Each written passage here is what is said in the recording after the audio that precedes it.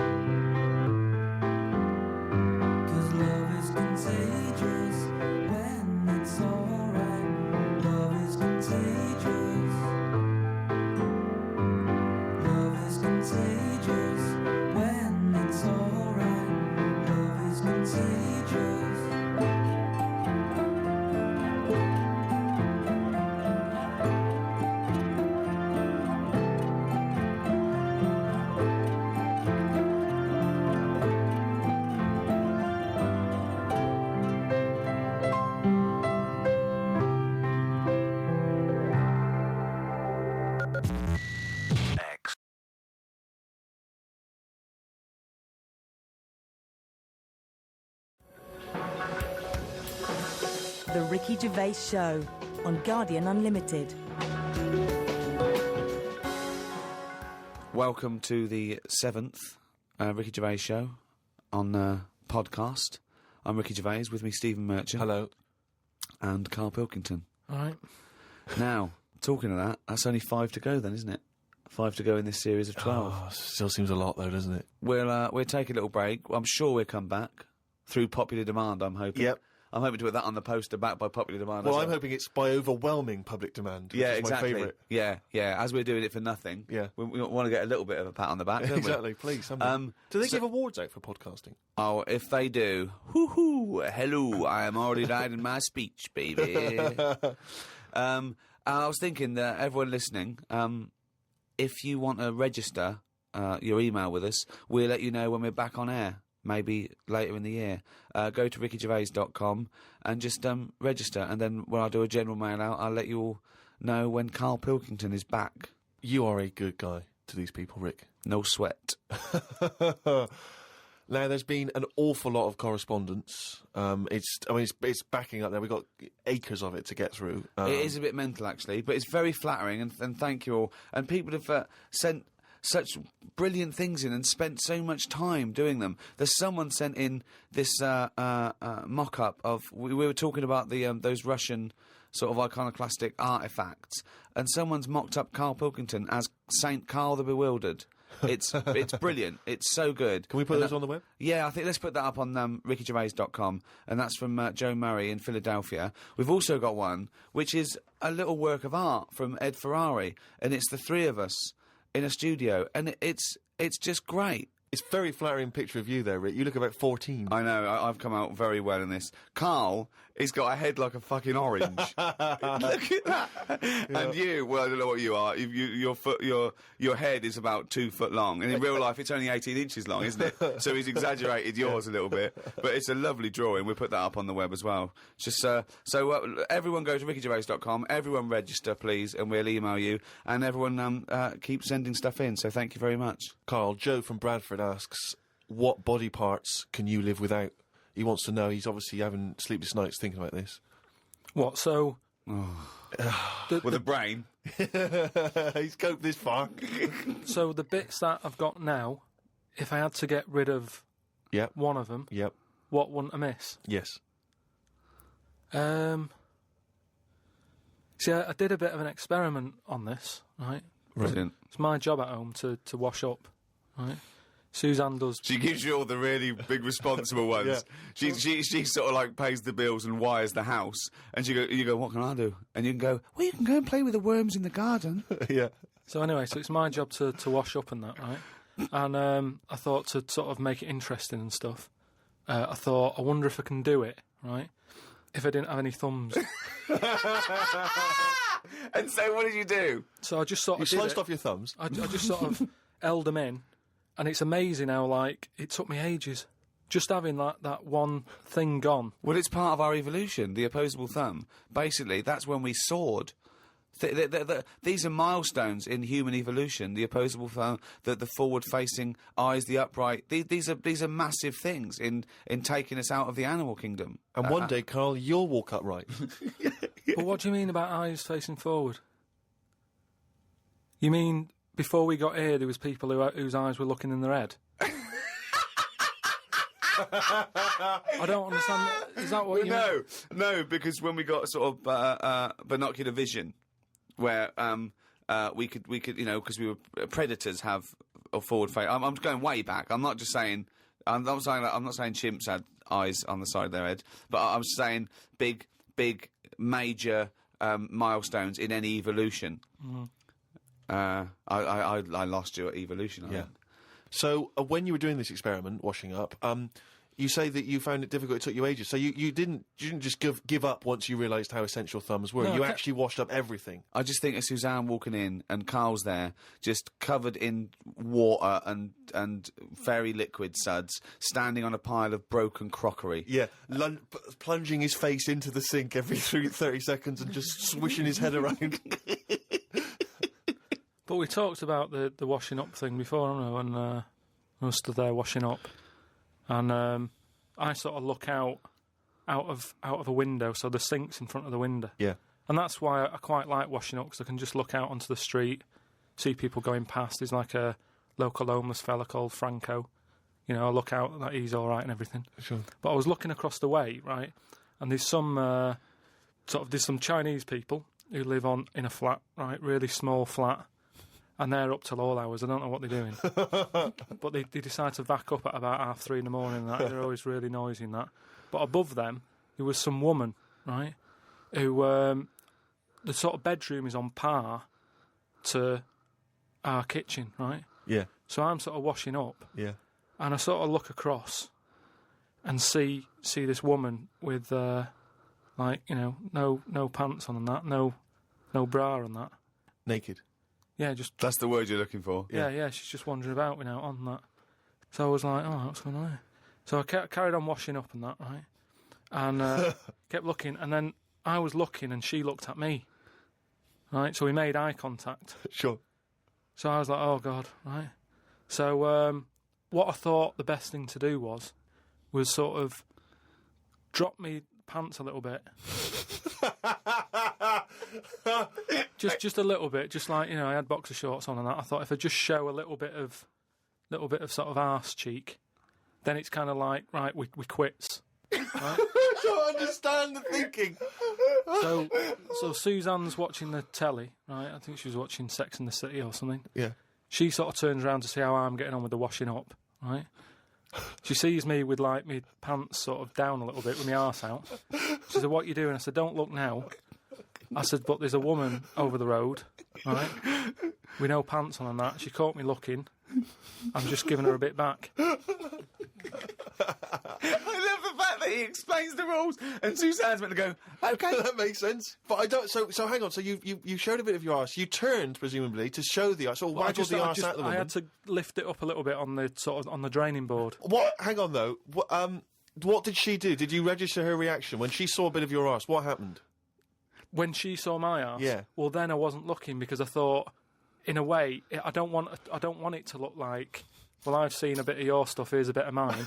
I just thought, at the end of the day, I caught a glance of you. It's only fair. You've had a bit back. You know, I'm not making a big deal out of it. I genuinely think James Stewart missed a trick here in Rear Window. Yeah.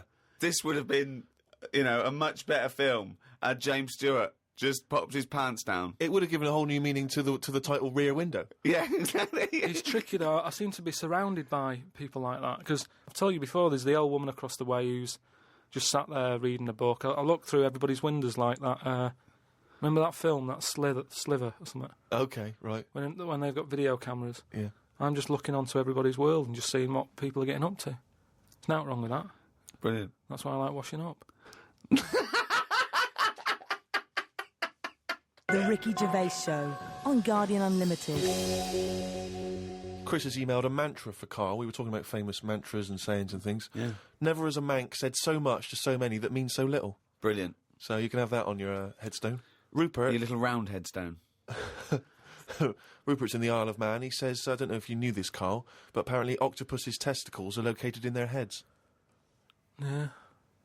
But then, to me, that isn't that amazing, because at the end of the day, an octopus, really, all it is an head. Isn't it? So everything it's got has to be in the It has head. to be in the head. It'd look daft if they dangled down below. Right? So all it is... I mean, there's a lot Hang of on, facts. it'd look daft if they dangled down below.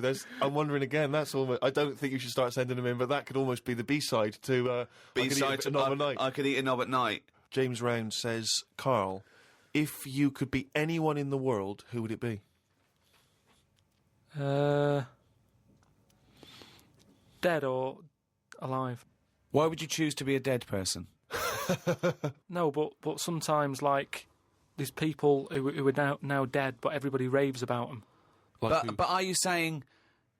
But he wants you to live that life, not have been that person. Are you saying that if you chose Napoleon, you'd be Napoleon, but he'd be back to life walking around now on the bus, or it'd be the 18th century, or what? What are you saying? What I mean is, if... Oh, just answer the question. Who would you be and why? It's someone you admire or you think had a good life. Just answer the question. But what I mean is, it's good to be remembered, like Winston Churchill is remembered as being a decent bloke, but I wouldn't want the hassle that he had. So I don't want to live his life. Right. But it's good to be... You'd like to be Winston Churchill, but you'd like to have a paper round instead of... Saving the world. Yeah. Well, that's what I mean. But is he saying whose job would I want to take on? It's not that The complicated. question is this. If he could be anyone in the world, who would Carl be? That's the question. That's all the information I've got. A lot of responsibility on a lot of jobs, isn't there? So, some of the names flowing through your head now? I was thinking Bruce Willis. I never expected that. I never expected that. So his responsibility in your mind is what? Saving people who are trapped in a building with terrorists? Well, yeah, maybe, his worries are different worries with, people who have a lot of money. come other worries. Yeah. Do you know what I mean? So Bruce Willis, he's always going on these marches, isn't he, saying stop war and all that. I don't Mainly know. because he's got more to lose if there's a war. He's got loads of houses. One of them's going to get damaged. Whereas if you're poor, you've got the one house. If there's a war, it's like, oh, just end it all for me then. I'm sick of it anyway. Do you know what I mean? Sure. So Whereas Bruce, yeah. With successful life and happy life, there's more for you to lose, is what I'm saying. Right. Like at the moment, because I've finished a job that I've been at for 10 years, right? I've finished working there, so suddenly I've got my timetable's a bit out, and I haven't got enough of a routine. And I'm a man who likes to know what I'm doing. Right? Yeah. So now suddenly 5 until 7, washing up with no thumbs. I've sort of turned into like an old person, where the little jobs that you shouldn't enjoy are now the main event. So But hold like, on, though. How old are you? You're 31, aren't you? 32. 32, and you're pottering around, not knowing what to do with yourself. Well, like yesterday, Suzanne's shoes needed to go to the cobblers, right? I haven't heard the word I cobblers. didn't even know cobblers still existed. I only ever see that in Christmas films made by Disney. Well, I had to go and do that, and that suddenly... Because last time you were going to the toffee shop. And now you're going to the cobblers. Next week it's the candlestick maker. But all I mean is that suddenly is a nice little day out. I'm sort of putting my coat on, going, right, I'll go and see the cobbler now Yeah. and go and have a chat. Tell me about the You cobbler. didn't come back with 3 magic beans, did you? No, the cobbler's all right. He's doing, he's fixing cobbling. shoes and that. He's cobbling. He's cobbling all day. Have I told you about my Uncle Alf, who was a cobbler? No. I'm sure I told you about him. He's the one who he lived in like a bed sit, and he had 2 tellies. He had like one that the sound didn't work on, and right. one that the picture didn't. But both together, it worked. Oh, right. Okay. So as long as he was watching the same channel on both, sound came out of one telly, and he'd watch the picture on the other, Brilliant. and he slept in like a rubber dinghy, right? But he was Whoa! You can't just let that slide. Why did you even a rubber dinghy? he just liked boats and stuff, and he sort of. Yeah, I like boats, but they're better on the water. Beds are better to sleep on. Boats are better to sail on. Well, he just had it in there. It's a bed set. It was really tight space. Boat sit. He's got this. It's moved into a dinghy set. He's got this dinghy, so he's thinking, well, rather than it get in the way, I might as well use it. Yeah. Right? But he was a cobbler, and he used to like repair like my shoes and that, right? Yeah. But he'd always sort of overdo them, right? So What do you mean? like, Fancy. do you know like Pimp My Ride on MTV? Yeah. Because he does up shoes, he'd go mental on them. What do you mean? There was the stereo. Yeah. Well, no, There was horns. It's like, Here Go comes faster Carl stripes down the Yeah, side. yeah. Here comes Mr. Pilkington. He's got the fastest shoes in the land. no, it just makes shoes that would last forever. So instead of putting like one sole on, he'd put about 5 on. So it looked like one of them built-up shoes that you never see. He'd just put loads of stuff on. They'd last forever, but they did. But they look like I was- orthopaedic shoes. Yeah, yeah. It just like suddenly I was like 6'7" whenever he'd sort of sorted my shoes out. But he's a cobbler, and it's work that's always there for you, isn't it? I suppose so. So you went out with to take Suzanne's shoes to the cobbler. Yeah, so that's it. Yeah, so I just took him to the cobblers and that was like a nice little job for the day. I got a leaflet through the door saying, if you want to walk a dog, the rates are good. I don't know what they pay and that, but I got a little letter in my little letterbox saying, if you're free in the day, What, they pay you to walk a dog? They pay you to walk a dog and that. And I thought if I do that and get a paper round, 2 in 1. Sorry, you just went from a job, right, where you were the head of production at a radio station, dare I say it, on... can I discuss your... Well, it was an all right wage. Yeah. It was very good. But I wasn't happy, so it's pointless. No, I know that, but to go from the head of a department on a lot of money to walking dogs and doing a paper round, I don't know. No, but it's about being happy, isn't it? I know, but that's commendable if that's true. But okay, And all that right. makes you happier. Well, I haven't walked the dog yet, but I'm just saying if I do, I mean, I'm not taking it if it's raining. I'm just thinking if it's a nice sunny day and I fancy a potter, I'll go round to her and say, well, how much are you paying? I'll take the dog a walk and stuff.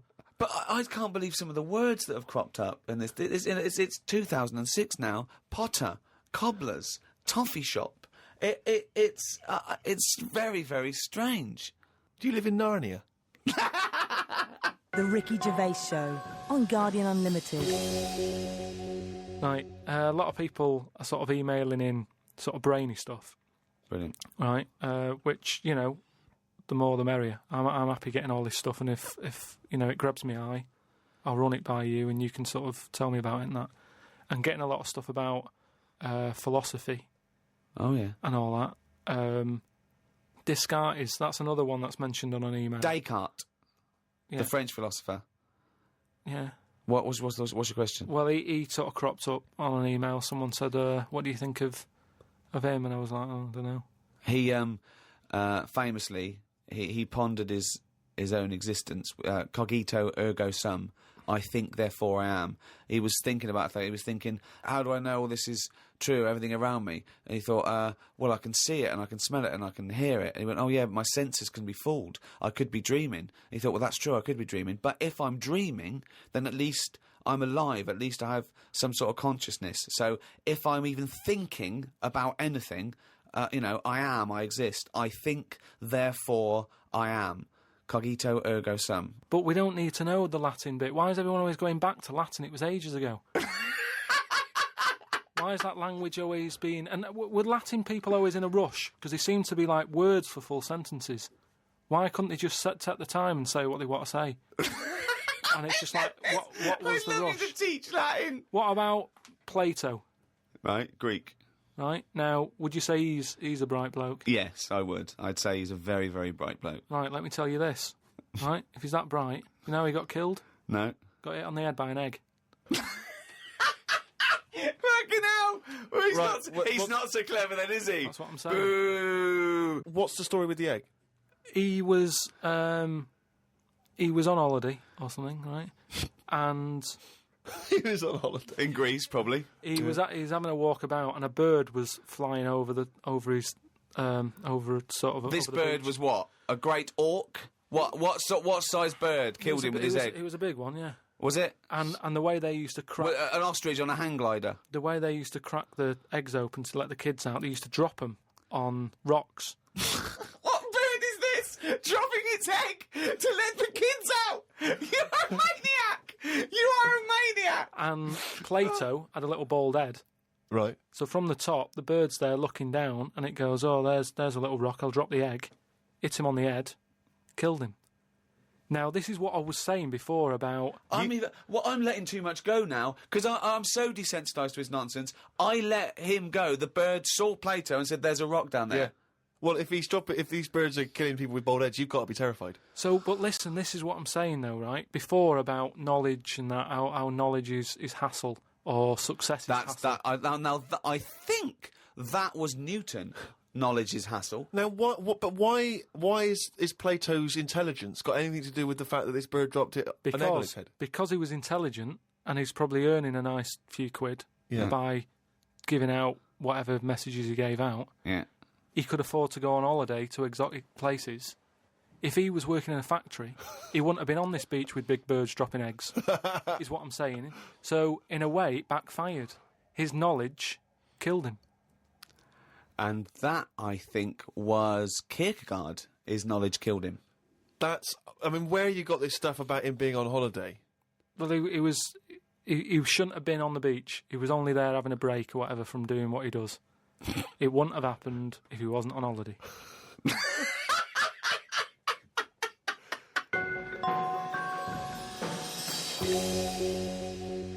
Again, I can't remember which show this was that we were discussing this, but we talked about well-known phrases and quotes from the past. We talked about Benjamin Franklin. People have... this is an email we've had saying, Carl, what do you take by the well-known saying, a stitch in time saves 9? A stitch in time saves 9. Or a stitch in time saves 9. Yeah.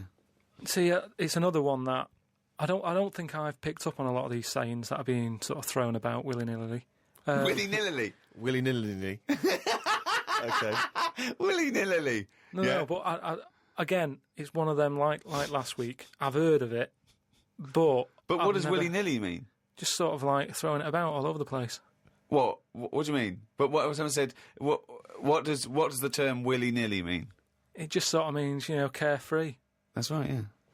Okay, but that's what good. does a stitch in time So save you nine understood willy-nilly, so you used a Yeah, but it phrase. sounds you nice, used doesn't it. it? You said it willy-nilly, but you sort of got the gist of it. So what does a stitch in time saves 9 mean?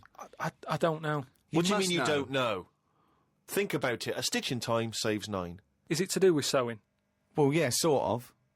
So it's not that clear. So if you've got a jacket, Yeah. and the seam starts coming undone, oh, there's a little bit of seam. I'll leave it.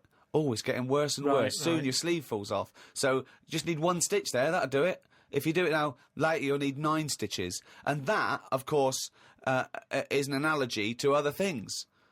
If you leave something that needs attention or repair, it'll get worse. So do it now. Do it in time. Yeah, but They could have said a tile in time saves 9 on your roof. They just used a sewing analogy.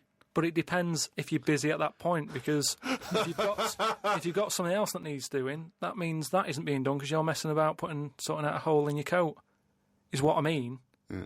You can't always do stuff straight away. So maybe, I don't know if there's a sort of a middle ground where you don't have to do it straight away, but stitching A stitch sometimes time, today. say in 15 or whatever, meaning you don't have to do it straight away, but just do it before it gets really bad.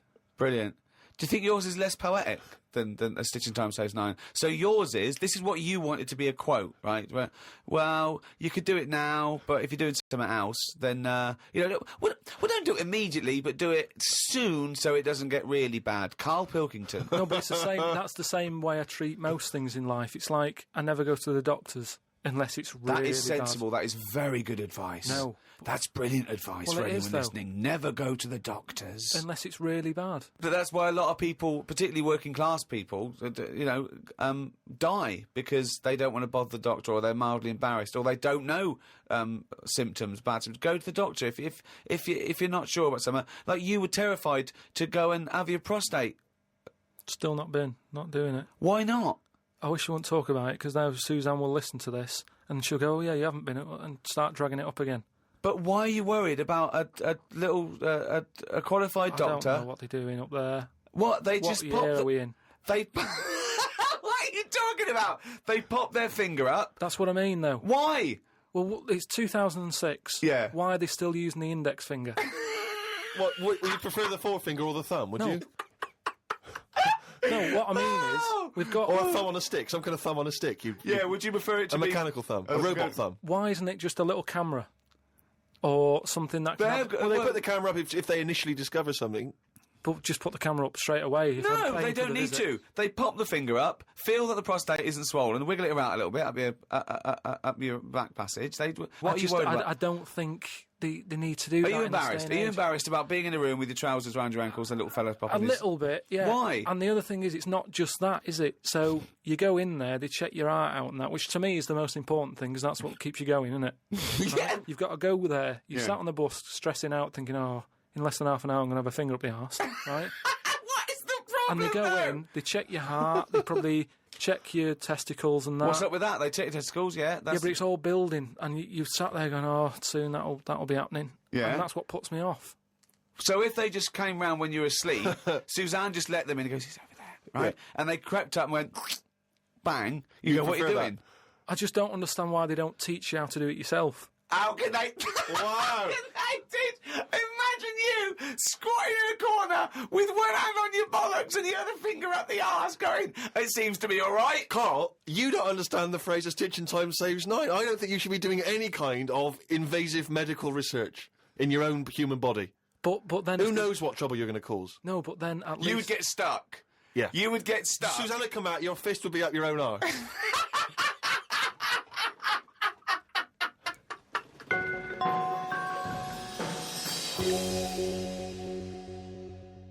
Okay, I think it's probably time. Let me just check my watch. Yeah, it's monkey news time. Oh, chimpanzee that monkey news, you.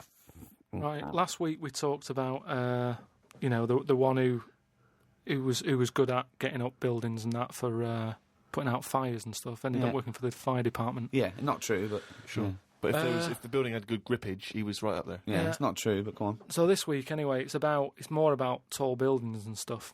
Oh, yeah. It was this bloke who was a builder. Oh, yeah. Right? And you know what builders are like? They sort of move about, don't they, from sort of building to building, just building.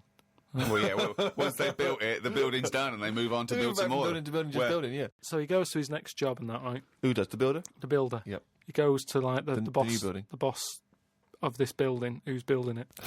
Right. Okay. Yeah. And he says what unto him? Do you need anything building? Okay. Right. Yeah. So anyway, so he says, yeah, there's plenty of work and that going about.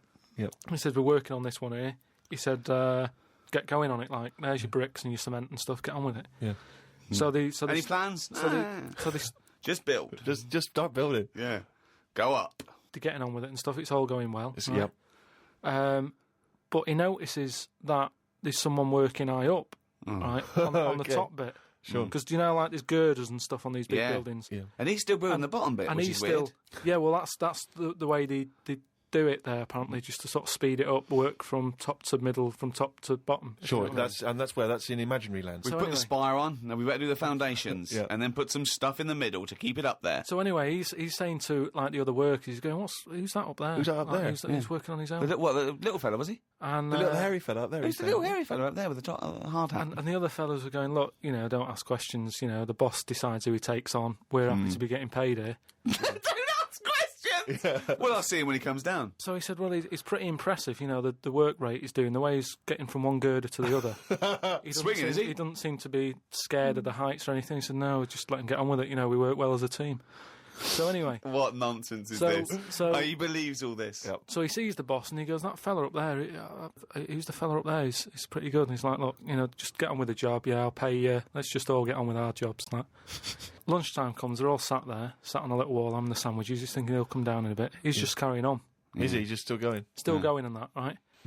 So the fella says to the boss man, he says, isn't that fella up there going to come down and join us for lunch? He said, like I said, mate, don't worry about him, right? He Being very "Look," secretive. I'm suspicious about this fella. I don't know. Yeah, why- I don't know I what's don't going know on. why he's working through his lunch. I don't know why he's not scared of heights. And I don't know why he's swinging from girder to girder. It's weird. Go on. So he said, oh, anyway, you've reminded me that he's up there. He said he's doing a lot of riveting and stuff up there. He probably needs some more nuts to... Right, sure. And what kind of nuts is that? Is that nuts to food or? So he said, what, nuts? He said, yeah, just there's a bag full of them there. Just put them on the hook, send them up, and he can get on with his job. So anyway, he picks these nuts up. Nuts, right? yep.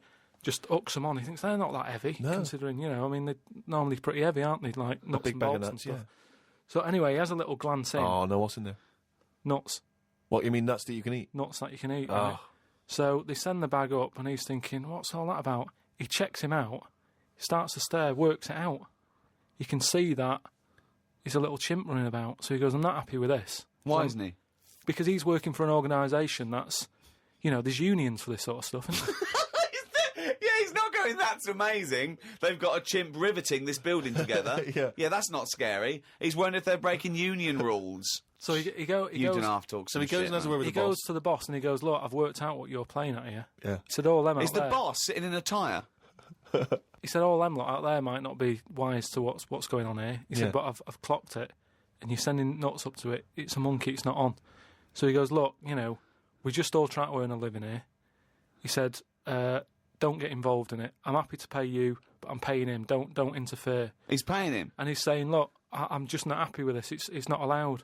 So the boss was saying, well, We to be pay honest, peanuts, we get monkeys. he said, to be honest, mate, he's a great worker. He's known for doing what he does. He's a good grafter. If one of you's going to go, right, I'm afraid I'll have to let you go because Blimey. he's been here longer than that. He was made redundant. None of because that the monkey. happened. He was laid off. None of that happened.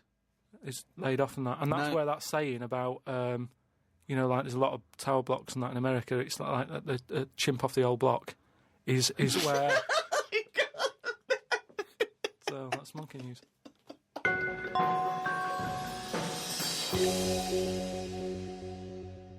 Thanks for listening to this podcast. Who was it hosted by? It was hosted by a great bunch of guys called Positive Internet. They host the #1 podcast in the world, The Ricky Gervais Show, with me, Ricky Gervais, Stephen Merchant, Goodbye. and Carl Pilkington. The Ricky Gervais Show on Guardian Unlimited.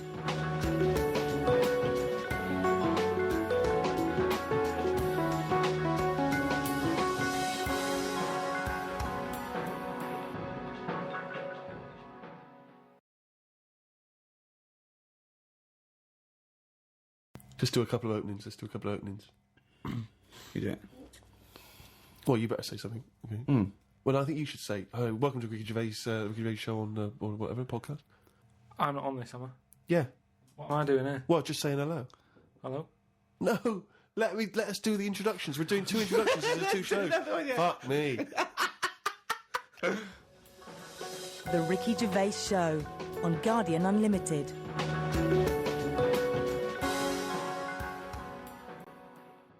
Right, welcome again to the Ricky Gervais Show on this Guardian podcast with me, Ricky Gervais, Steve Merchant, and Hello of there. course, hello there, Thanks. and of course our producer Carl Pilkington. Right. Carl, can I ask you a question? Go on. I know this is what a lot of the fans are already wondering. Is there going to be some monkey news today? There's got to be, Of course there is. Yeah? yeah. That's All a right. question. Well, I don't want. I'm worried because maybe this will steal your thunder. But Sarah Greer has emailed this in, once again, emailed to podcast@rickygervais.com.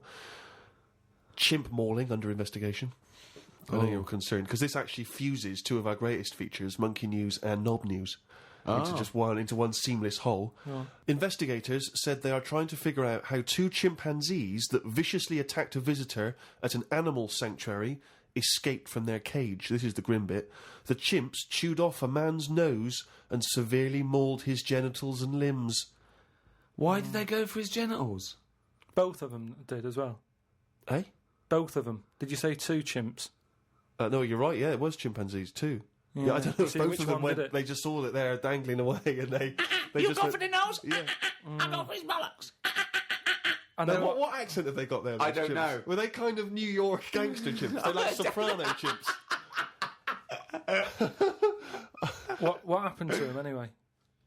What happened to what? The 2 guilty monkeys. Well, unfortunately, they were shot dead by the authorities. You see, that annoys me a bit. I know, but again, What are you talking about? They're attacking people's gonads. I know, but they were happy in an African jungle a couple of years ago. That's what they do, isn't it? That is what they do. That's what animals do. Animals fight. Do you remember when that bloke? So what are you supposed to do? You're supposed to let them just wander off into the I don't know, into the local mall and maybe savage some young children, or a bucket with a face No, paint on hang it. on. No, all I'm saying is you don't shoot them for doing what's natural to them. They Yes, did you want to. do. Why? If anything attacks anyone's balls, No, and but why- bollocks, Well, you attack 'em. no. Maybe they were shot during it. That you're allowed to shoot something that's doing something. But if they were they executed or were they shot in the attack? No, it says he shot them. Well, he shot them to death. I'm assuming he shot them to death as they That were legging it doesn't- off. But why aren't they just sort of tranquilised? Where was Why this? have Was I this been in a zoo? accused like it was my fault just because I happen to be reading Sarah Greer, who emailed it in, the one who should be getting a It bollocking? just annoys me how one way it's kind of like, you know, we're trying to save the pandas, and then the next day someone's shooting them or whatever. I know it's not a panda, but all I'm saying So is it's double therefore, the whole standards. argument falls apart. But go on. No, but what I'm saying is, what would happen? I've talked about this before about St. George killed the last dragon, right? No, it didn't exist. It's the same thing though. No, there's never been any dragons. No. It's a mythical creature. Well, you don't By know mythical, it means we made this up, like the unicorn. Well, I don't even. What was your point about the dragon? What's that got to do with because this? I'm saying out like, why is it all right to be going around going mental with a gun, shooting all the monkeys and killing them? Because one day we're going to run out. What are you talking about? How have you extrapolated from this one incident of a couple of testy, happy That's what monkeys? I'm saying. That's what I'm saying. One incident. They only did it once. And they've got a But bullet they're in not their head. shooting around and making them extinct, are they? If they carry on like that, they will. But Well, it's up to the monkeys to stop attacking people's private parts. It's It's got to be a give and take here. No, I'm come sorry. on. That monkey doesn't know why it's in a cage. It's not going, oh, this is for my own good. It's like, even if it's animal husbandry, they're not sitting there going, well, I'll tell you what, let's stay here because it's they're trying to do a nice little breeding program here, or we could get out and do what we do best: run amok, eat some bollocks, right, and have a good time. Right? They don't know what they're doing. They don't. And Carl's right. The poor little bastards get a bullet in the head. For what? And I'm saying, if they're attacking a human, shoot them to stop them. That's fine, okay? But if they're running away and they're, don't shoot them in the back like a coward. This was an animal sanctuary, though. So presumably they had quite a cushy time there, because most of the ones I've visited, they've always got it easy. They're But hanging you around don't- on tyres, they got comfy chairs, they're wanking, they're going berserk, they're loving it.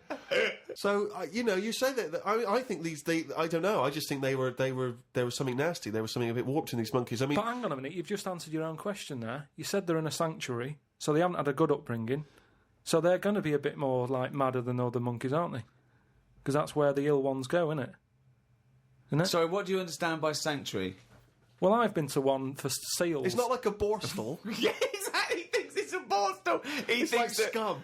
Yeah, that they did some bad stuff in the jungle, and that they had a little monkey court, and they went send him to Borstal. So, well, what is it then? No, it's a monkey sanctuary where it like a haven. Well, it's not a haven, is it? They've got a bullet in the head. The Ricky Gervais Show on Guardian Unlimited.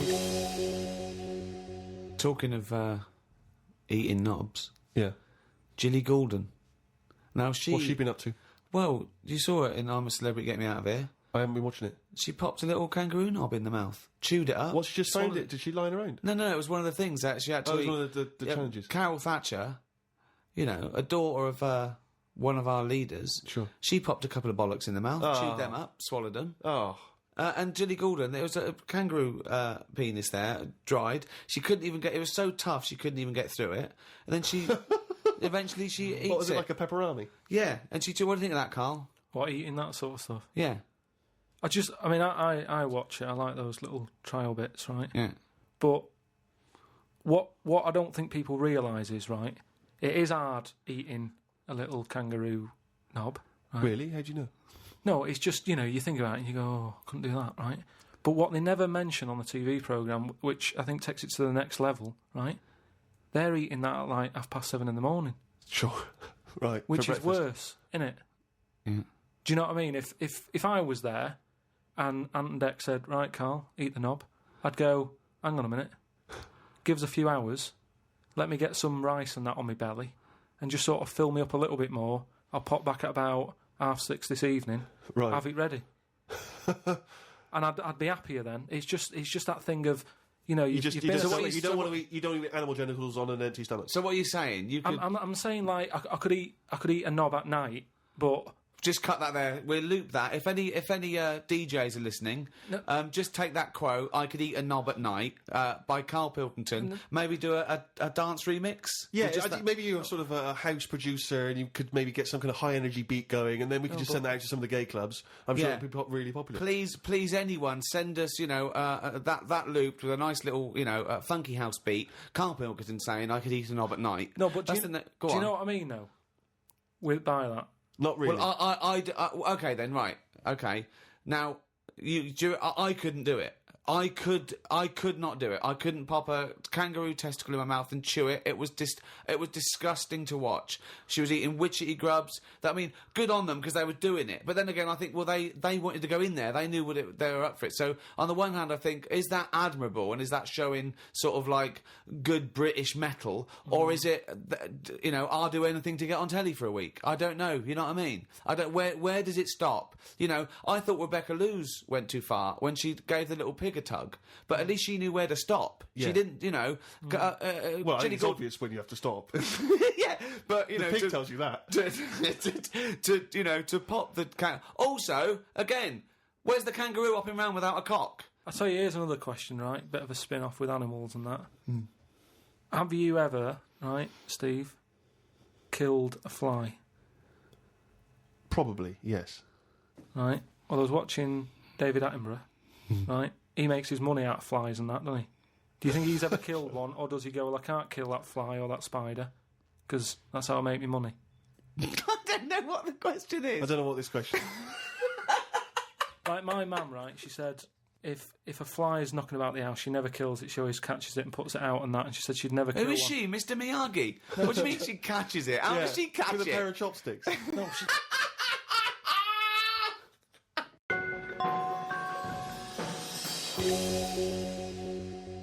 Rick, it's that time again. It's what everyone's waiting for. Can you do the jingle for us?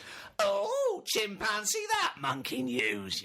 Right, this week the monkey news is about, you know, we all know, like, you know, there's monkeys knocking about that aren't happy in Right, this yeah. country. Sure. Aren't they? It is a big problem. Yeah, it's an epidemic. So they've set up like this sanctuary place Okay. where they all go. The ones that aren't happy in the zoo and what have you, it's getting them down.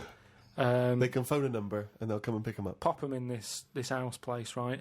And basically they can run riot in there. Yeah. To get freedom to sort of cheer themselves up. It's like, don't have a go at them. If they want to do such a thing, let them have a go and what have you, Yeah, right? yeah. there's 3 people running this place, right? And one of them, Sorry, where is this place for wayward chimps who don't like the zoo? What are you talking about? A house where they can do what they want? I'm not sure where it is, That's a surprise. Go on. but there's this place anyway. It doesn't matter where it is, does it? At the end of the day, I'm just telling you what the problem is. We haven't got to the problem bit yet. Go on. I'm just building up to it, right? So these monkeys, big house and that, PlayStation, anything they want. gym, all that lot. swimming. Jim. So anyway, I'll cut to the chase, whatever. One of them wanted to mess about with the woman's breasts. Which woman's breasts? The woman who works there, Right. right? And she was like, right, pack it in, we've all had a bit of fun. You've been in the gym and everything. She obviously, got a bit excited He was a bit and fired that. up, He was yeah. fired up and that, ready for some more action and that. He's trying to have a go on this woman's breast, right? She was like, Have a "No." go. She was like, no, you're not doing that. Pack it in and all that.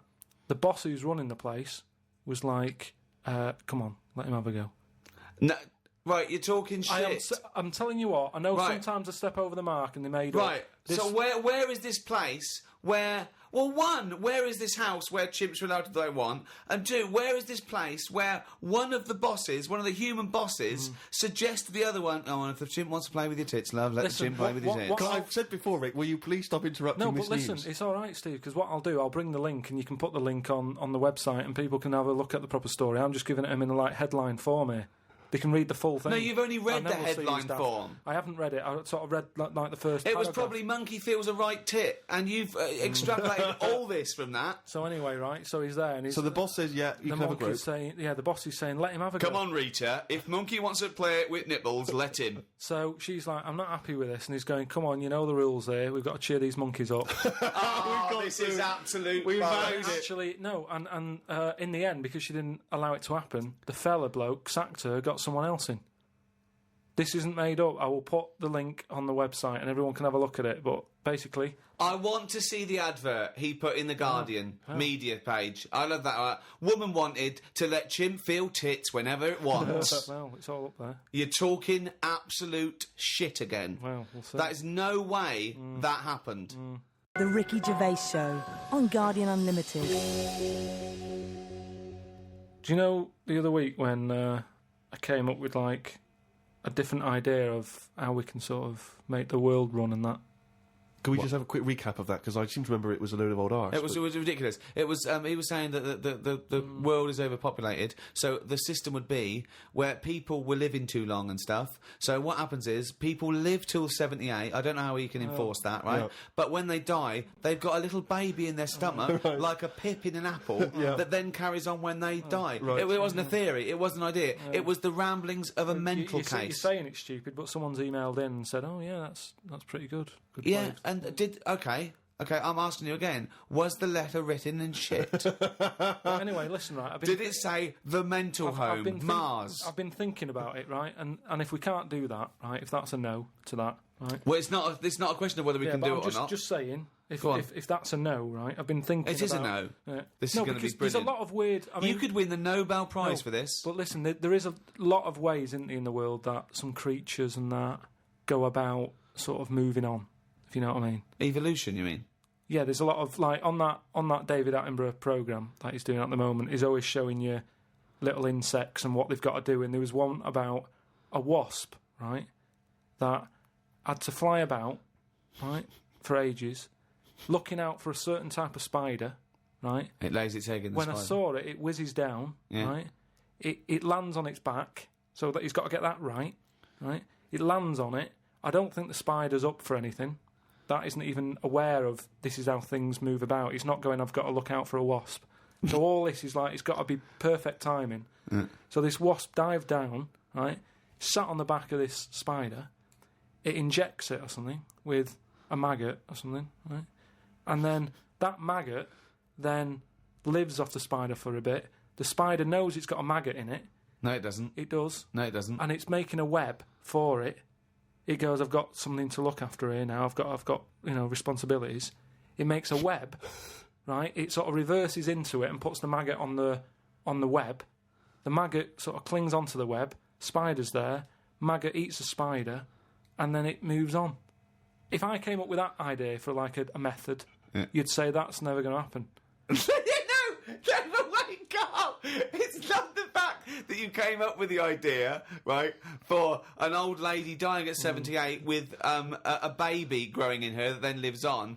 It's nonsense. It's no idea. It's how can it be enforced? It's like, so even if scientists thought that was the best idea in the world, how would they No, enforce but it? what I'm Who's saying going to is- go, that's a good idea, we've never thought of that. Yes, but what I'm saying Get in is, Elsie. Who told the wasp to look out for that spider, to go on its back, to do, you know... What do you We've mean you explained told this the wasp? before to It's you. evolution, it's natural selection.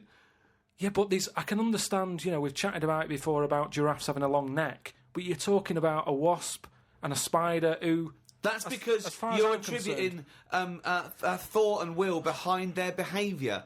Behaviour in humans is linked with a free will. Yeah, but most of what we do, say like how we have a kid at the moment, you don't just jump on the back of a woman and go, there you go, love, and then a baby pops out. You do if you come from Bristol. No, what I'm saying is, right, it's all, you build up to it, don't you? You have that bit of a chat and you go, right, how's it going? Yeah, and you get on and that, and then a little baby will come out. This is the most. This is the most. Wait. Well, I'm going to go back to the dating procedure there. You have a chat, you go all right, and then a little baby comes out. That's extraordinary. This is amazing. No, I'm Man alive. This I is tell you- incredible. I tell you, two-bit radio's gain was secondary school's loss. It really What was. I'm saying is, This is my first pilgrim book. Unbelievable. what I mean is, we all get on. What I'm saying is, at what point is a wasp ever going to have a chat with a spider or meet up with it? I don't even understand where we are now in this conversation. What point is a wasp going to ever have a chat with a spider? What world do you live in? What's in your head? No, but- I can't believe it. Carl, what point is a wasp ever going to have a chat with a spider? So in some kind of weird insect nightclub, these wasps and these maggots are meeting, they're getting on. Is that how you're imagining but it? that's what I'm saying to you. What No, are but the it- odds on that actually happening? Listen. You're thinking because behaviour in lower forms of life is purely chemical. It's purely, it bypasses any form of consciousness. Right? There's a parasite.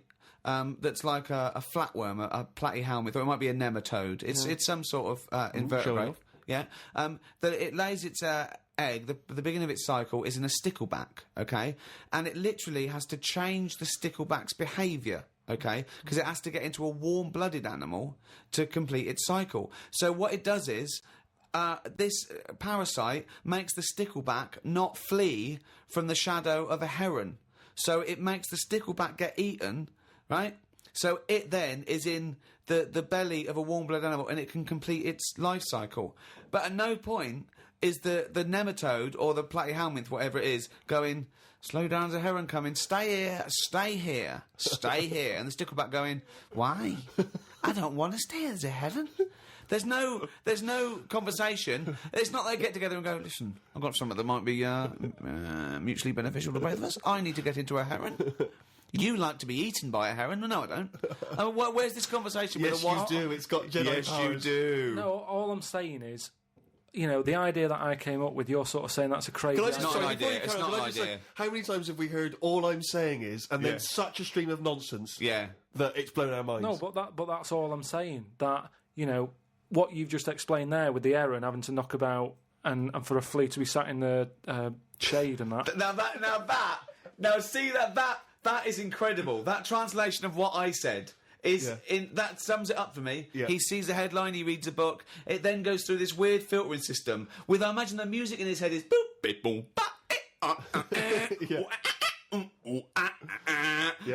discordant piano. I think the noise in Carl's head is like a fax machine, if you've ever got that up full volume.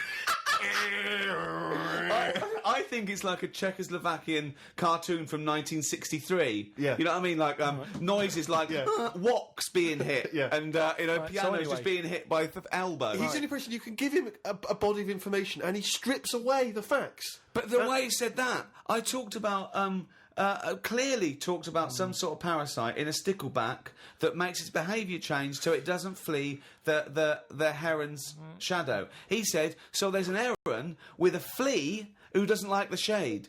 How did it come out? I mean, It doesn't matter, forget that, right? But What's anyway, your theory? What's your theory? What I'm saying is I've come up with something else that I want to run by you then. Go on right? then. So you've sort of boo-booed the idea. Boo-booed. We've boo-booed it. We have boo-booed it.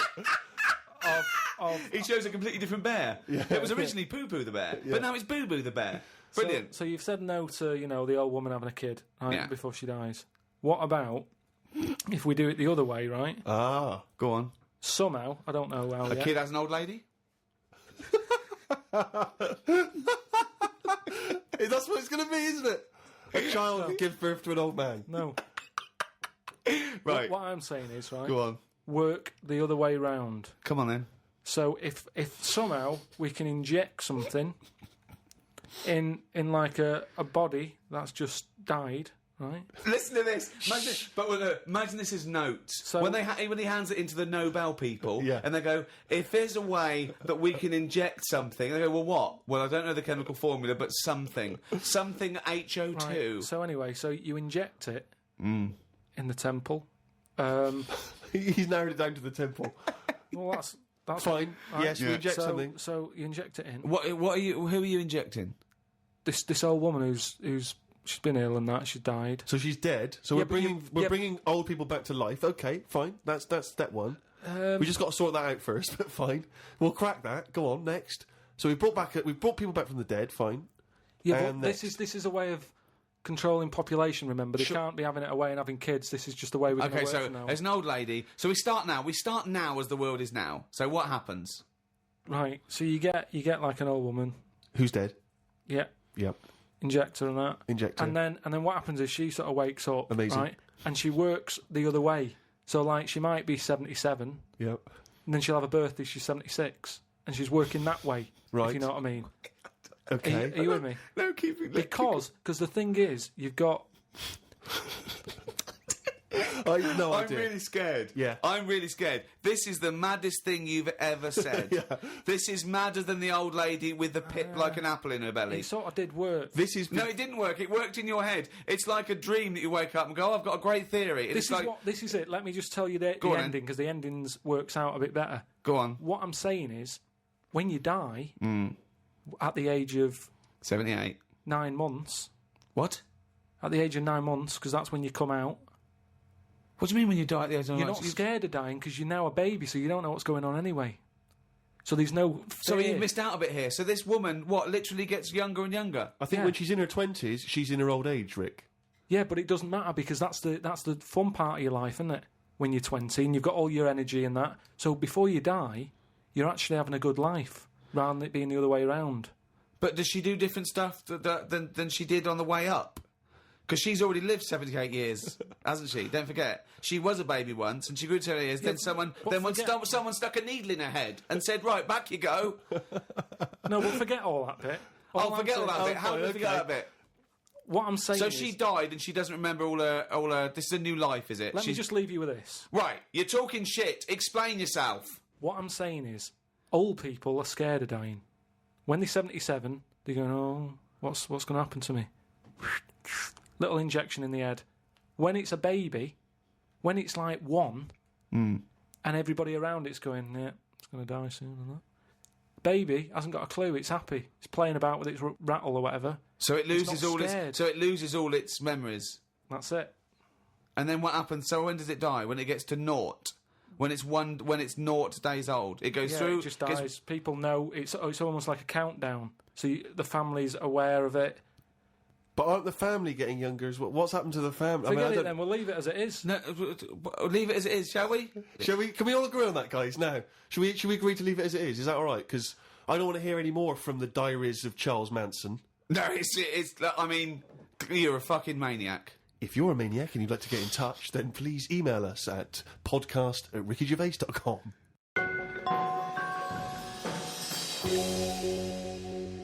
doing a bit of Christmas shopping, Rick, the other day, and I was travelling around on the tube, the London Underground, the subway system for our American friends.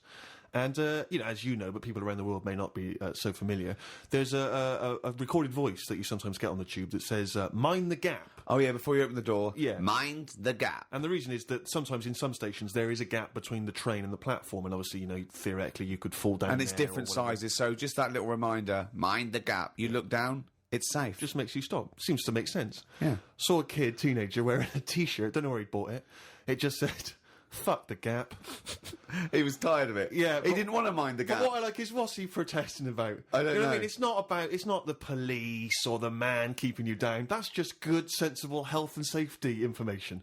That's like You know? saying fuck looking both ways before I cross Yeah. the road. Screw penicillin. I know. Just, no, do you know what? I'm going to drink and I am going to use threshing machinery. And I don't give a damn. It's I love that about teenagers, that kind of screw you sort of mentality, but not, it's kind of blind, isn't it? It just, anything's a target, anything's valid. When I was a teenager, I think maybe 17, I had a T-shirt. I was rallying against just stuff, really. It was slightly more abstract than the Gap. I wasn't specifically against the Gap. It just said bullshit. Just in general, bullshit. You were raging against the machine. I would just go, yeah, people say, hey, what are you... I just open my... I go, bullshit, all right? Just bullshit.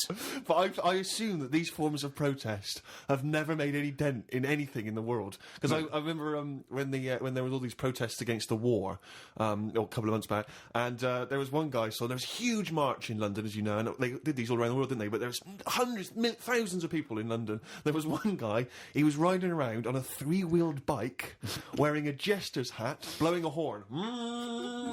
That was his form of protest against the war. Was it like, what sort of horn was it? It was one of those sort of hunting horns.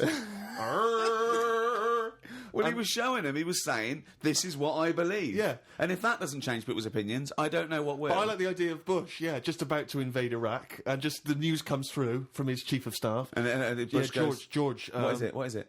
What? No, listen, seriously, we've got some information coming in from London. Go on. I know you're thinking of invading Iraq. Definitely, but, yeah, why? Well, let's just think about it, because there's a guy riding around on a 3-wheeled bike.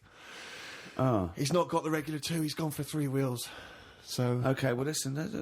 What's he wearing? I don't want to tell you what he's wearing, he's just... What's he wearing on his head? he's tell me just wearing... He's wearing a jester's hat. So- Okay, no, well, calm down. It's not that bad. It's not going to change my opinion about. He's blowing a horn. Okay, get the troops out. Get the troops out now. What do It's they think they're pointless. doing? You've got to get involved in the... I saw a girl once, again, a teenage girl. I was behind her on the tube, and she had this bag, like a rucksack, and it was kind of black, and it had... painted in Tipex, it had a picture of George Bush, but he was kind of in the sights of a rifle, and it sort of said "Stop the War," and it had a Barbie's head, but it was severed, and the hair was scraped back, and she'd been made up to look kind of devilish, and there was sort of CND signs, and there was "No to war" and all this, and I sort of wanted to tap her on the shoulder and say, are you actually getting involved in stopping the war, or have you been working mainly on this bag? Yeah, Because that must have taken you at least a couple of days. Where you could have been writing emails, you could have been getting a petition going. Oh dear, Carl, have you ever been into that sort of teenage rebellion, teenage protest? Well, to sort of stop stuff going on and that. Yeah. Or just, making your views heard. I don't really like people knowing what I'm thinking and that. Right. There's no way anyone can know what you're thinking. No, but even Is with that why you're doing a experimentation. radio show where you spout off your nonsense ideas every week? No, but what I mean is... A team of surgeons could fiddle around in your head for a couple of days and they still wouldn't know what you were thinking. No, I know what you're thinking. Exactly. You're thinking, could a monkey ever be president at this moment, aren't you? But I don't like anyone... like, all those badges that you're talking about, like, Save the Whale and all that. I don't like the idea that when I get on a tube and someone sees that, they sort of know that I want to save the whale. I don't like people knowing, even to the point of... It gives you a disadvantage in life, doesn't it? But just knowing stuff like when you get on a tube and say if you've been shopping, right, and you've had to buy an ironing board, I hate it that people sort of look at what you've got and go, oh, he's doing some ironing. Right, okay. That's got to be rare. I mean, you can't have bought more than 5 or 6 ironing boards in your adult life. I don't mean just ironing boards. I mean, like, anything big where they can't wrap it, so they just put a carrier bag round a little bit of it, and everyone can see what you've just It's bought. weird because I bought an ironing board last week from Argos, and I did feel a little bit self-conscious. There you go. Because I thought people thinking, he's 30, why hasn't he got an ironing board yet? Yeah. No wonder he's a scruffy bastard. I pretend I'm going surfing whenever I buy an ironing board. I just make sure I go in Bermuda shorts and sunglasses, and I just walk down the street. 'Cause I And I go, surfing USA, and they think, hey, there's a dude going to the beach. I pop on a bus, go home, do some ironing. Yeah. Wait a minute, what's that on his T-shirt? Bullshit. He's radical. I get still faintly embarrassed buying toilet paper. Yeah. I always have to buy something else to go with it. Yeah. I don't like, because if you just buy that on newspaper. its own, if you buy it on its own, it's obvious that you're off for you're a dying shit, for yeah. one, Yeah. and it's like, I haven't got any in. Whereas if you just chuck it in with a pot noodle, it's like, well, he's eating and he's thinking about later. Whatever. But Yeah, it's if you that- buy it on its own, you know that you've got none in the house and you've just rushed across the street to get Definitely. some. Because especially if you're still in your slippers.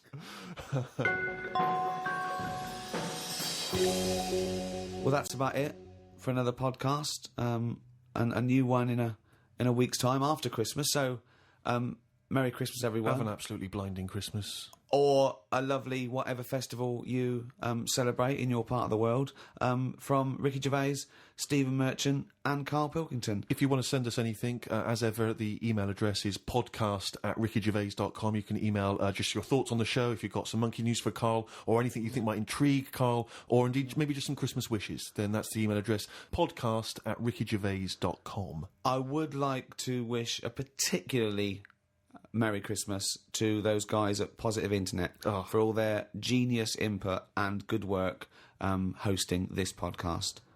Goodbye. Merry Christmas. The Ricky Gervais Show on Guardian Unlimited.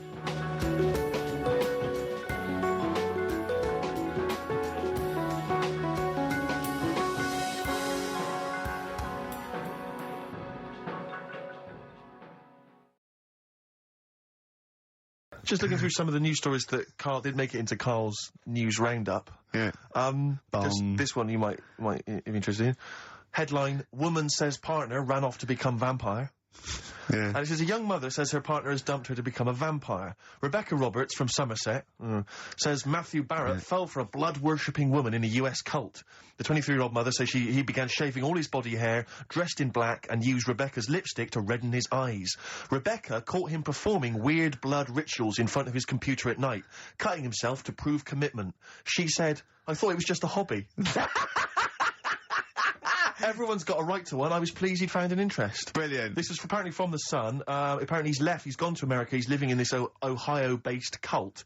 But it's the last bit where she's been asked whether or not, if he came back, would she take him back? Sure. And this is where I wonder if the journalist, you know how journalists are supposed to just report the news, be objective. Yeah. I wonder if maybe the journalist here has maybe had some interference. Made the quote better for them than... Go on. Because it says...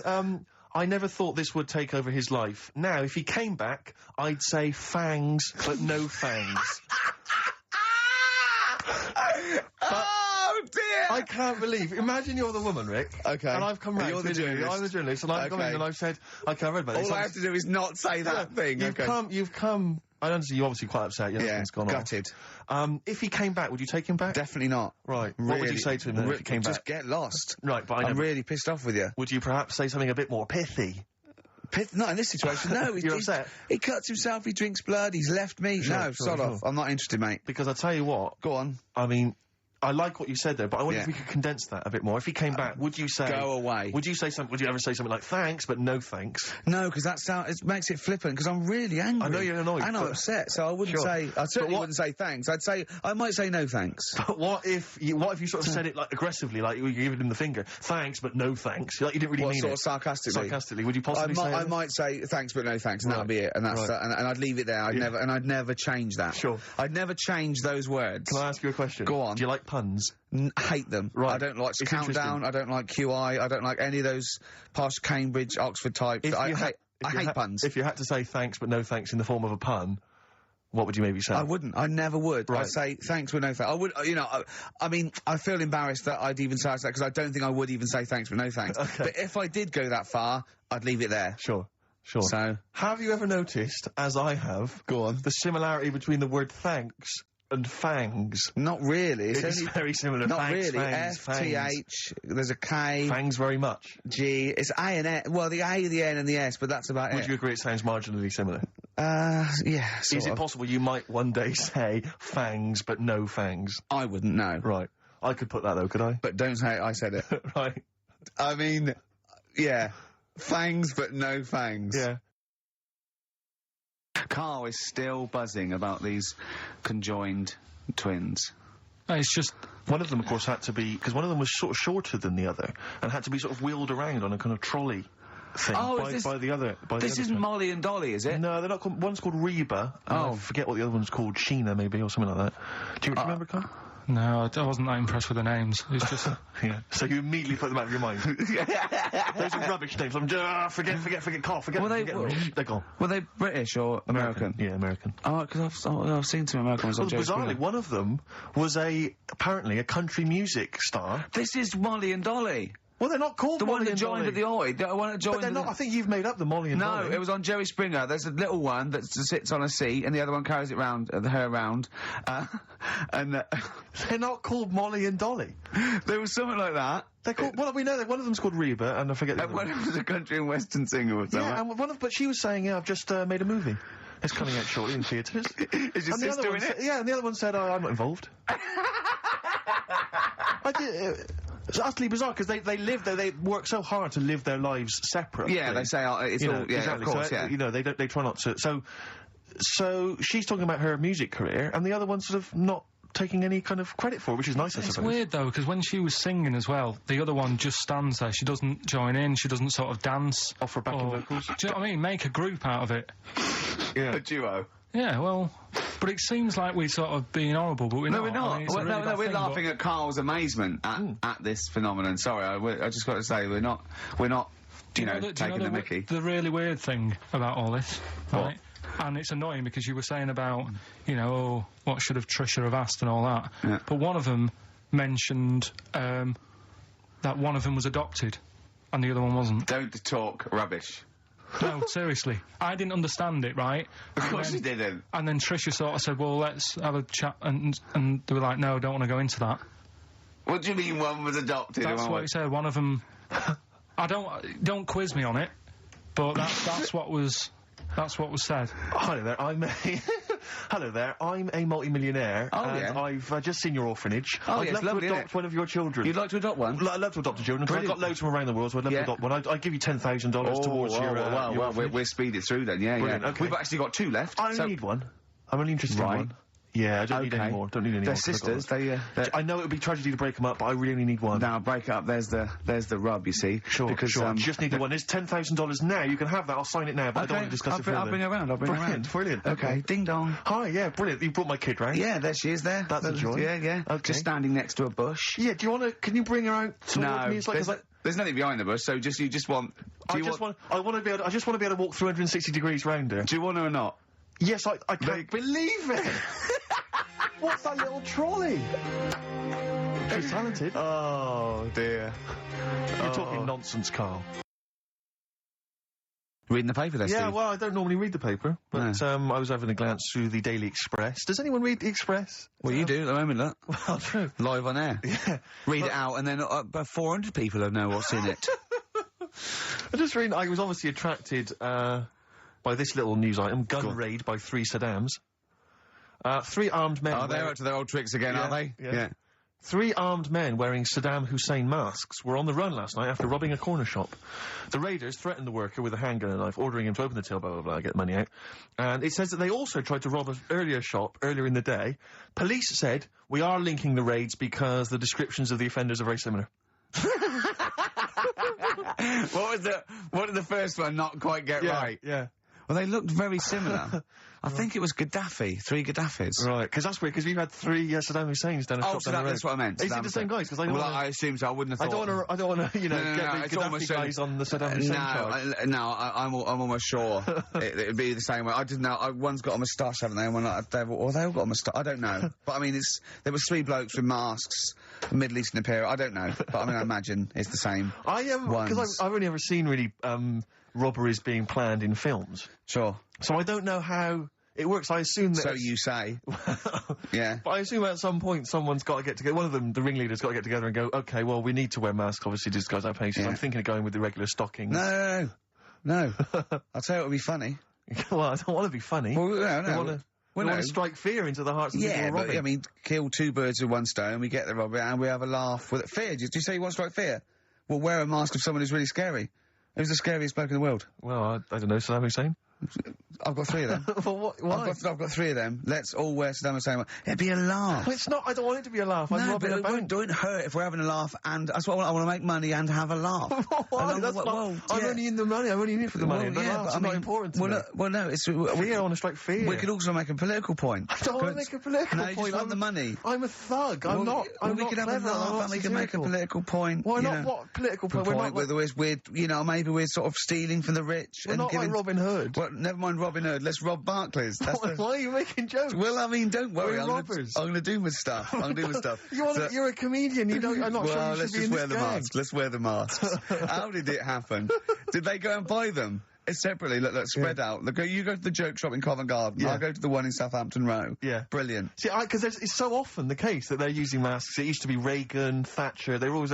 If I was the guy selling them, it's like when three guys came in, three shifty-looking blokes to buy Yeah. three identical masks. Yeah, in stockings. In stockings. Just so they don't know who we are. Sorry, Yeah. can I just check? You're not going to rob Definitely anyone not. with these masks. But just think of the police looking at those robbers. Every time they go past one of those awful sort of gift shops, they think that, oh no, it's just in the window there with Michael Jackson and Shirley Bassey. Yeah, and George Bush. Oh, Paolo, can I ask you something? I know you love knobs and that, and you hate tits. Yeah. What about Shirley Bassey's tits?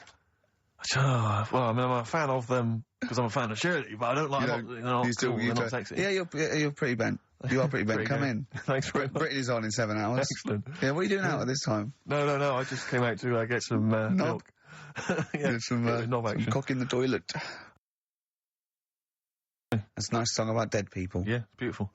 I just wondering, Rick, what your opinions are, what your thoughts are on Britney Spears. Liked a couple. Bit bored. I think she's panicking a little bit. I think she's a little bit desperate with all this Madonna stuff. Yeah, all the kind of lesbian Yeah, and stuff. I don't know. Yeah, she's all right. I've got nothing against the girl. Well, I read, I think it was in Hot Tickets magazine. Sure. It's free with the Evening Standard. Yeah. I might get some free Evening Standards now. I've plugged that. Yeah. I just reading in there that I don't know if it's still going to happen, but apparently she was going to do a little cheeky appearance at GAY G-A-Y. in London, and obviously I was quite excited because I'm a Spears Do you fan. know- Sorry, do you know that's what that spells, don't you? GAY, Yeah. gay. Yeah. Yeah. Well, I think it is a gay club. Oh, sure, This go is on. this is what I was ascertaining from the article. Oh, because they've Yeah, said, they've called it what it is. Exactly. Yeah. And it was apparently she was going to be previewing some of her new album live on stage at GAY. Now that's an intimate venue. Normally you'd have to see someone like Spears, probably at Wembley Arena, someone like Yeah. that. I'm thinking I'm a Spears fan. You know, get up a couple of the gang together. Yeah. You know. So the lads. Exactly. Yeah, Cruise yeah. down there. Yeah. But then I read on in the article that apparently the doorman at GAY were only going to let in regulars, and the way they were going to ascertain if you were a regular was by asking a series of questions at the door. What, testing if you're Testing really... it. Now, I don't know if the questions would be about the interior of GAY. Or the interior of someone else. Yeah. Or just general kind of, Like, you know. what, do you reckon you'd have passed the pretend? Well, that's what I was wondering- I was wondering So myself. you'd have had to pretend to be GAY. GAY to get in to see Spears. Now Can you that say gay on the radio? yeah, I think so. Yeah. But Now I'm that's always there's intrigued to know irony, if isn't it? So you're pretending to be gay to get into a club to see a bird that you like. Yeah. I'll give you a little quick test. Right. Shall I? All right. All right. Sorry. What's your name, mate? Paolo. All right, Paolo. Yeah. You haven't done a lot with your hair. You just sort of let it grow out. I mean, would you be putting product on a bit later? Because I mean, you don't look very. I mean, sort of like you don't. You look sort of quite. Quite masculine, quite. Yeah, well, sort of like you didn't care. Like you have no care No, about no, how no, you no. look. Like you're a. I mean, well, like. normally it would be shaved. Of course. Oh, okay. Yes. We would say normally that looks about like 3 months growth there. Why haven't you? I've been ill. Nothing serious? Nothing serious. Okay. No, that's why I let it grow. So it's grown. Okay. So what time would you normally be going out then? Paolo? Normally I'd go out about sort of, I'd go out about 8-ish. 8 o'clock in the evening you've got? No. Because that sounds a bit early. That's what... No, I'd go out about 3 in the morning normally. Right. So I like yeah. Okay. leave Right. So that's right. Yeah. Where'd you go? Down sort of Down Old GAY, Compton Street for a Compton coffee Street. and then Yeah. onto Yeah. GAY Something like with that. your little shaved Head. head. Okay, well, you're doing Sounding fine. pretty gay. Sounding pretty good. Can I just ask you one final question? 20 bender points? 20 bender points. So I'm just going to let you in. Okay, I'm just going to tell the guys to let you in. But I've got one more question. Yeah. Do you prefer knobs or tits, Paolo? Knobs. Knobs. You love Love knobs, knobs. do you? Absolutely Can't get love enough knobs. So you hate tits, I assume. Load of them. Load You of hate them. tits, do you? Yes. Okay. What? Even Liza Minnelli's? I don't know what to say. I love hers, But not in a... not in a straight not in way. a straight way. In a gay So, way. okay. So you love knobs more than I love tits, knobs right? more than tits. Okay, I okay. love knobs. In you go. Thanks very much. You know Brittany's on, do you? Oh, she is so sexy. Oh, See, that's what would give me away. It'd be I like the know. Great Escape. it's just the last. Yeah. You just... Well, I mean, I think you're probably a bit bi. Right. Yeah, okay. but I mean, go in anyway. Thanks Yeah. very much. Okay, the drinks are quite expensive. Oh, I thought so. Pop your shirt off, will you? Long distance on XFM 104.9. On the way in, right, you know those little cars? They look like a little bubble car. They're modern ones. They look like half a car. Is that like a smart car? Is that Yeah, what they it's look called? like they just look like a toy car, and you can park them sideways. Is there only room for two people? Yeah, Yeah. it's just like the front of a Volkswagen just cut in half, yeah, right? And I saw one going on Oxford Street, and it's a police car, a real police car, right? Really? Yeah, and. I mean, I thought, well, what happens if they have to chase someone? They couldn't, but I don't think that's the point. Because it was written on the side, it said something like, cleaner, something more efficient. So I think they're making the point that we're cruising round in this car like we're on the beat, and it's using less energy and stuff. Yeah. But the first thing I thought of, right, was that those two policemen, they must have been going, oh, Sarge, don't let us have that one. Can't we have the Granada? Yeah. I mean, It's so embarrassing. I It's so know, embarrassing. police, they're doing, But you've got to respect them. Yeah, You've of got course, silly yeah. toughs have got But- to respect them. Exactly. I just don't know if you have to. Well, the only thing more What if embarrassing. you're really tall and you have to climb out of one and you're a Yeah. copper? Are there any policemen out there who have been asked to drive one of these cars? If you're listening, do you think police listen to this? The only thing that would be more embarrassing is if you had to patrol on one of those bikes the goodies used to ride. That's the only thing I think that would be more pathetic. A pogo stick? Yeah, it's Yeah. so embarrassing. Or on roller skates. Yeah. But not like roller blades. Roller Yeah. skates, those really old roller skates. Have you seen those- that you tie on your socks? Yeah, have you seen those little bikes that look like clown bikes that the couriers use now? They're about a foot high. They're little I saw one the motorised- other day on it. My head turned, yeah. They're But really bizarre. just think They're that- the ones that they fold up. Yeah, but think of policemen chasing you on that. Well, I always remember that even in America when I started seeing policemen riding bikes, it didn't seem to me. It seemed. Oh, they're quite cool. They're the ones that go through Central Park on the Yeah, mountain I bikes. don't know, Yeah, but something about that's it- really cool, isn't it? They It looks like they should be they delivering whiz along at newspapers, about though. 30 miles an hour, and they can just deliver Do you know what I mean? Because like on motorbikes, on a Harley Davidson or whatever, I'm not messing with a cop. Chips. Now that's cool. Yeah, Coppers. yeah, yeah. But people in a smart car or it is a bit embarrassing. But I suppose it is that, or it's better than walking. You see, Next we'll see them in those. If you really want to be kind of worried about the environment, though, you know those little taxis you see that people pedal. They pedal around Soho. Yeah, and when it's a riot squad, there's four in the back. Exactly, yeah, exactly. But that's the thing, right? If they need to arrest someone, Yeah, here we go. Go on. no, well, what do they do? Because they do only say two, so do they have to flag a cab down or something for the criminal? We'll give What you the do do? money, get a receipt, take You them back to definitely the- will go there. Yeah. You definitely will, because we've been caught this way before. Exactly. The No, last I promise. bloke, he just ran off. No, I won't run off. Okay. Well, I'll tell you what, Mr. Policeman, I'll take your car. Then okay, go on then. Yeah, you yeah. definitely bring it back, though. I will. Well, isn't there something in America where when they arrest someone in America, they don't take them back to the station and fill out all the forms. They just take them back to the station, and then they go and fill the forms out in a cafe or something, so they're still looking out. Yeah. Yeah, Carl told me that. They're what? So they're still on patrol, is it? Yeah, so they said they're doing all their paperwork, but they're in the, a cafe window and they're looking out. Do you know, like how they say in this country, so much police time's wasted by having to go back to the office and filling out loads of forms? That sounds like some policeman going, I could get a lot more work done Yeah, if I was in a pub. Starbucks. Yeah, no, there's a lot of criminals in the pub, and if I would, yeah. and I get to keep the receipts. Yeah, I mean, what's safest is if I didn't wear my uniform and Yeah. probably got drunk. Yeah, Yeah, with some mates. Or a lot happens in, looking out my bedroom window. So if I was just like snoozing, Yeah, I was snoozing, and when I heard a noise, I just popped, look out, oi, Yeah. come here. Yeah, apparently there's a lot of crime in Marbella over the next 2 weeks. You want to pay me So to if there's a shoot over policeman there. listening who has to drive one of those cars, were you annoyed when your sergeant It is went... the most embarrassing. Yeah. Definitely. Yeah. Definitely. But let's not forget why we give gifts. Well, yeah, just to cheer people up and that. Yeah. No, it's because the wise men gave Oh, okay. gifts to the baby Jesus. Yeah.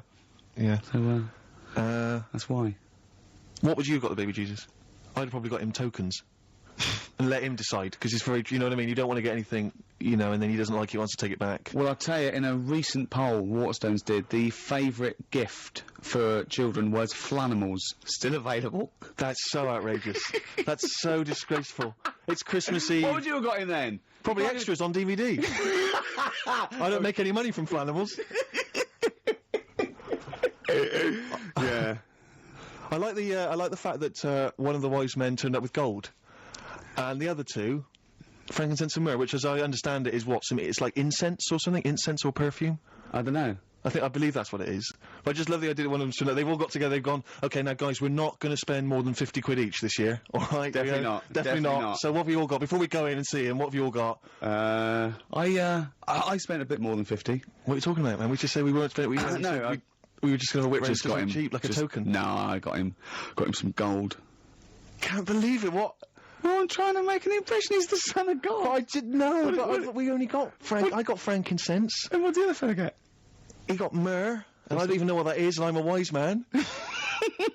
Surely one of them must have been furious. Is myrrh still popular? Gold still very popular. I hope so, because this is what my grand's getting this year. Really? Yeah, lovely. Right, that's why we give gifts. Do you know, like, how he got them gifts? Right? Yeah. Little baby Jesus. Yeah. Were they for Christmas or his birthday?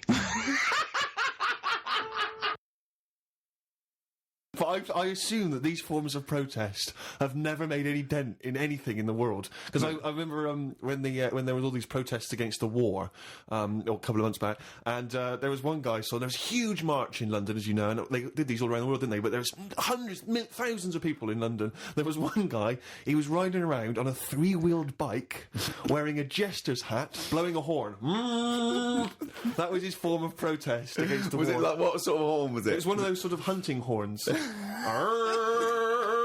Well, he was showing him. He was saying, "This is what I believe." Yeah. And if that doesn't change people's opinions, I don't know what will. But I like the idea of Bush, just about to invade Iraq, and just the news comes through from his chief of staff. And Bush goes, George. What is it? What is it?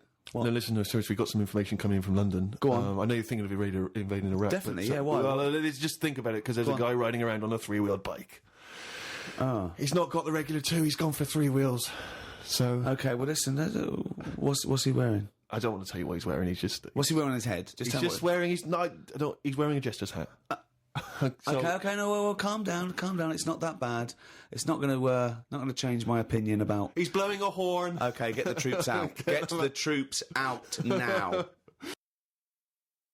But anyway, there's a Serbian man, who has invented a sex machine for women, and he's appealing to Western women to test his device. He's from a town in, as I say, in Serbia. Serbia? I guess that's right. Is that right? Well, I don't know. What does it say? Well, it says a Serbian man, but is it called Serbia? Yeah. Yeah. What was all the Croatia-Serbia thing? Well, it doesn't matter now, does it? Okay. It doesn't matter now. It does to them. Otherwise they fought for nothing. What the hell do we know about world events? I mean, how long did that go on for? Months, I don't know. wasn't it? If they're inventing new countries, they can't expect me to keep up with current trends, can we? Anyway, this Serbian man has invented a sex machine for women, and he can't find any Serbian women to try it out, so he's looking now for Western women. He's taken out a patent on the ultimate sex machine. It runs on a 390-volt electric engine, simulates sex, and has a 7.5-inch artificial penis. He said, "My sex machine has an artificial penis that can make up to 180 moves in a minute." Now, I don't even know what that means. 180 moves? What? I mean, there's only really... Well, in and out, It's I in and out. imagine. It's largely Yeah. the function. Unless I've been doing it what wrong he's all done. these months. What he's done is he's put a dildo on a Black & Decker. A man can only manage the intensity of movement for about 5 seconds normally, but this machine can do it for as long as the woman wants. But anyway, so he's looking for a woman who will test this out. But what I love, as soon as I read this, I was thinking, just imagining there going, oh, thanks for coming in, yeah, okay. So there's, what's going to happen is there's a penis that's going to pop out from here, and it's going to have sex with you. I'm going to stand behind the machine. I've got to stand behind here. There's a lot of dials and stuff. I don't want to bore you with. Well, why do you have to stand behind it? Just I can't. It's technical stuff. But I got to be behind the machine. but there's no penis on the robot at the moment. It's just a hole. No, don't worry. What will happen is I'll switch the machine on. I'll go behind, and then a penis will appear. Will it be like a metal-looking penis? It will be a robotic penis, but it will seem like it's a regular fleshy human penis. So you're gonna all right. So you're gonna go behind this robot, Go behind the machine. disappear, Yep. and then a fleshy-looking penis is That gonna will appear through the hole when I switch the machine on. Okay, and that'll be the real robotic penis. But you won't see me for the duration of your sexual So encounter. you've made this sort of like robotic penis look really realistic. It's really realistic. You will not be able to tell the difference between, say, the robot one and mine, for instance. Okay, well I don't want to see yours. No, there's absolutely not. Because I've not come around here to have sex with a person. I know, you've come around to test the machine. Yeah, I'm and that sorry, is to exactly what you're going to get. Okay, a lovely well, piece you- of mechanical action. But what I know is the idea that on the front, maybe he's painted a picture of a robot's face. Yeah. And then when the machine begins, you know, rather like in one of those horror houses, like a kind of mansion in a spooky film, the eyes of the painting, they'll move. And the real eyes. eyes will appear, just staring out. But I don't think I can have sex with this machine unless you're actually in the room, just in case anything goes wrong. No. Don't worry, I'll be behind the machine, it'll all be fine. It'll Yeah. be safe, not a problem. Something to do in the evening Something to do, innit? when the telly's broke. But for years, like they've found stuff, haven't they? Machines from like Roman times that similar to that setup. No machines in Roman times. Like that though, the old sort of knob on a stick machine thing. The old Roman I love knob on that. a stick. I'm sorry, but I watch Aqueduct. Time Team every week, and Tony Robinson has never done an old knob on a stick machine. I just think of Julius Caesar sitting down and go, okay, aqueduct, we love that. Thanks for that. Straight roads, good idea. We can see the enemy coming. What have you got there? Well, I'm glad you've asked. Ploncticus. What have you got Glad there? you've asked. Wanklicus. What I've got here is a Yodi knob, and I've put that on the end of a stick. Oh, stickus phallus. Okay, well done, Wanklicus. Well done. You are my new right-hand man, as they say. No, Excellent. But they do stuff like that. You've been in the London Museum and that, and they've got sort of sex stuff from years ago. They've got like these metal pants that they used to wear. I don't know what that is. Metal pants. Yeah, sort of Is metal. that a chastity belt? You mean? They used to make women wear them so that they could When- have when- sex when- when No, but men were- they had them for blokes as well though. metal pants for blokes. Yeah, Why? just- So he had little lot. So if he was away, he couldn't play away from home, and if he was away, she popped on a little. No, I just think they sort of like sexy metal pants. What? Oh, I don't know what you mean. What with are you sexy talking metal about? pants. Well, they'll have to look because I haven't got it in front of me. It's just something I remember seeing, some sort of sexy metal pants that they used to wear. But what are you saying? Sexy metal Well, pants? they that always was had not to be- British Museum. That was Soho. No, what I mean That was Old Compton Street. You were looking they in the always shop had window. to be ready for like battle and that, but these were a little bit sexy but protective at the same time. I love that. Right, I'll have to look into I love it. the I'll idea have that to- that's all you remember from the British Museum. So Lancelot, are you ready to face the Black Knight? Yeah. What do you think of these? Huh? What do you think of these? Well, I don't really care. Just I just want to look good on the battlefield. Well, they're you know? both protective. Will there be women watching, cheering us on? Well, you're not going to fight like that, are you? What about your I'm going to wear nothing except these sexy metal pants. But what about your chest is exposed? no, Nothing- well, it's a good chest. I've been working out. Yeah, I know. But what I mean is, you want metal all I've actually over. been lifting up the round table every week. I just work out, do that about 4 times a day. But that machine, right? Why did it have to be a woman, or could they have got a little gay fella in? There's quite a lot going on in the freak world. There always is. You've been visiting hospitals the last week, have you? When we were away. No, there was a thing on a website. This isn't even the one that I've picked. So So this is just a bonus. This is a bonus freak. please, yeah. Yeah, go on then. This is a free freak. Right?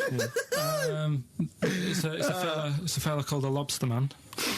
The Lobster Man, of course. Again, good name. You know what you're going to get. Yeah.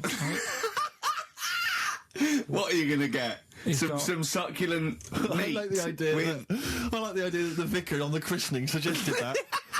I know you want to call him Mark. Can I make a suggestion? Look at his hands. What's his name? Mark Michael Webster. Right. Right. Yeah. Have you thought about a nickname? Not really. No. Have you? No, Has he looked at his hands? Yeah. We don't want to talk about that because Do you know they look a little bit like quite lobsters? well, yeah, but it's quite deformed. It's like we Can I can't. suggest Lobster Man? That's terrible, Vicar. That is terrible, Vicar. We're Twiggy. Go on then. Then. Wow, just be careful. Let's you have your eye out with that. This is poison. This is poison. These are really, really mental poison drugs. You know those people with the... You ever see them in the street, they're selling fags, duty-free, obviously. They're just selling them on the street. Have you ever seen these guys? Yeah. I walk them down Finchley Road a lot, because I'm just near my place. And all these people, and they're sort of looking a bit shifty, and then they think that you're maybe a smoker. They just, fags, and they'll open their jacket, and it literally will be like something from, the 1940s. They won't go to you, though, do they? They're smoking. Stunts your growth, They know you must have never had a fag in your life. But, I might be buying them as a gift or something, because I'm quite a generous guy. But it struck me, I was chatting with my friend about, there seems to be, there are certain people who are very low, maybe they have trouble getting work, or maybe they, they're immigrants who've not landed on their feet and they've had trouble, and so there's a couple of jobs they can do. It seems there's the fag selling, there's those people I noticed on Oxford Street who bend a piece of wire into the shape of your name. I mean, what kind of a gift is that, really? You know what I mean? I know. It's like they're literally giving them out. Or you can have the bending the name. You can be selling those things that you throw at the wall and they sliver down. At Dover? Yeah. What are you doing? I'm a trained carpenter. Right. Can you write really small on a piece of rice? I could try. Could you write those names on a piece of rice? I could try. It's quite tricky, but what about the rest of your family? Well, that one's only 2, but he could be trained. He's got smaller fingers. Okay. Do you want to sell some knocked-off perfume? How about that? Again, we'd like to apologise for any inadvertent racism. When I was at university, my best mate was a bloke called Wally, and he was doing psychology, and I was doing philosophy, and we both got into this theory called determinism, which is about the state of the mind. And it's a materialistic view that everything is part of the causal web, and everything has a reaction for something that happened before it. And by the way, Carl, do not confuse this with fatalism. Determinism is not predictive. It's just that if a brain state happens again, then anyway. The famous Everyone one is... knows. The famous one is if, a butterfly hadn't shaken its wings, Queen Victoria wouldn't have sneezed. Everything's inextricably linked, right? We were thinking that, and we're thinking, what if... you changed one word in, like, classic songs, or one note in Beethoven's symphony? Yeah. How it just wouldn't work. Well, I've always thought that, come on, baby, light my fire. Yeah. Not as good. That sounds brilliant. Yeah. Enigmatic, interesting. Not so good. More pedestrian if it was, come on, baby, light a fire. Just one thing wrong. Yeah. That would be great. Just Paul McCartney comes to John Lennon and goes, all right, John, written a song. He goes, well, she was just 17, well, you know what I mean. The way she looked was way beyond compare. I wouldn't dance with another. I'll stop you there. Go on. I'll stop you there. What's the matter? Something not quite right with that. I love the No? song. It's great. Yeah. Just once more for Well, us. listen, don't be too harsh. I mean, because we write our own songs. No, but sure. we can still put both our John, names I think you're to a it. great talent. I think you're a great talent. Well, I'm just saying... listen, you hippie, right? Well, not yet. Well, not yet, but I mean, there's a Japanese bird outside looking in. Don't fancy, I'm not interested. No, well, listen, well... And I'll never right? change my view. Right, now, listen, right? I wouldn't dance with another... Is that bit? Is it that bit you That don't bit's like? not Is it the... working. I just like Could you try and... Is there a different pitch okay. you could go? I wouldn't dance with another... That again. You don't It like doesn't- Is I'm it the just noise? not sure the girls are going to go crazy No. for it when we do that just bit. Just think of... Is there anything else you've got? I love the idea of just changing one Yeah. lyric. Just have pictures of, they won't have NSYNC on the wall, it'd be like sumo wrestlers. Hmm. You know sumo wrestlers? I saw this thing about sumo wrestlers, because they're athletes, they go into this thing because it's a big honour to be a sumo. It's absolutely Really? true, right? Yeah, absolutely true. Yeah. So you'd go along and you'd be 9 stone, and they have doctors there, so you have to eat to get big. Right? And this doctor was interviewed, Japanese doctor, and he's going, it is against, you'd think it's against the Hippocratic Oath, but whereas they do it anyway, I do it healthily, so he gives them diets of like, 10 pounds of rice, 9 pounds of fish and things like that, and they get, but now, because it's such an honour, it's almost a spiritual thing to be a great sumo and all that, they have apprentices willing to... Now, like when you're an apprentice, say, runner or something, you have to make the coffee, and when you're working as an apprentice in the studio, you have to clean the floor and stuff. Do you know what apprentice sumo's job is? An apprentice sumo? Go on. They wipe the sumo wrestler's arse because they can't reach. They literally can't reach. Rubbish. We'll give out the Who's phone taking that up as a profession? I know. I imagine that. I'd love to be a sumo wrestler. It's a great honour, and I'd love to work under you. Sure. Sure. So, what will I do? Start press-ups first? There'll be some press-ups, yeah. Okay, There yeah. will be What, some shall I get press-ups. into the gym now and, No, don't before you rush off. Go on. You I'm look- starving. No, I can understand that. Go on. Would you mind wiping my arse? Because Right. I've just... Can't reach? No, I can't get the arms back there. Can't get them down Okay. there. So, but I'll be honest with you, a lot of this Oriental food, it doesn't sit well with me. So- it goes straight through me, to be honest. So it's quite messy? It's quite messy down there. It's Right, quite runny. okay, So okay. be careful. Okay. You No, it's a wear great some gloves. honour. If you want to wear gloves, wear I gloves. don't want to wear gloves. I don't want to wear gloves. It's an honour. This apprenticeship is 2 years, isn't it? You know, you're not going to take my feces and sell them, are you, as souvenirs or No, something? 'Cause it is, I'll be mainly getting fat myself. Sure. Wiping your ass. Yeah. Great honour. Yeah, no, good. Well, Great no, honour. not If at someone all. could call in and verify that. Look at Carl looking at us like we just said the worst thing ever.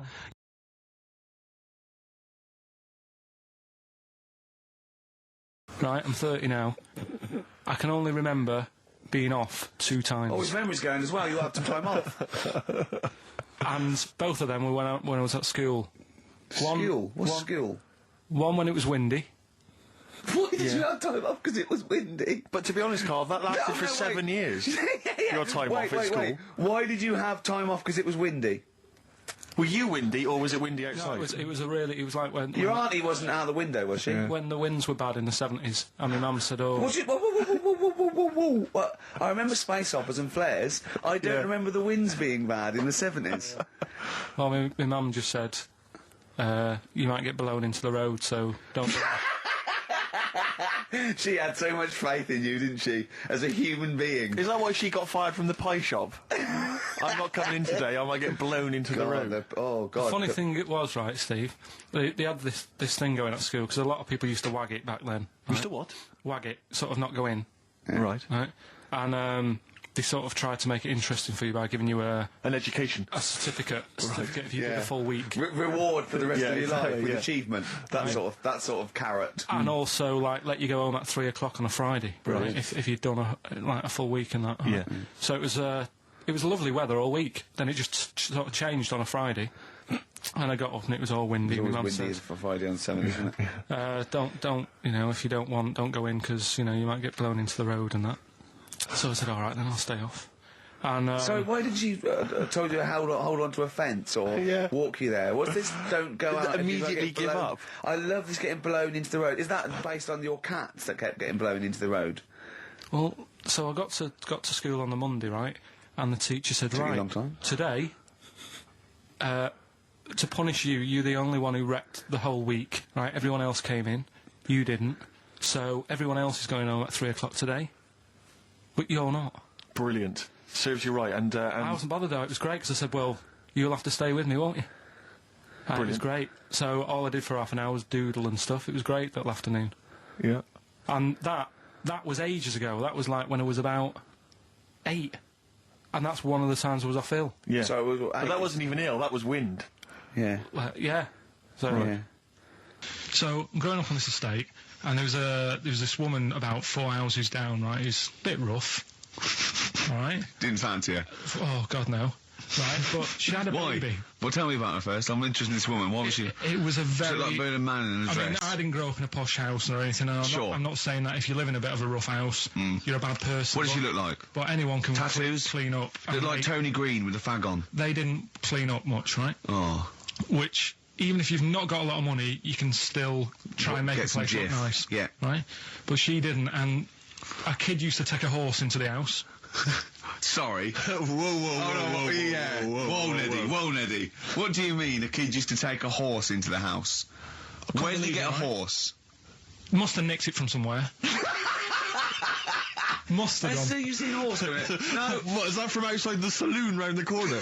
Yeah, was it just tied up with a bit of leather? Right? And, Oh, that's great. I'd Did been Big out. Jake come looking for it? I'd been out. Oh. Nicked No, away. sorry, let me get this. This was before the lynching stopped or after. Where did he get a horse from? What do you mean he must have nicked it? His mum said, where'd you get that from? I bought it. All right, then. But keep it out of the kitchen. I don't want you going Catlin rustling. Where did he get a horse from, Carl? And how long did he have it for? Was he leading it or riding it? Mum, open the door, I can't stop! I can't stop it. Open the patio door as well, I'll be... Looks like we got us a runaway. What do you mean? I don't know, but the thing is, they couldn't afford to buy one because they're not cheap. So I'm just guessing. Maybe that's wrong of me. But I think... He had a horse? Yeah, right. So That's why the family didn't have any money, they'd spend it on the horse. No, I don't think, that's what I'm saying. I don't think they would have bought it. So anyway... Yeah, it's wise to whisper, Carl, in case they're listening. Yeah, and They could be in the room next door. It's not buying it, it's keeping it as well. Oh, So I was like in the car with my dad coming into the avenue, and you used to have to drive down it to turn round. And you know, sort of go back to our house. You had the traditional method of transport. Yeah. And the horse was in the lounge. Reading a paper. Just like walking around. Oh God! What? And when I was doing it, I tried to earn myself some money once by flogging little flowers in plastic cups. What? This is genius. It just keeps coming. What do you mean you tried to flog little flowers? What do you mean? Wait. Let's play a record. Let's play a record and come back to this, because this story's going to just unravel and unravel. It's going to go for hours. Let's play a track, deeper Carl. and deeper. It's like an onion, isn't it? We've created a whole world here where there's a man living with a horse. Just walking around the lounge. I come from the West Country, I've never heard anything like that. I just think of a big sort of like orange carpet, and it's got a rediffusion telly, and this horse going, I'm fed up in here. Exactly. This is really... I am not taking the rubbish out again. Yeah. Right, play a record. Let's have Velvet Underground. We've got that lined up. Oh, yeah, the classic from the first album, I'm Waiting for the Man. Let's come back to the horse in a second. Little flowers in pots. What do you mean?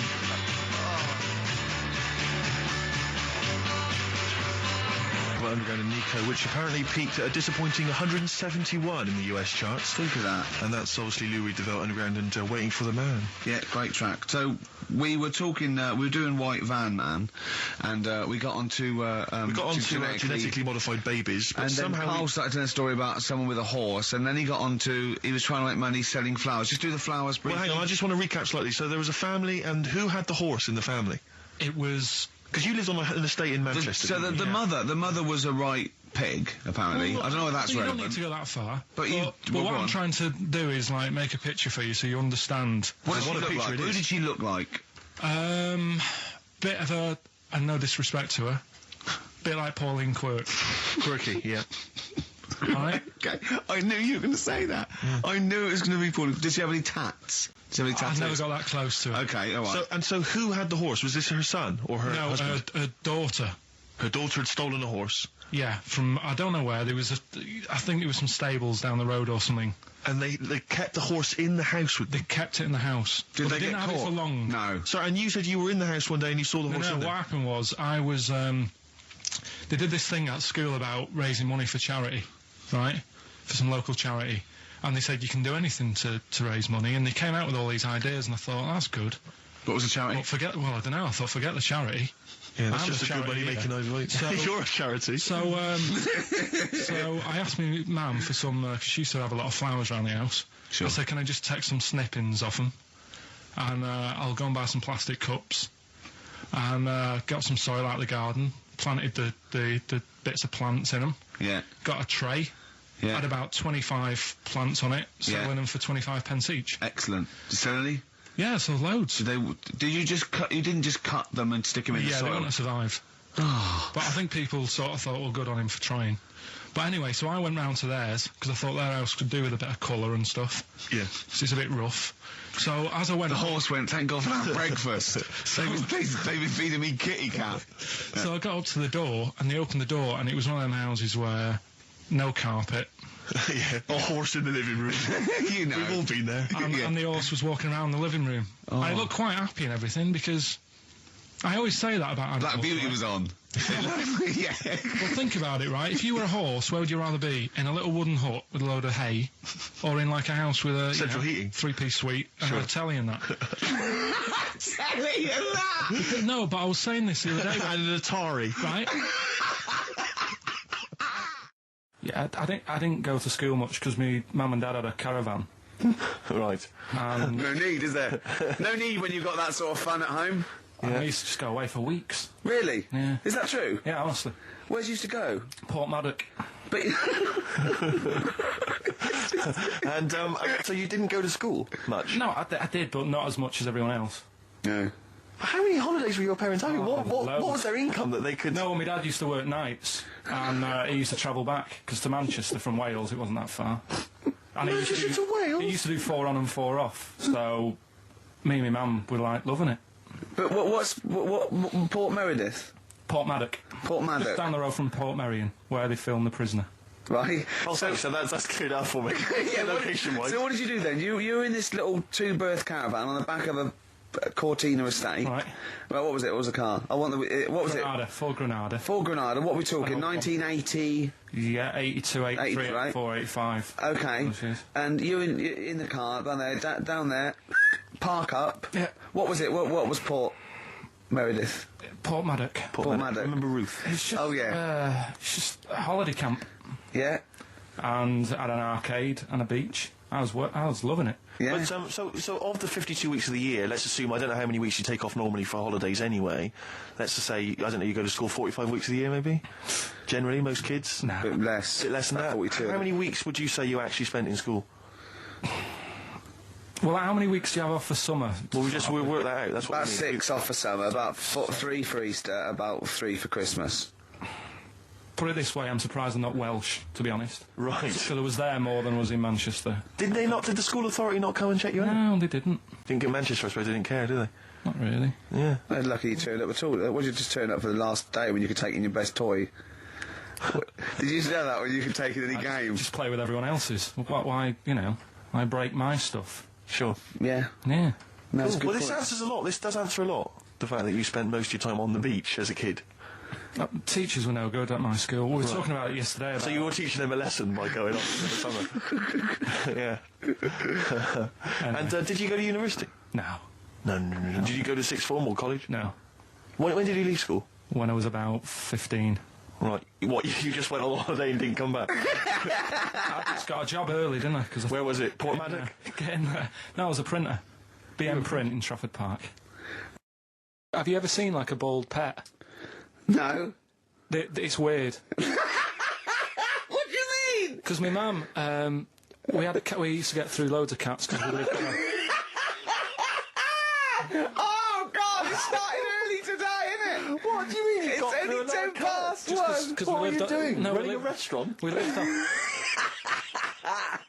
Oh, God, what do you mean? No, we lived on, like, a main road. Oh, yeah. Right? So Yeah. we used to get through a lot of them. My dad It was kept their saying, risk. stop wasting money, it's not... Stop wasting money, not wasting cats. Right, so, anyway, we had this cat that was ill all the time. And... It's just bag of nerves, probably. Yeah, malingerer. Yeah, I'm terrified. I'm going to which house? Rome. Oh, God, bloody hell. Rome. Don't let me go to the Pilkingtons.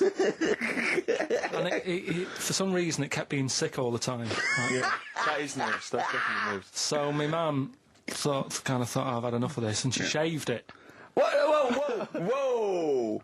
Whoa. Now, I know you're not vets in your family, but what correlation did your mum think there was between you being sick and shaving it? Because it kept being sick, and it was a pain to wash, because it kept getting So caught she up. wanted a dry wipe cat. So, Why didn't you just varnish it? What? it's weird, though. So now he's cold and sick. No, but not all of it. She left sort of the back half, but sort of from its waist, sort of. I love that shaving because it's sick on itself. And That is it was genius. the weirdest looking thing. I mean, normally I like cats. I'm always like giving yours a stroke on the head and that. Yeah. But as soon as she did that, it was like, oh, Yeah. can't touch it. And then So now it's sick, cold, and hated. Yeah. Carl. It must have, the other cats must have been taking the mick out of it constantly. It's just making things worse. I'm hoping that it got run over and was put out of its misery. no, I think it got all right, that one. Or is that the? Yeah, it did get run over. It did. Oh, God. Oh, dear. How many cats do you say you've got through? I'd say whilst I was living at home, it's still on the increase even though I'm not there. So whilst I was there, probably 5. God. Wow. Oh. Yeah. And were you upset each time, or you just got used to it? It's one of them things, isn't it? Like I've said before, when you first see something, it's a bit of a shock. Do you know what I mean? It's like the Elephant Man or whatever. Yeah. First time you see him, it's that sort of, oh, look at that. Did I tell you the time when the doctor said I was going to die? All right, keep talking. Right, ages ago, must have been about 15, right? And at lunchtime there was this. We used to have a choice of stuff to do at lunchtime, right? We used to have like a burger place that had an arcade machine in it, right? So we used to go there and play on that and have a burger. Or there was this baker's, right, that my mum worked at, and did great cakes and stuff, right? So she used to like bring some home and that, but she couldn't always bring them home every night because, you know, they'd cost money, and she used to get them for free. And they used to say they'd rather chuck them away than give them to the staff because there's a chance that the cream might be off. Right. Right, so they used to chuck them round the back. So I used to go round the back with my mate and eat a load. Brilliant. Scavenging, eating out of bins. No, it wasn't out of bins, they were still in trays, but they just stacked them up near the bins, right? So this got out, I mean, it used to be chocker. Once the school found out, everybody used to go there, and it'd be like, well, have a cake. The headmaster crawling through, fighting the kids off. Right, so I'd have, like, you know, you just eat, I don't know, 6 jam donuts or something, and then you'd spend your dinner money on the arcade machine. Brilliant. Right? So it was a good afternoon, really, right? So you'd do that, and this one day I must have had 6 or 7 jam donuts, a few Congress tarts. What's a Congress tart? I love them. It's I can't get them in London, right? So I'd have some of them. If anyone can get a Congress tart for Carl in London, please let him know. So anyway, this day, that was just a normal day. Do you know what I mean? You'd once, twice a week, you'd have a load of cake. In your life, yeah. Yeah, So normal anyway- day in your life. Were the frog boys there with the webbed hands and the big heads? So- and the horse in the settee? Yeah. But the day after one of these days, I had really bad cramp in my belly. Right? I was like in agony, could hardly walk. So I said to my mum, You could hardly stagger to the free cakes. So I was in absolute agony. I said, I don't like doctors, but you'll have to get a doctor in because I don't know what it is. I can't walk. She gets the doctor round. I won't say his name, but he said, well, doesn't look like he's got long left. Blimey. So I was a bit like, hang on a minute, I've only had a few cream donuts. Yeah. My mum was panicking. Sure. He went. My dad came in from work. She said, oh, something's really bad with Carl. I think it's serious. You know, the doctor said he ain't got long left. So he said, what? He said that and just left? So she said, yeah. He said, I'll have to call him then. So he called him up, said, what's all this about? You know, Carl hasn't got long left. How long's he got? So he goes, oh, I was only messing. It's just had some bad cream. Can you believe that? Well, the thing is... I like the fact your mum didn't ask any questions. I know. She didn't But go she into doesn't- detail. no, Can you explain more, Doctor? No, I got a shoe off. No, but she doesn't. She doesn't like no, talking. you know, I don't want to diss you or your family, but I imagine if I was there, I'd have known the doctor was joking. That's all I'm saying. I mean, I sound very arrogant there, but I imagine he went, what's he been doing? I had about 6 cream cones. Oh, right. Oh, wow. He hasn't got long to live then. I'll see you later. That's what I think the doctor did. Yeah. I just love the idea your mum just let him go. Yeah. Terrified, thinking, well, I'm not going to probe him. He's that's it then. Dad comes in. Hi, honey, I'm home. Anything happened? The doctor said Carl's going to die and then left. Go on. Watching a programme yesterday, and it was about these Japanese snow monkeys. And it was all about how animals learn things that aren't instinctive, particularly sort of primates, because they see other people doing it, and they start a culture. And they can pinpoint when these monkeys, when one monkey first went down and got in the hot water springs and stayed there because it was hot, and the others copied them, and now it's part of almost a culture, you know, that won't be handed on because it's not instinctive, but has to be learnt each time. And you know, and they groom as normal like other monkeys, right? But they're really intelligent, and obviously the reason they groom other people, other monkeys, is because they eat the mites. But also the monkeys have learnt they like being groomed. Okay, so they showed this one monkey. It went to a deer, okay, and it was grooming this deer to get its mite off it, right? But then it didn't eat it. It held it in its hand. It went over to a monkey, put the mite on itself to show the monkey it had a mite, and got a free grooming. That's extraordinary. That's extraordinary. That is because it extraordinary. gave up the food knowing that if you put one there, this monkey would look for mites on it, and it would get a free grooming, and it was like having a little massage. What do you think of that? It's not bad. I've got some better stuff coming up later. On Monkey News, on the official. Yeah, Monkey do you News. see that? See what mine though? Mine's true. I mean, that's an interesting and It extraordinary. actually happened. It's discovery. social behaviour amongst primates. So I saw it. I saw it was, you know. Did it rob a bank, Rick, at any time? It didn't rob a bank, and it didn't open a hairdresser's. See, that's what you're letting. That's where you're letting yourself It's down. not. It's not quite good enough, is it? My Monkey News. No, I got some. See the difference where I named the species, explained it slightly, told you an interesting fact, as opposed to there's this monkey, right? And Look at him looking it's at you. Yeah, He's not interested, Rick. Can I tell you now? Can I try and describe for people the face that Carl has? I'll tell you what it's like. It's like if you draw some eyes, a nose and a mouth on a balloon and then inflate it to about half full. That's what Carl's face looks like. That's what his head looks like. It looks like a face you've drawn on a balloon. Very small, the rest of the head huge. It's just that today I'm a bit tired, right? That's one thing. Why are you a bit tired? I just haven't been sleeping, right? Why not? I don't know. I've got a lot going on in my head. Oh, if this would be like The Simpsons, if we could actually look in there, there would be two monkeys grooming now. Plus, you've been talking about like stuff that I can't relate to and that. So I'm What, writing poetry? Like what? Reading books? yeah, doing poetry and stuff. I never did any of that. What did you do? Well, at school they didn't bother. They tried to get us to write more, right? Right. By Giving you a pen? well, they used to give us these school diaries, Yeah. little red book, and it was a way that they kept an eye on what you were doing out of school hours. Right. So some kids would write down, you know, Stole a bike. yeah, Burn a what have house you. down? Yeah.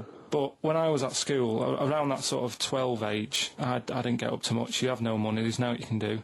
So every night it was the same thing. I'd get home, and I'd have to go to the shop, right, and get some potatoes and some bread every night, right.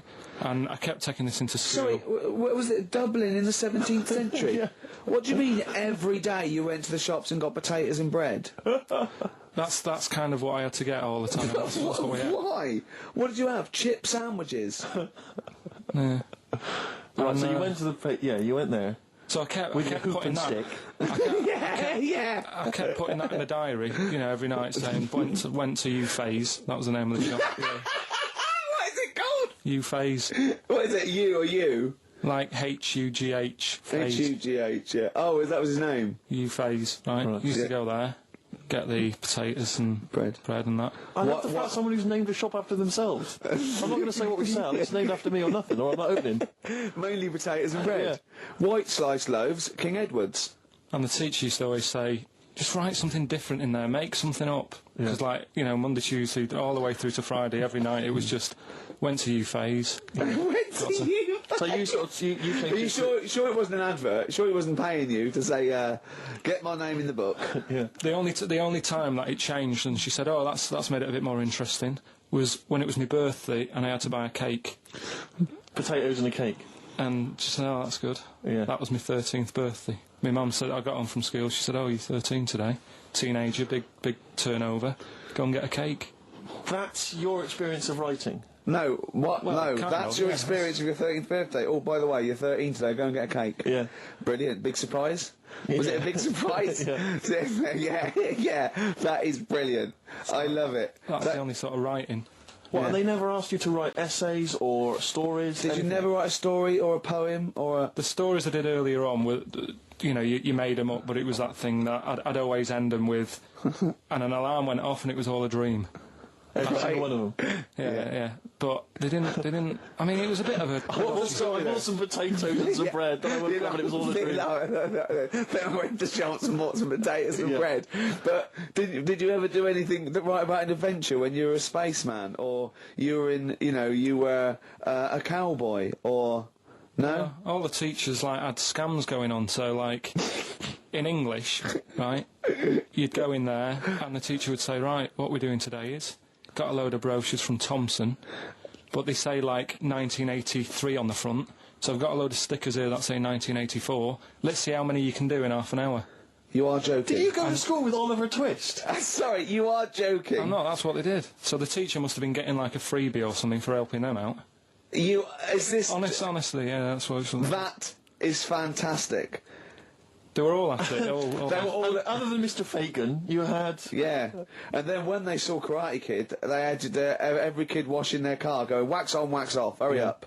Yeah. I'm teaching you something. Wax on, wax off, paint the fence. So I'm just saying, you know, that's why I'm a bit quiet, because you're talking about stuff I can't relate to. And why didn't you sleep last night? I haven't slept well since I was about 12. Do you sleep well, Steve? Oh, wait, you can't let that go. I haven't slept well since I was 12. What do you mean? Do you know, like, a proper... I used to love going to bed as like a kid. Yeah. Whereas now it's like, oh, am I going to sleep tonight? And I sort of wake up about 4 times. Right. Whereas when you're a kid, I remember really loving, like, going to bed. There was one time where I actually laughed myself to sleep because I couldn't believe me luck. What's wrong with him? What do you mean you laugh yourself? Have you ever had it when you're really tired and you get in bed and the pillows feel... Yeah, it's all cold, yeah. And it's like, I can't believe this. Yeah. And it happened twice. Once when I just went to bed and I was really looking forward to it, and also when I helped my dad out once, like, through the night. He worked at this paper company, right? And I helped him out, and I got in at about 4 in the morning with him. Got in bed, and I just was like, I was laughing my head off. I had to put the pillow over my head because I couldn't believe me luck. Like, I was like, oh, this is great. This, I'm going to sleep. I just have to say, life up north is so extraordinary. No, but you must be the easiest kid in the world to please. No wonder she knew she could just go get a cake. It's sort of like, what was he expecting me to say? He were expecting an extra hour in bed, but we got him cake as well. Go I to bed love without that. any supper. Brilliant. Brilliant, yeah. Your own bed. How long was it before you got your own? What did you used to do before? Just some straw in the corner? No, it's just that thing of when you're really tired and... And do you ever do this with Suzanne now? Do you ever laugh yourself to sleep with her? No, that's what I mean. She can't sleep because you're chuckling away. I don't know what's up with me. I've got a lot going on. Carl was in Heat this week, and they mentioned that he does this thing on Sky. What is it? It was this thing with Richard Bacon, some programme about watching telly, and you just talk about what you're watching and that. And he was annoyed because he said because his parents are out there, and so he's not doing it. He's not going to turn up because they mentioned it in Heat. And so his parents might watch? Yeah. Why are you worried about that? I don't like them watching stuff, do I? I've told you. It dates back to when I did Little Donkey at school. I don't want people watching me. What's that? Just renew us on Little Donkey? What happened? It was just, I was there to play the drums and that in We Three Kings. I was loving it, I got a bit carried away. How old were you? About 13, right? Really? Probably. Yeah. About 10 probably. Yeah. 6. Between 6 and Where old were you? What school were you at? Okay, you were playing Little Donkey. Yeah. So, and, No, No, you but it was one of them schools where everyone sort of was in the same one. Do you know what I mean? Oh, a Manchester school. Just What the do one you class mean? room. Well, it's like... sweeping chimneys in the day and then 1 hour of learning. What are you talking about? What school were you at? Was it infants, junior or They secondary? didn't really do that. It was one What way... do you mean? You did that. They still have to abide by the laws of the land in Manchester. No, but it was a lot more... Like you had infants, but Yeah. you also had, like, the older lot. There's kids there who, when you're in the younger year and that, you'd see kids and you go... Talk English and use terms that people do when they're talking about schooling. I don't even want to talk about this. No, how old were you? What? Oh. I'm guessing maybe 6 or 7 or 8. So you went from 13 to 6? Yeah, but like I say, it's hard to remember because... Imagine if you were giving evidence in a trial. Yeah. How old were you? I don't know. Yeah. I mean, I don't know. I can't really narrow it down other than 7 years either way. Theoretically, he could get called up for jury service. Right, you're on... A lot of mates who I had didn't have enough money to go on holiday, and they just get a present for the summer holiday. Of course, they've got an education, so... Yeah, but Carl, the thing is with Carl is, right, I want to give him gifts. Yeah. I want him to have the loveliest Christmas ever. I want him to go pony trekking. Do you know what I mean? I want to just... Scared of horses. So many things we don't know about Carl. Fell off one out of fate, and the woman didn't know what to do. She couldn't handle the horse. It was running off. I was hanging underneath, getting a kick in the head. No. Really? Now, hang on, what age were you? This could explain a lot. I was about 6. That makes a lot of sense. I think we got to the bottom of it here. Oh no, got kicked in the head by a horse, lived in a caravan, and had to live in Wales half the time. Oh. Then no wonder this is your favourite time of the week. Do you look forward to this all week, these 2 hours? It's alright. My mate, right, he was religious. Uh-huh. And I'm not, really. But No, I mean, you believe in ghosts, though, and shadows pushing people off bikes, but go on. it's the same time, I think I told you once before that I went to the church with this lad because I swore and he said he was going to tell me dad. Yeah. I was effing and jeffing. So he said, if you're going to... Is that how they get people to church nowadays? I love that one kid that he hasn't quite got the idea of the protection game. There's nothing in it for him. Either you turn to religion or I tell your father. Right, so I went to church with him and that, and then the next week he said, I know that was rubbish and you didn't enjoy it. It's when I got kicked out for messing with a tennis ball in the pews, right? I don't think we've heard that, but I don't think we can possibly go into that now. Summed it up. Yeah. So, Well, no. No, come on, that's we'll it. come back to that. That's- You had a okay. tennis That's the ball and story. some pubes. No, in the pews. In the pews, right. Yeah. But anyway, so I went there and I said, I don't think much of this church thing, it's a bit boring. Sorry, and so you went to church and you ended up in the Crusades. No, what's the crusade? Crusaders. What it is, it's meant to be the fun part of religion for kids. Right. And my mate said, oh, you want to come along? It's, you go on a Friday night and do it on a Sunday as well. Right, so I went on the Friday night. It was brilliant. They had Sabutio, played table tennis in this dead big old house. And what do they do at the end? Say, I hope you enjoy yourself. Remember, God gave you all this. Well, it's sort of, enjoy the simple things in life. You don't need computer games. You can play table tennis and that, and talk with your friends. Yeah. And blah, blah, blah. So, yeah, that's all right. I think you'd be happy in a young offenders institution. You get to clean the toilets there But as don't well. forget, Carl, I think God invented Nintendo too. Right. Well, anyway, so that was all right. I loved it on the Friday. Yeah. And my mate said if you go for 4 weeks in a row without missing a day, Yeah. you get a free badge. And, I was And like, salvation. I don't like all this sort of being stuck in stuff. Do you know what I mean? That's Yeah. what I did Yeah, about don't get school. tied down. Do you Yeah. know what I mean? It's like, every day. Right, so, anyway, so you've got to come again on Sunday, so I thought, well, we'll have another game of table tennis, it'll be alright. Yeah.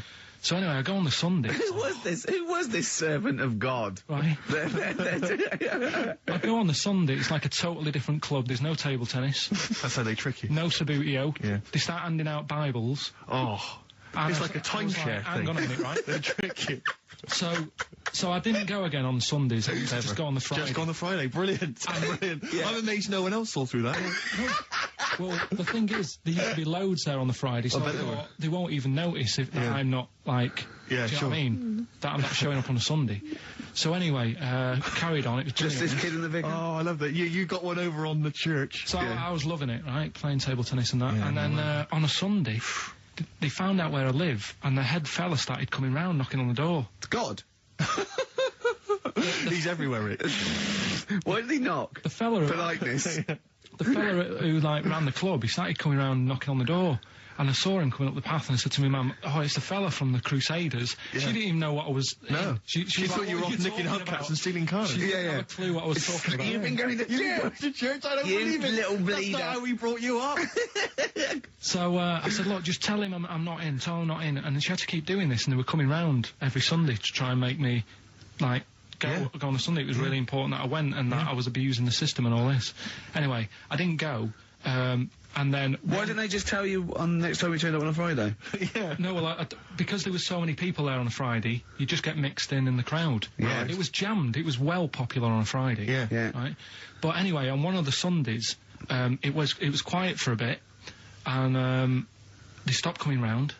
So I thought, right, I can go out again, right, on a Sunday, because I used to avoid hanging around the house in case... What sort of reign of terror is this? Incredible.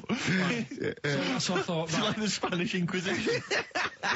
So I thought, great, they forgot about me. Yeah. Everything, I can carry on in sort of normal life now. Yeah. And I was playing out in the avenue. Fella comes round. Oh. And he goes, there you are. You know, you're always busy on a Sunday. You enjoy Fridays and that, don't you? I was like, yeah. He goes, well, come on, you've got to come with me. And I couldn't get out of it. Do you know what I mean? It's like, what could I say? Charlie says. Right? Yeah. So, anyway, he nearly killed me in a car crash. So that was the excuse I used next time. He had a Mini, right? And he was driving us there, and he hit the curb, nearly sort of turned over the Mini. Right? There was like 3 of us in the back.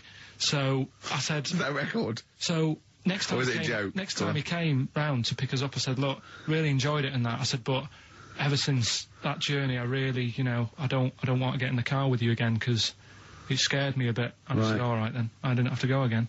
That's all right, isn't it? That's extraordinary. Yeah. He almost killed you in a car It's a crash. parable. Thank God no one was hurt. Yeah. I remember that... Your life moves in incredible ways. Yeah. Rather like God. Yeah. So, there you go. they're probably round there now, aren't they? Going, is he coming tomorrow? So, would you like to start on your... to Steve, because I've heard all these. Well, we won't do them all. Well, we'll start off with the Mr. Freeze. Tell Steve the story of Mr. Freeze. This is the first time he nearly died. This is the most serious of the lot, really. So, what it was, do you know, like, I don't know if your mum and dad did the same thing, but, like, they do the weekly shopping on like, a Friday. Yeah. So when you got to Thursday, there wouldn't be much stuff left in the cupboard. It'd just be like, you know, your Jacob's crackers and stuff like that. So when they'd been to the supermarket and they came back, I was like, you know, what's that saying? Like a pig in... You know, I loved it. It was like loads of food coming in, loads of biscuits. What is that saying? He nearly said pig in shit. Right. Is that the saying? Yeah. Right. So yeah, all this food comes in. Thank God he didn't. Otherwise he'd have been in trouble. That's true enough. Because he's culpable for our actions, because Exactly. he's the producer. So technically, that twat's in charge. Go on. Right, so anyway, so there's loads of food, and I'm like, oh yeah, look at this, and chocolate biscuits, and, you know, penguins and stuff. Bacon. And bacon. Just in case, you never know. So anyway, my mum and dad's putting the food away. Me and our kid are like, he's already grabbed something, gone back upstairs. It's like feral children. It's like a quest for fire. And then they run upstairs. What did he do, sit under the bed, gnawing at some sort of pig's trotter? So I saw, do you remember Mr. Freeze Pops? I do, yes. Well, they're kind of like popsicles, icicles. Yeah, but really long, like Yeah, a foot yeah, long, yeah. right? Yeah. So I thought, I'll have one of them, so I grabbed it. Went for the nutritious stuff first. Absolutely. And like my mum and dad are putting this stuff away and what have you. And I rip it open and knock it back, right? Straight away, just right back like Swallow that. it straight right away, down yeah. But it went down the wrong way, right? So I was down like, your shirt? So I was like, oh God, I can't breathe. And my mum and dad didn't even know what I'd ate. Do you know what I mean? I ate it so quick. Yeah. And I'm sort of tapping my mum on the back, going, and she's going, oh God, you know, he's choking again, because I was always choking. If it was one thing, I don't know if I've got like a small throat, but I mean, even Ricky knows I can't drink that much, can I? Yeah. Do you know, Or eat pebbles. I'm not a quick drinker. I'd always, I think I'm scared of like swallowing stuff. Yeah. And it was like bottle tops and mint imperials and stuff. I was always choking on stuff. Jeez. So anyway, she's going, oh God, what's he picked up on it now? Drop it. And So- she hit his nose with a stick. So I was going, oh, I'm choking. At this point, my dad had like, I think he'd put his share away, you know, his food away, and he'd gone. His share. I love it. Yeah. He'd gone to watch like Winner Takes All or whatever in the lounge, and I was in the kitchen, and I was starting to like I didn't care anymore. Do you know what I mean? I just got to that point where I wasn't struggling anymore. You just thought, I'm I done just for. was like falling to the ground. And my mum's going, you know, get in here, I think it's serious. My dad comes in and sort of starts shouting at me, saying that's what you get for being greedy. He didn't even know what I'd eaten. Well, it was the moment to teach you a lesson, certainly. So he's there like that, and my mum's going, oh, look at him, and my lips were going purple, and my eyes were rolling into the back of my head. You look like Marilyn Manson. And so anyway, she grabbed me from behind and did that fireman thing. The Heimlich manoeuvre. Yeah. And, you know, winded me, and it came up, and I was all right. What, the whole Right. popsicle came flying back out? You see, that's what I don't understand, because there was nothing there. I No, think just it's a little that- bit. No, it swells up, doesn't it? Because it irritated it. So it went down your sort of like your epiglottis. It went down the wrong way, like it went into your air canal instead of your So- throat, and it sort of it sort of spasms, and that's the fear. You just got to calm it down and relax. So it in doesn't- time I would you have been don't all have right to- Yeah, anyway. you don't. Well, no, yeah. you might have... So that's so that's hang on, one. so, but so... No, but the weird thing is, like, for, like, 3 days after that, I felt like a sort of, special person. I went to school. Oh, what's that? I'm saying nothing. I did full days. a special needs person. Yeah. I went to school the next 3 days after that. I didn't, like, wag it or anything. I did full days. I love that. 3 days, turned over in a leaf. exactly. After 3 days, you thought, screw it. Yeah, did a quick history exam. But have you ever had that, where you've, like, felt like, I've been given another chance here? Right, next one. weird. That's popsicle. That's popsicle hell, we'll call that. Right, next one. Which one's the next one? Oh, what about your paper round? Right. Can I ask very quickly, did your life flash before your eyes like they say it did? No, I just sort of went really calm and, like, I'm ready for this now. Right. I wasn't bothered, do you know what I mean? I You had wasn't no scared. regrets? No. It was weird. It was really weird. Yeah. But anyway, the paper round one. Paper round, I'd still say it's the best job I've ever had. And he means it! No, I really enjoyed it. It's like, you know, you don't have to work with anyone else, right? So you make your own rules. Just think of that. You know, you sort of You're around- spreading information Well, yeah, to people, yeah, vital you're information. giving a service, Yeah. and no one else is around. You know, you can just do what you want and think about stuff whilst you're cycling around on your bike. It's really good. Yeah. So anyway, Imagine the stuff he's thinking about when he's riding around his I bike. can't. Oh, so getting in the head of a salamander. So anyway, I loved it, and even though I only got like 50p a day, right, no matter what the weather was like and stuff, I used to get up at 4:30 and go and do the round, and Why'd you get up at 4:30? because I wanted to watch the Pink Panther at 5:30, so I wanted to get me paper round done. I said, why didn't you watch Pink Panther? And then do the then paper. he went, oh, I can't sit there thinking I've got my paper round to do.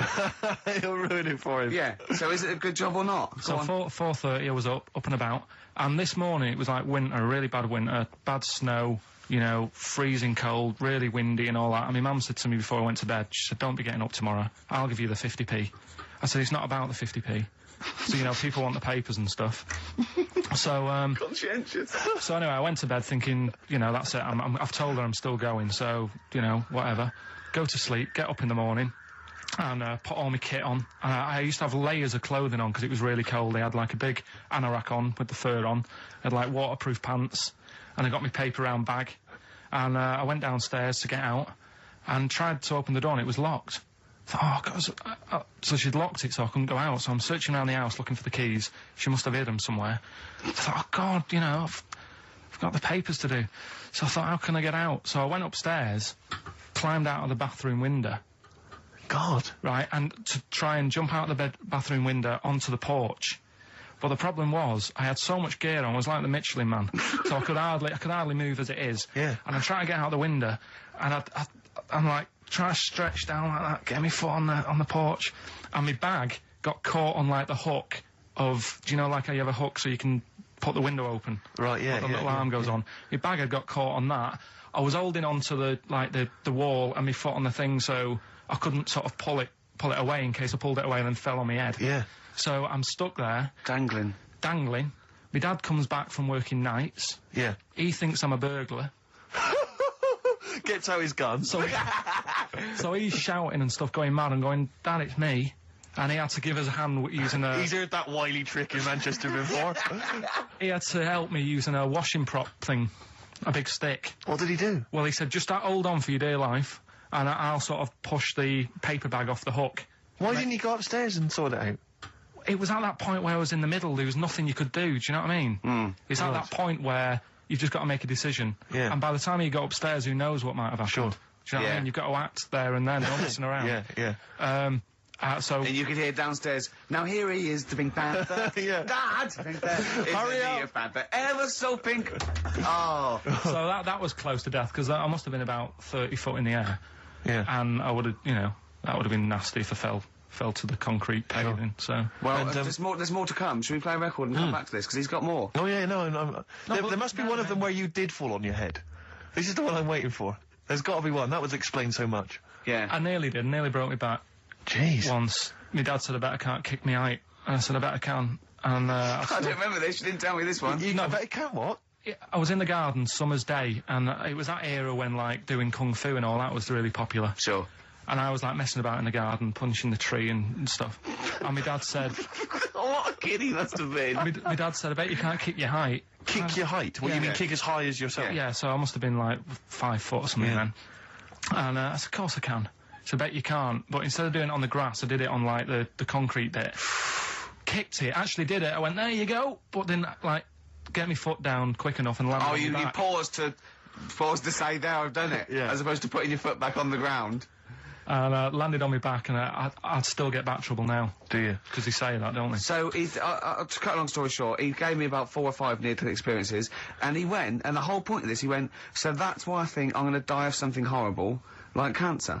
And I went, why? He went, right, you ready for this? Yeah. He said, well, I don't check my balls. Wait. He said, I don't like the feel. Carl, have you ever logged on to Friends Reunited? It was the site that everyone was talking about last year. No. Are you aware of the concept? I've heard about it, but there's no one from school who'd want to Hook up with. again, really. So basically, for those that don't know, you have to log onto his website, and then you can it helps you track down your old schoolmates if they've also logged on and stuff. And we sort of took the liberty, really, of looking on the Friends Reunited site and typing in your school and trying to track down any of your old mates. We didn't get in touch with any of them, don't worry. We didn't do that, and We're not going to surprise you with them now. No. But I was just interested to know, like, some of your thoughts on some of the names that I could run past you. I mean, these are people from your year. Just tell me if you recognise the names. Alison Birch? Think I remember her. What's your thoughts on her? Don't be libellous. Don't be like no. No. Posh probably did pretty well in history and that. Sarah Morris? God, yeah. Remember her? Go on, you're grinning. What's the thought? Go on. No, just she was all right. She was a popular one. What does that mean? She was nice. Yeah. Okay. Okay. What about Darren Buckley? He was one of my best mates. Was he really? Yeah. Seriously? Yeah. What do you reckon he's doing now? Do you still keep in touch? When my mum and dad were still in Manchester and they had a butty shop, he used to go in because the Bucky's was next door. I love the way you paint a picture. If you did this in your history exam, Carl, you will walk it. Go on. So your parents had a butty shop. There was a bookies next door. Yeah, and he liked having a bit of a gamble, so he used to. I think he works for some insurance company. Do you think that his fiancée Beth knows he's got a gambling problem? Or that his 2-year-old son Lewis? No. Yeah, they live in Cheadle Home. Hume. Cheadle Hume.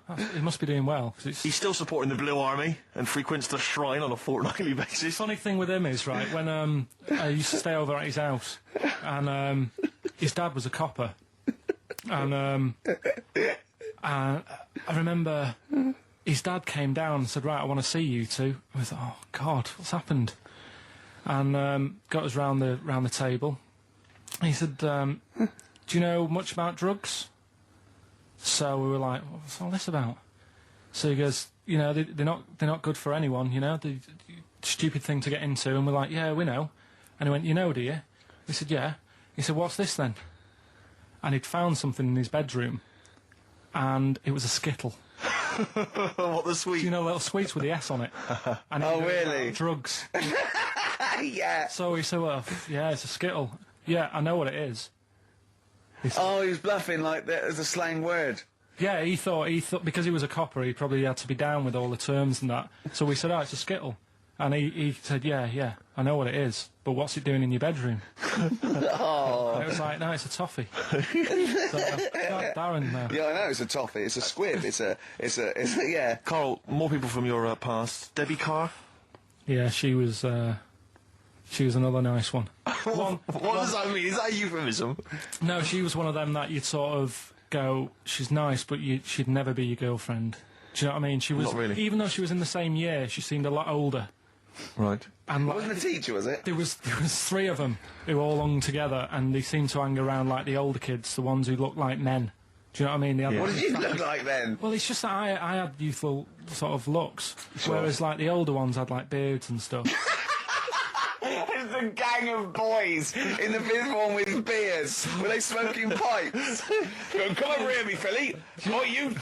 Oi, Debbie Carr, come over here, you little beauty. No, but she was like, I love that. They were hanging around with beers. There's the big boys. Oh, fishing. Oh, it's lovely beers. What do you I mean? just see a whole row of George Bernard Shaws.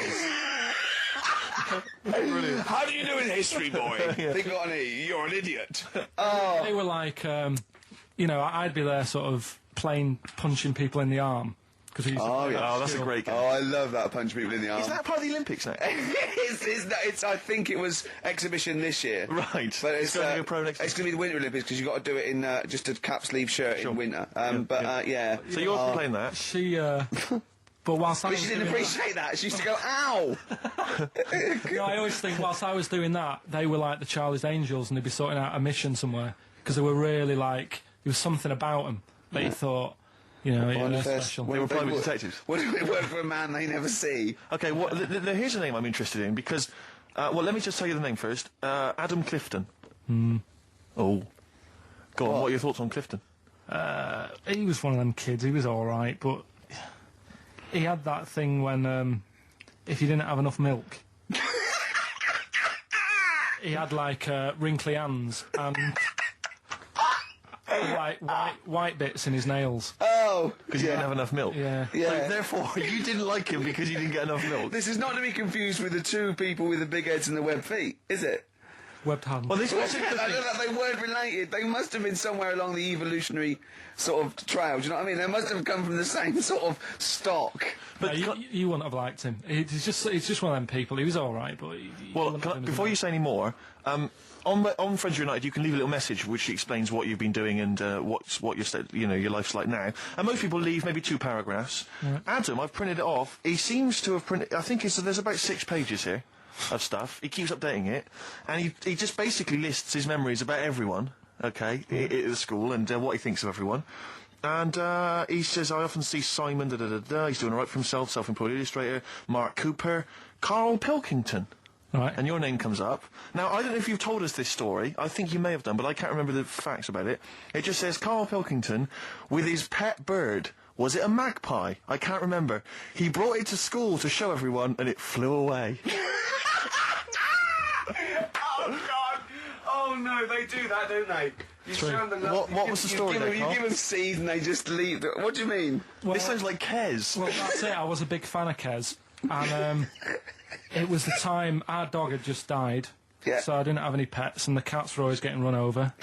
Yeah. And so we didn't want any more pets. Yeah. But there was a magpie that used to fly about on the estate, and I managed to sort of tame it.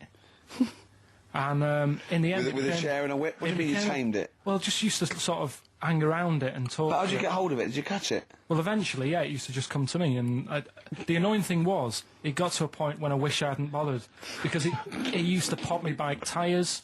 It used to sit on like, if I was talking to my mates and I was on my grifter. I love the way he just throws things in. It's like an Alan Bennett play. It landed on my tyre, and it used to peck at the tyre and pop it, and then it used to then never go away, so it was always like around the house, and my dad said never bring it in. So he used to sit on the porch, and I used to go out, and it used to fly down and land on my head, and it really hurt. It used to like peck and stuff. He thought it was a tyre. So it wasn't so much tamed as a stalker. Oh, God! So you took it to school and it flew away? Yeah. So did you take it in proudly going, look at my magpie? Oh. Yeah. Oh, no. I think it got a bit confused in the area that it was in, because I used to just keep it sort of around our estate, but Sure. the school was a bit of a distance away. How did you get it there? Tying it on my finger. Did you walk? Yeah. Wow. So it was happy there, and then it got... But it used to be one of those things that people would stop me in the street and sort of go, oh, what's that? And I don't suppose Maggie, called it Maggie. you didn't get Charlie's Angels to go and find out what happened to it? Investigate? Were they impressed? No, not really. A few more names that you may recall from Friends Reunited. Go on. Lisa Shufflebotham? Do you remember her? Yeah, she... Was she one of Charlie's Angels? No, she wasn't that nice, but she wanted me. her and a mate Rachel, I remember, I don't know why, but it was some sort of PE lesson where it had to be a bloke and 2 girls, and they were fighting over me. Could you hear what they were saying? They were just like, I want him, and I was loving it. Stuck in the middle, and they were fighting over me. And then the next week, I thought I'll sit near them. What sort of game do they play at this school? I don't know. That's an incredible game. But I think Punch me on the arm. No, punch me on the arm, Carl. They just went through it. Because the following week I thought, right, I'll sit near them again, because I quite enjoyed the way they fighted over me. But then they picked somebody else, and I don't know who I was with that week. So you didn't get any action with Shufflebotham or a friend? No. And as she got older, she went a bit off. She didn't look that good. She's probably nice now. It's just, I mean, I'll say about myself, when you get to sort of the end of secondary school, you do sort of go a bit odd looking. Right. Do you know what I mean? When your sort of head grows funny.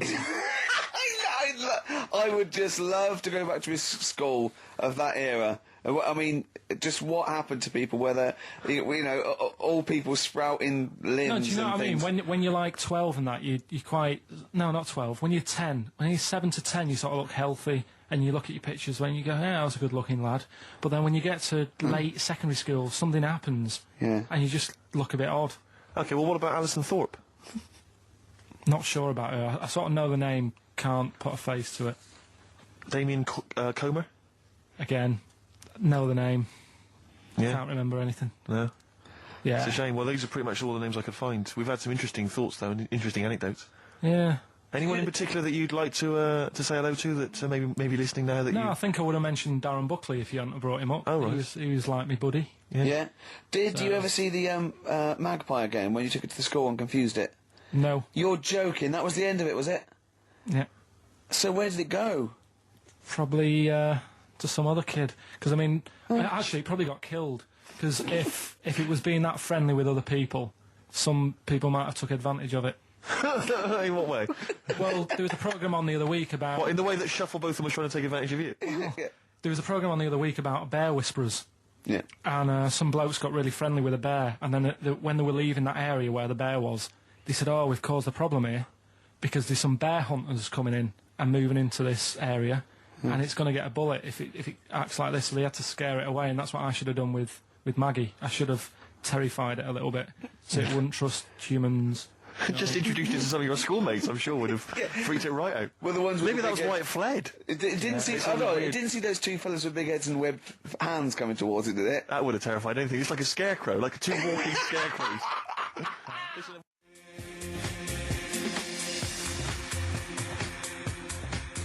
Express 2 featuring David Byrne, Lazy, XFM 104.9, 1:45. I'm Ricky Gervais. Steve's got the sun.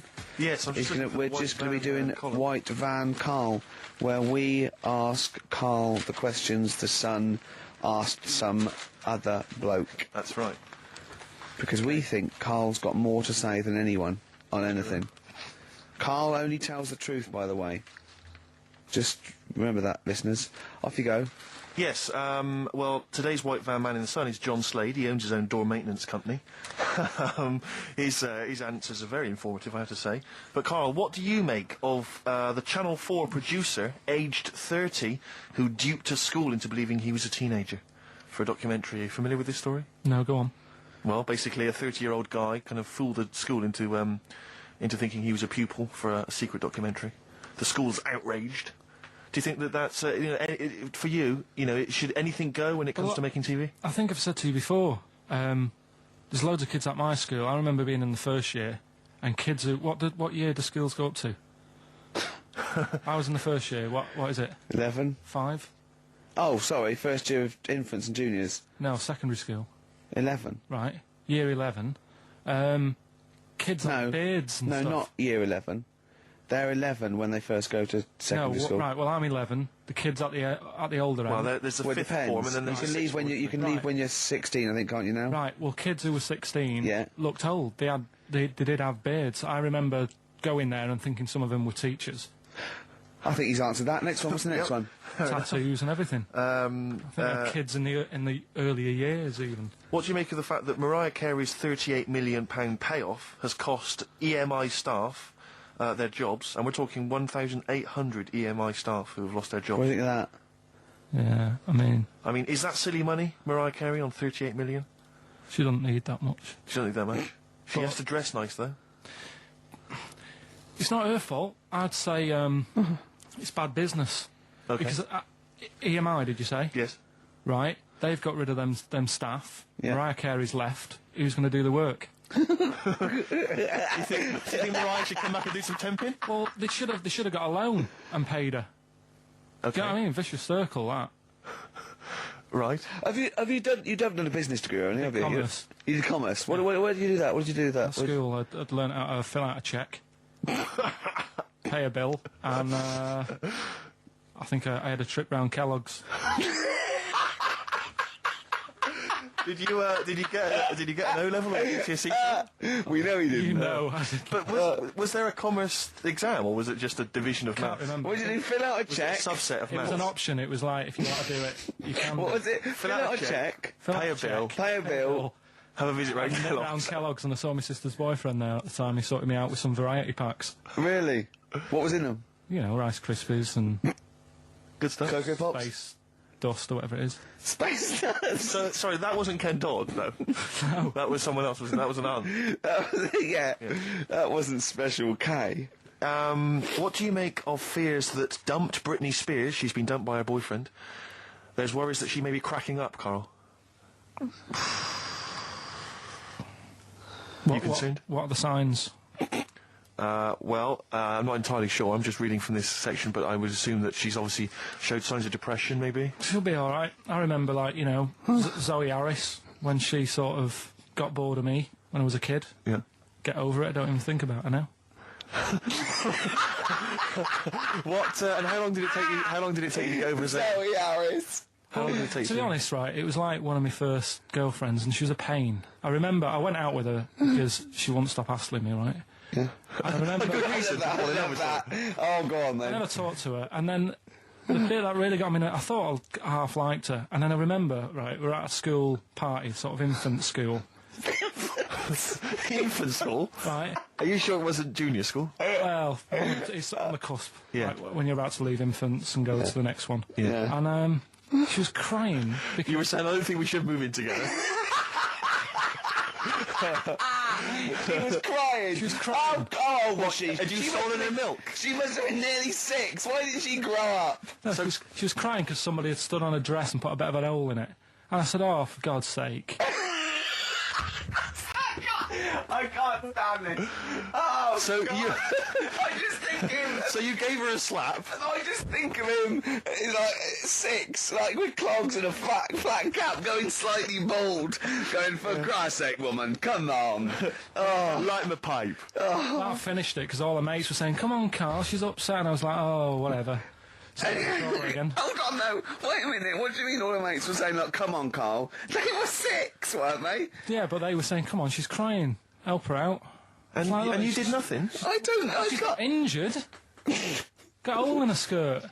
Yeah, but she was upset and you were her boyfriend. Well, So what did you do? Tell me the story. Where were you? didn't work out. You were at some kind of school do. There was a hole in her That's why dress. it didn't work out, he said. Do you treat your current girlfriend in the same way? This callous disregard for someone's feelings? His current girlfriend does not tread on her dress. Does she? Oh, she didn't. So, as far as you're concerned, what was her name? Sarah? Zoe. Zoe Harris. You just felt like, well, you know, if she's going to make a whinge about, you know, a silly little hole, screw her. Yeah. You're all heart, Carl. What would you have done? I'd have gone over there and given her a lovely kiss. You wouldn't. Yes, I We would. were playing Dead Arm. If you had hair, what would it be like? What do you mean? Well, you obviously had hair then, back then. What was the style? It was like sort of. I had quite sort of fine, sort of straight hair. Yeah. Right. Hairdresser once said to me, "You've got hair of a Chinaman." He was a wise man, wasn't he? What do you think that meant then? Oh. He just said you've got the same hair as a Chinese man has. Very straight, quite fine. Why is he telling you? I just imagine this pal going, the Arsenal did well, didn't it, sir? Shall I have something on that? You have the hair of a Chinaman. I'm sorry, nothing. You're not the spy. No, I'm not. Thank you. Good night. Oh, You're not my contact. yeah, lovely. You have the feet of a fish. I'm sorry, nothing. It's not you. Okay, next. You have the hair of a Chinaman. It was one of those barbers. It was a cheap one, just on a railway bridge. I don't believe that. Go on. On a railway bridge. That's why it was cheap. It was very low rent, so he could charge That wasn't a 50p. barber, that was a man with some scissors. Yeah. Did you go, oh, I have to move you there, sir? Wow. Okay, back in the chair, sir. I imagine them on one of those things you always see in old films where you've got to You kind have of to press pump it down up on and that down, thing yeah, so it like a travels along the Caesar. track. Yeah. It wasn't as good as that. It was just a normal chair, little wooden hut, and he did have to stop when a train came past because it used to. Well, because he had to change the signal. Just making a few extra bucks. Yeah, exactly. Yeah. Oh, I love That's that. Manchester for you. Oh, God. I always it remember wasn't him. Bernard Cribbins, was it? I always remember him saying, "Do you want your hair washing?" And I said, is it free? You know, does it come with it? And he said, yeah. So I said, oh, go on then. He said, hang on now, I'll just have to wash these mugs up. He had like a sink full of mugs. Oh, so I'll God. just take these out and then I can wash your head. Oh, no. And that's why. Why did you go to this man? It was cheap. It was How like much was it? about £2. And when was this? God. At 88, 89. All right. Yeah. So what happened to your Chinese hair? When did it start coming out? You have the hair of a bald Chinaman now, don't you? You've got the hair of a Chinaman in a box now. I used to just work a lot of hours, and I think... That's what made it fall out. yeah, of course. No, it's not. It's genetic. You can't stop Not it. genetic. Of course it is. Your dad bald? No, he's got more hair than me now, I think. Is your mum? Kojak's got more hair than you, Carl. Anyway, Don't have a go at Carl's hair. That's a bit harsh. Oh, look at his little what face. did it say before in that book about going bald? It said, it had a little tip, didn't it? We'll go over them later. It says if you're going thin, doesn't it say cut your hair short and something like So that? it makes you look thicker. I've never been into getting presents and that. I had the problem at that Christmas one, that time with the Victoria Plum. Yeah, we'd hate that. We'd hate to bring that back. We've done that. Because you talked about the book, because it's kind of to do with your dad, isn't it? He's a very bad gift buyer. Was that the problem? Well, yeah, my dad just wouldn't bother. It was my mum who sort of made an effort, and she sort of worked out half of what I wanted, then she left it to my dad to get it off someone, see if he could get one cheap or whatever. I love the fact that usually people talk about, like, drinking heavily or violent abuse, right? Yeah. But here's what he's been left with and scarred with from parents is bad gift buying. Yeah, and That's the not so Victoria bad, is Plum it? incident. In the greater scheme of things in the world, Yeah, but- that's not a bad thing to have, is it? Right, there was this, this is what it's like about getting presents and stuff, right? With my mum and dad. Go on. My mate, Colin, right? He Colin had, Makin? No, Colin Bailey, Oh, right? He had a little Sinclair Spectrum, right? Yeah. Computer, Yeah. which was like the thing to have at that yeah, time, yeah, right? yeah. Used to always go round to his house. The deal was... Not the one you had to play through the window because you weren't allowed to. No, that's another lad. Oh, right? yeah. This is a different lad. And the deal was, he came to our house, and my mum gave him a pie. And then I'd go round to his, and I'd stay there for a few hours playing, you know, Hungry Horace and stuff like that on it. Right? Now, my mum and dad knew that I really wanted one of these computers, right? So I waited about a year. Came round to Christmas Day. I thought, I reckon might have one. Turned out they bought me the wrong one. They bought me a ZX81 instead of a Spectrum, right? And Christmas Day, I'm there trying to load the games up. It's not working. I'm thinking, what's wrong, right? And the thing with me, when I was a kid, I used to get quite sort of agitated. This quite is the moment. right? I found out that it needed a RAM pack to make it work, right? Looking in the thing and it's saying, and make sure you put your RAM pack in the back. And I was like, oh, where's the RAM pack? And my dad's going, I don't know, I've got you the main bit. That's it. So, I was that wound up, I just was sick, right? Just sick. I didn't feel sick or anything, I just was like, oh God. Went to the sink, just sick. Because I was that on edge about it. I said, come on, we've got to get one. And my dad's like, Tandy's shut, we're not gonna get anything today. Ruined again, Christmas Day. That was after the year when my train set got blown up by our kid. Following year, no RAM pack. And now you ask me why don't I get good presents? He's scarred. He just I'm threw gonna up. die. Honestly, I'm gonna die. It's just being sick. Yeah. There's no RAM pack. Did you get to the bottom of it? Why wasn't there a RAM pack? You have to buy them separate. Oh, One and okay. cons. What do you mean I can't play Frogger? Oh no. So, wasn't there another incident when you threw up? Spontaneously threw up? Oh. Through sheer anxiety? I do get it. It's not so much now because I've relaxed a bit, but as a kid I used to be quite on edge all the time with certain things. Do you think that's what happened to your The cat wind. that kept being sick? That it didn't get the food it wanted, and it just threw up. Do you remember that? Yeah, yeah. God, so they shaved it. Yeah, but again, you see, the cat thing... I mean, it's mad. I was thinking about it the other day, right? I used to think I had quite a normal upbringing. You didn't. Right, and someone was talking Your about the mother cat. once told you not to go to school because it was windy, Carl. It was Yeah. not a normal The upbringing. cat was being sick, so she shaved it, so it was easier to clean. Right, well, my mum and dad went on holiday, right, and I stayed at the Rosses down the road. Oh, yeah. Only a kid, must have been about 5 or something, right? And I was always running around in the house. I had a lot of energy as a kid. What the Rosses did, they had this cat that was dead violent, the most violent sort of angry cat I have ever witnessed. A tiger. It was honestly, Steve, if it was bigger, it would have been, because it was just always having a go at you. Yeah. If you went to pat it on the head, it went to bite you and stuff. And what they used to do with it, to stop me running around, I'd sort of be running around, and then I'd get a bit tired, and they'd say, have a lie down on the settee. So I'd lie down on the settee and I'd nod off. And what they used to do, I'd wake up, and they'd have put the cat on my belly. Right? So I'd be scared to move, because it's like it's going to get me. But it would keep you there. It kept me there, and it used to sort of slaver on me, and they'd sort of, you know, go out or whatever, and I'd be lying there. That's not normal, is it? Carl, sorry, were you created by the Brothers Grimm for one of their fairy tales? What kind of a life is that?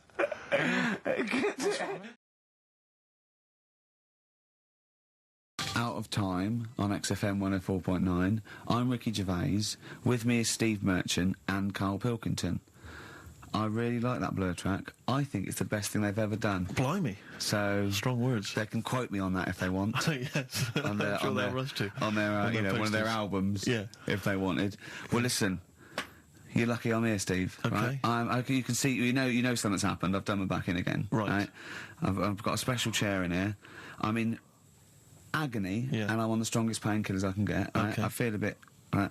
Carl, I had to call Carl up today and say, look, I don't know if I can make it in. Can you come and get me? He came over to my house. We got in a cab and he got me here. Right. While he was round my house, Jane showed him sort of camcorder footage of how I actually did it. Of how you hurt your back? And I wanted Carl to tell you, because I was actually worried that if I didn't turn up, what you'd say to me. Yes. What was I doing, Carl? Right, so I get round to his place, right? Says, right, hit play on the video, right? Have you ever seen a gorilla having a fight? I think I have, yeah. Yeah. It was like that. Him and his mate round at his place last night decided to sort of have a bit of a wrestle. Yes. It went on. I mean, how much footage? did I Honestly, see? it was like a scene from Women in Love. Yeah.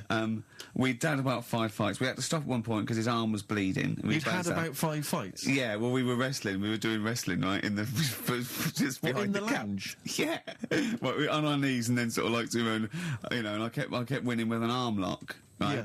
and then the last time he sort of threw me, and I went on my back, and my back was done, and I was, you know, it was Ian Morris. Yes. It was, you know. Yeah, isn't he a Commissioning isn't he editor the of commissioning Channel- editor of comedy at Channel 4? yeah. And the funny thing was that we'd had lots and lots of wine, and we went. You surprised me. Yeah, right. And we went, come on. I can film this. The time we filmed, I said, film this, and Jeremy went, oh, right. And I took my shirt off. It's right there, and you can just hear slapping.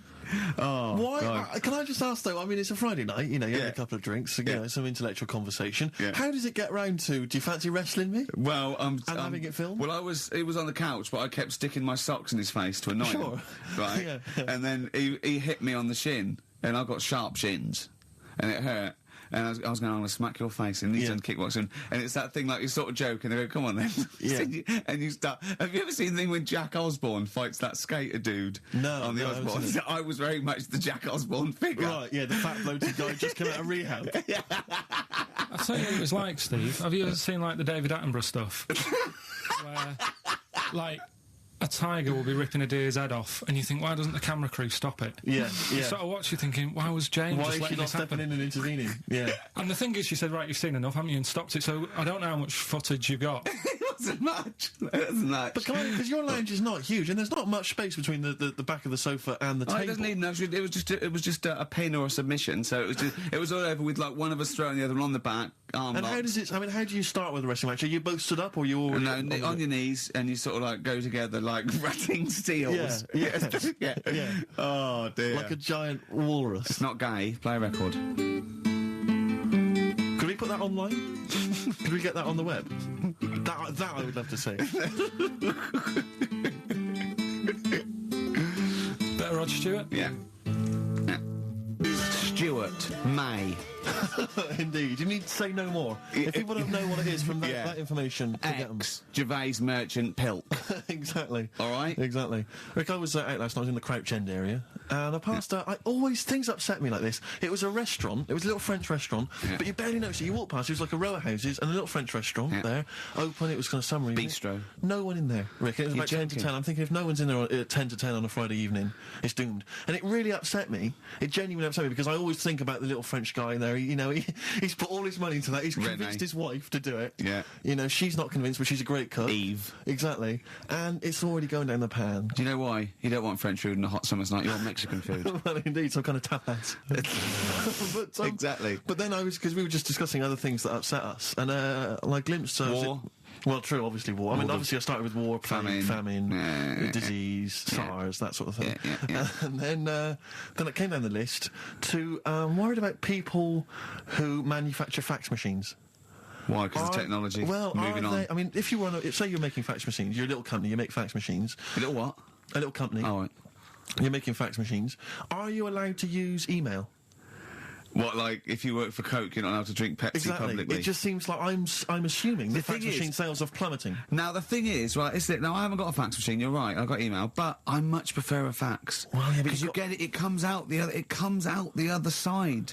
Yeah, but... Do you know what I mean? It is what they've sent. That's what's great about a fax. But you can print off your email, can't you? And then you've got it in hard copy. Wow, it's sort of instant. But, I don't look at the emails. A fax comes out, it's there, it goes. It's like someone putting a little post-it note on your face. Do you know what I mean? You go, oh yeah, I'll read that. Yeah. Whereas an email, you got email. You know what I mean? Well, yeah, no. But what worries me is whether I'm assuming fax machines are just. I mean, I don't know if there's anyone listening who works maybe for a fax machine organisation. 08700 800 1234. If you're in the fax industry, give us a call. Tell us, what sort of figures. Yeah. Exactly. Yeah. We want to go down 17%, something like that. Something like that, those kind of stats. In the southwest. Exactly. Those are the kind of stats. But have you got fax machines yet in the north, Carl? Yeah. Yeah. I mean, you're loving it, aren't you?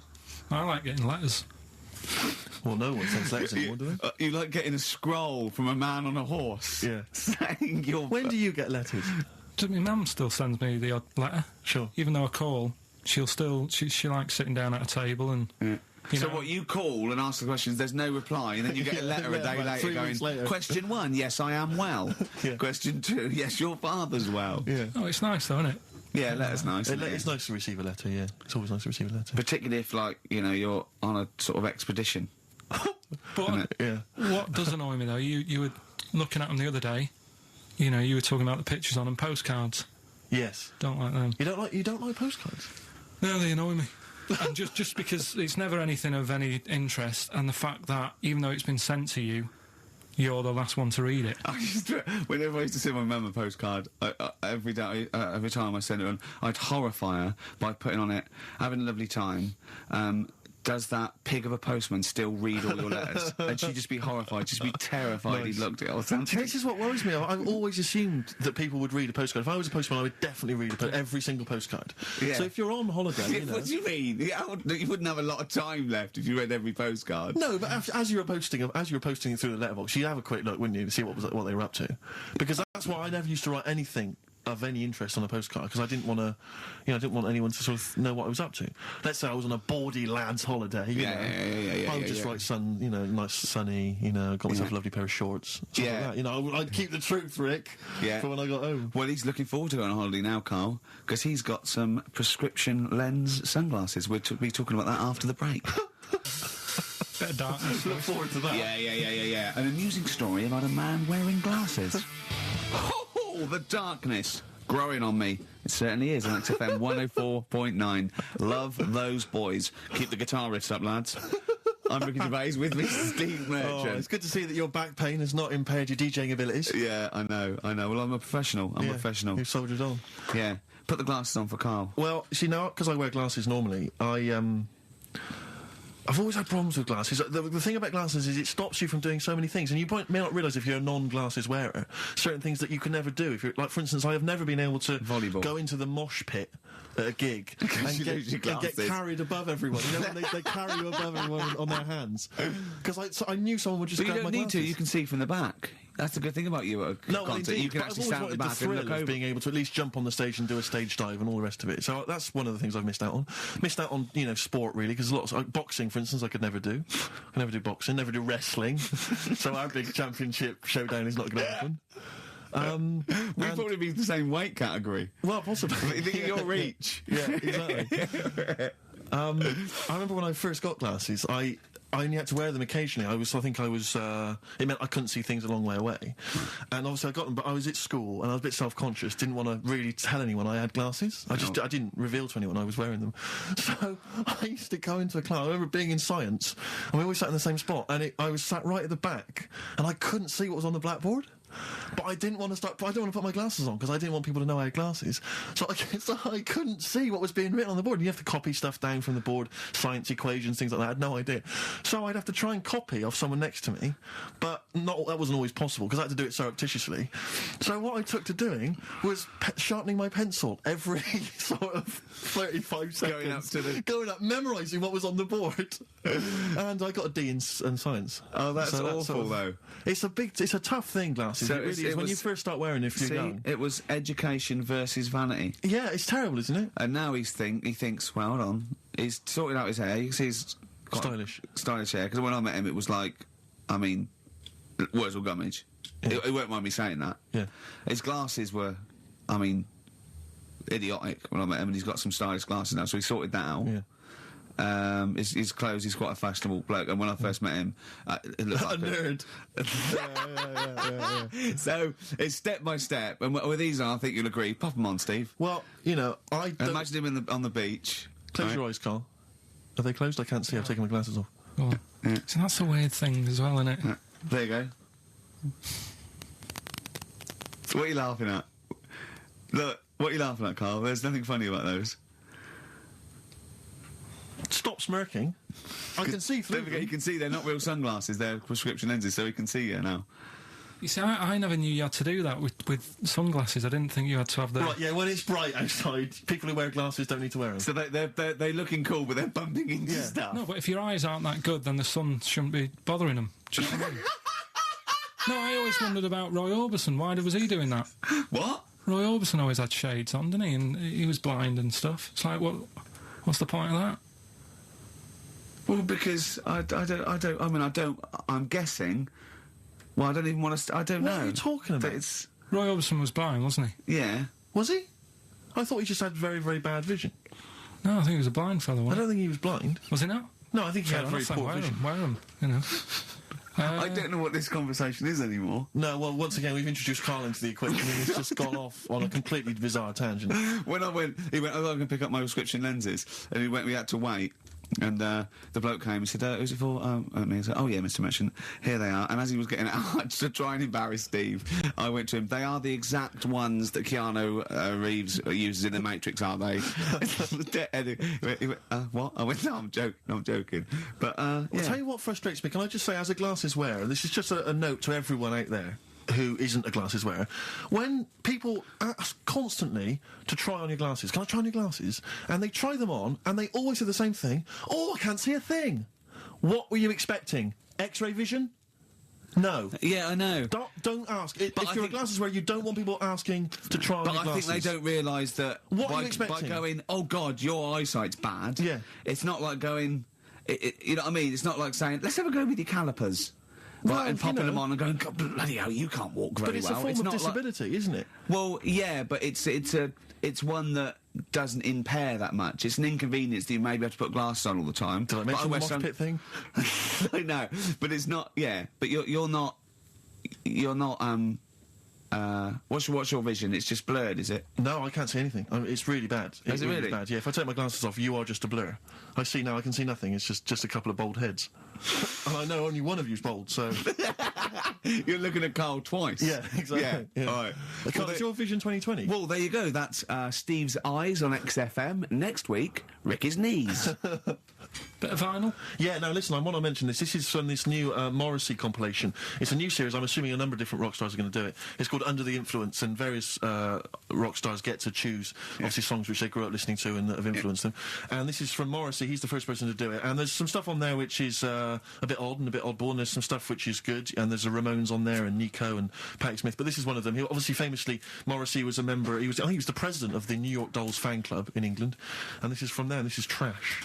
The New York Dolls Trash from this new compilation Under the Influence, compiled by Morrissey. Are they the original punk band? 08700 800 1234. We Well, want your everyone knows calls. they No, are, we don't. so- We don't want your calls. Everyone knows Don't, they are. don't call in.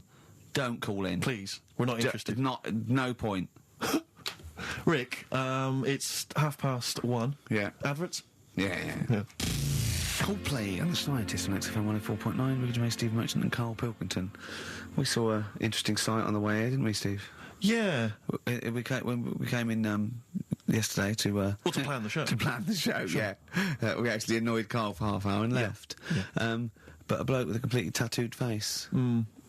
Actually, I don't know what stage you are in, what stage you're at in your life when tattooing your own face is a good idea. But this wasn't sort of like, tribal or religious or anything. It was a bloke just had a sort of tattoo on his forehead and around his eyes, professionally done. It looked quite old, so I don't know if tattooists do that now. I think they've probably got to watch themselves, but I was just thinking... there's not rules about what you can tattoo. I'm assuming if you're a tattooist, you can do what you want. You can tattoo anything. I wouldn't have thought... There's probably some comeback, isn't there? I mean, I certainly, I think they've got to be sober. I think you've got to be over 21, I don't know, Right. over something. And I wouldn't have thought many tattooists would tattoo someone's face. Would they? Well, I don't know. Have you met tattooists? I mean, I don't want to slag them off, but they are like, I know why, they're big. Well, exactly, and they've got of them are- needles. a lot of them are big. But they do seem like they live in the periphery of society, a lot of these But people. I just wouldn't tattoo someone's face. Do you know what I mean? No. I've been worried you'd wrestle a man to the ground and then hurt your back. But no, you wouldn't tattoo someone. No, I know. Does everyone ever regret it? I mean, I'm sure some people regret a tattoo. Whenever someone shows me a tattoo, I go, that's brilliant. Because I can't bear to go, that's rubbish. Yeah. I just think that because they can't change it. There's no point. Yeah. I mean, what do you think? I go, it's brilliant. Well, I read in the paper, was it a man or a woman who had they just had Beckham on their arm? Just not a picture of him, but the word Beckham tattooed on their arm, spelt wrong. Oh, They'd missed God. out the K, or maybe they missed out the C, so it was Bekam. Oh, no. Anyway, it was just spelt wrong. I mean, God. firstly, why do you just have the name of David Beckham on your arm? Home tattoos are the best, though. What's doing it yourself? That's done with a pin and a sort of some ink in prison, like with skins. Yeah. It's sort of wonky because they've done it in a mirror. Yeah. What does that say? Well, read it. Tanuk. Yeah, I did it in a mirror. Profanity. Yeah. Have you? Would you ever toy with a tattoo, Carl? Is that No, I anything? mean, I've told you about me Uncle Stan before, haven't I? What happened to Stan? Tattoo Stan. No. He's just covered in them. It just looks a mess. Do you know what I mean? You can be wearing the best suit in the world, but you still look a scruff. Sure. Yeah. Do you know what I mean? Yeah, Once yeah. you have it done. Well, no, some tattoos, can be quite tasteful. No, but he was covered. It was all like, cut hair on his neck and Really? you know what I mean, Spiders all that. It's just, a mess. And he did a lot of his own. I've told you about him before. Have you? I don't remember it. Yeah, because I was saying, if you're going to do your own, at least make sure you're a good drawer. Yeah. Why? It was just a mess. It was just sort of over the place. What he thought had he done? He Just sort of all doodled sorts. snakes around. Yeah, and all his kids' names on his arms, and it's like, can't you remember them? Yeah. He might have had a lot. No, he did. Yeah. And do you remember even from a young age thinking that looks rubbish? But, yeah, and I mean, it'll probably be about 60 now. I'd love to see what he looks like now. Well, But just look at this. There was a story the other day in one of the magazines that I read about this fella who had a. Well, this would be Bizarre or 14 Times then. Yeah. One of the magazines you read. Yeah. So it's going to be. It's not The Spectator. No. But this fella had a big eagle put on his back Yeah. with a snake sort of covering it, and Such rubbish, isn't it? This kind of symbols of sort of dynamism and Rings. life. Yeah, I know, yeah. A snake and an eagle. Yeah, a large-breasted vampire woman Yeah. riding a dragon. Yeah. Yeah, that's always a good one. but this fella had that, and he had it in his will that when he dies, he wanted his son to have the skin taken off Oh God. and put in like a little frame. Oh God. That's horrific. What's that? That's my dad's back. Yeah. Oh, are you sure? God. No, because I read it and kind of started having sort of memories of Auntie Nora again. Yeah. Because she used to always like. Now, Auntie Nora is the woman Who farted for 5 minutes. She had wind for 5 minutes. Sure. Yeah. But she also she used to say, "Oh, Carl, rub me back," right? And with her being quite old, it was all sort of mouldy and warty. It was mouldy. No, it was sort of Mouldy. Mouldy. Right. And what did you do? I didn't like it. I hated it. In It fact, was like reading a braille book. Yeah. it was like putting your hand in a load of Cocoa Pops. Oh dear. All really big brown things. And I just thought framing hers would be sort of 3D-ish. Right. Yeah. What's that? A chunk of the moon? No. Yeah. Did you Artex that wall? Yeah. No, That's Auntie Nora. That's Auntie Nora's back. Oh God. Any piece of your body, Carl, that you'd like to leave behind for That's posterity? disgusting. Putting your hand in some. Is she the one with the split tennis ball when she wasn't wearing Shut knickers? up. That's What? the one. No, let's not discuss the tennis ball. Okay. So she used to get you to sort of knead her dough on her back. God, this But- is really bad. But like, don't. what would she with her dress or whatever? Well, or she wore those sort of squid-looking things that Sorry, what? what? Those squid looking. That's Auntie Nora coupling octopuses. What are you talking about? What do you mean It's she wore? it's like a nightgown type thing, But but what's squid got to do with it? because he sort of looked like a squid around the edge, Oh, I know, frilly things. Yeah. and she just said, I'm aching there. Oh. She was never well. She was never. Do you know what I mean? She's always had something wrong with her. I don't ask her how she is. It's just like she's not going to be all right. Did she have wind when you were sort of neat? It must have been like playing an accordion. Yeah, get a little tune going. Oh, who's your auntie with the tattoos? That's Hazel. Oh, right, yeah. Let's leave that. Why? Oh, let's Why? not talk Well, about. leave it. What have I come across there? What's up with Auntie Hazel? What's up with Auntie Hazel? There's nothing wrong with it. It's just a What? just a lesbian, which is nothing wong with that. Well, no, but you've made it sound like there is now by not wanting to say it. My No, aunt but is a I know lesbian. what you're saying, though. I know what you're getting at. Just because I call her Uncle Hazel. Play a record. He's from Manchester. Please forgive him. Lizzie, don't believe a word. XFM 104.9. I'm Ricky Gervais, with me, Steve Merchant and Carl Pilkington. Email here from Chris. He said he met a girl in Australia whose boyfriend tattooed her arm with the word psycho, except the spelling was wrong, and she ended up scarred for life with the word physco. Physco. Physco. I mean, a word of warning, if you're going out today to get a tattoo, they're tattooists. Yeah. English is probably not their speciality. So be careful. Write it down for them You first. are walking on thin ice. I've seen some of these boys. They're big. Sure. They're big. No, and if they're willing to stick lumps of metal through their faces, True. what are they going to do to you? Well, yeah, indeed. So, Yeah. Steve, sorry to all The tattooers. piercing, you see, I have a weird problem with the piercing as well. Because, I mean, the earrings, that makes sense. I had earrings ages ago, but Did yeah. you? Yeah. Oh, But yeah. you're a man who when I was about notoriously 18. hates pain, and he's scared of, It hurt. everything. It hurt. I was about 18 and I took 2 in 1 and they did it right and he just went and I went all right, I went yeah. I just went, oh God. Did you have them in both earrings? It's just, it was like a staple gun. I just went, yeah, and it didn't really hurt. And I thought, well, I'm not doing that again. It hurts too much, and it just throbbed. Were you still living with your parents at the time? No, I mean, what do no, I'd moved- people? no, Your kind of oiky Reading family. What would they have made of? Oh, well, they know these. I had them afterwards, yeah. And But did they take yeah. the mick? Oh, God, of course they did, yeah. Yeah. Rick, you ain't going to eat like that. Oh, you'll get followed. Oh, look at you. Look at that. Yeah. That's disgusting. And when I was new romantic, my mum said, bloody hell, I thought I only had one girl. Which is the earring? Because isn't it like one ear is for gay people and one is for straight people? Is that just a myth? Or I is don't that- know. It might It was be, something yeah. to do with which Well, ear you had it in. Yeah, there probably was sort of like signs for that. Yeah, it's like when you're growing up, I had loads like right, a white polo neck, right, and a ring on your little finger. That means you're gay. Yeah. Yeah, like you can see him coming. It's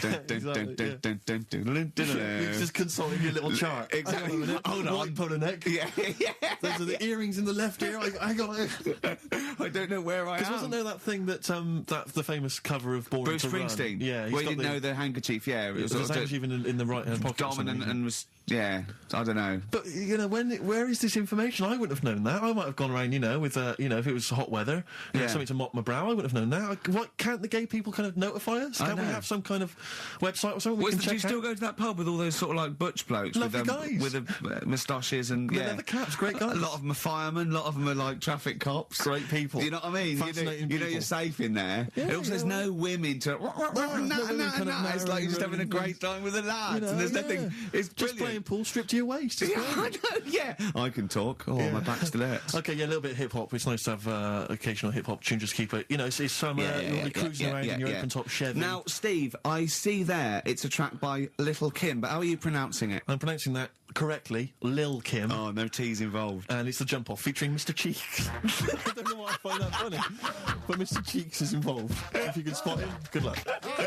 I believe that's Mr. Cheeks there.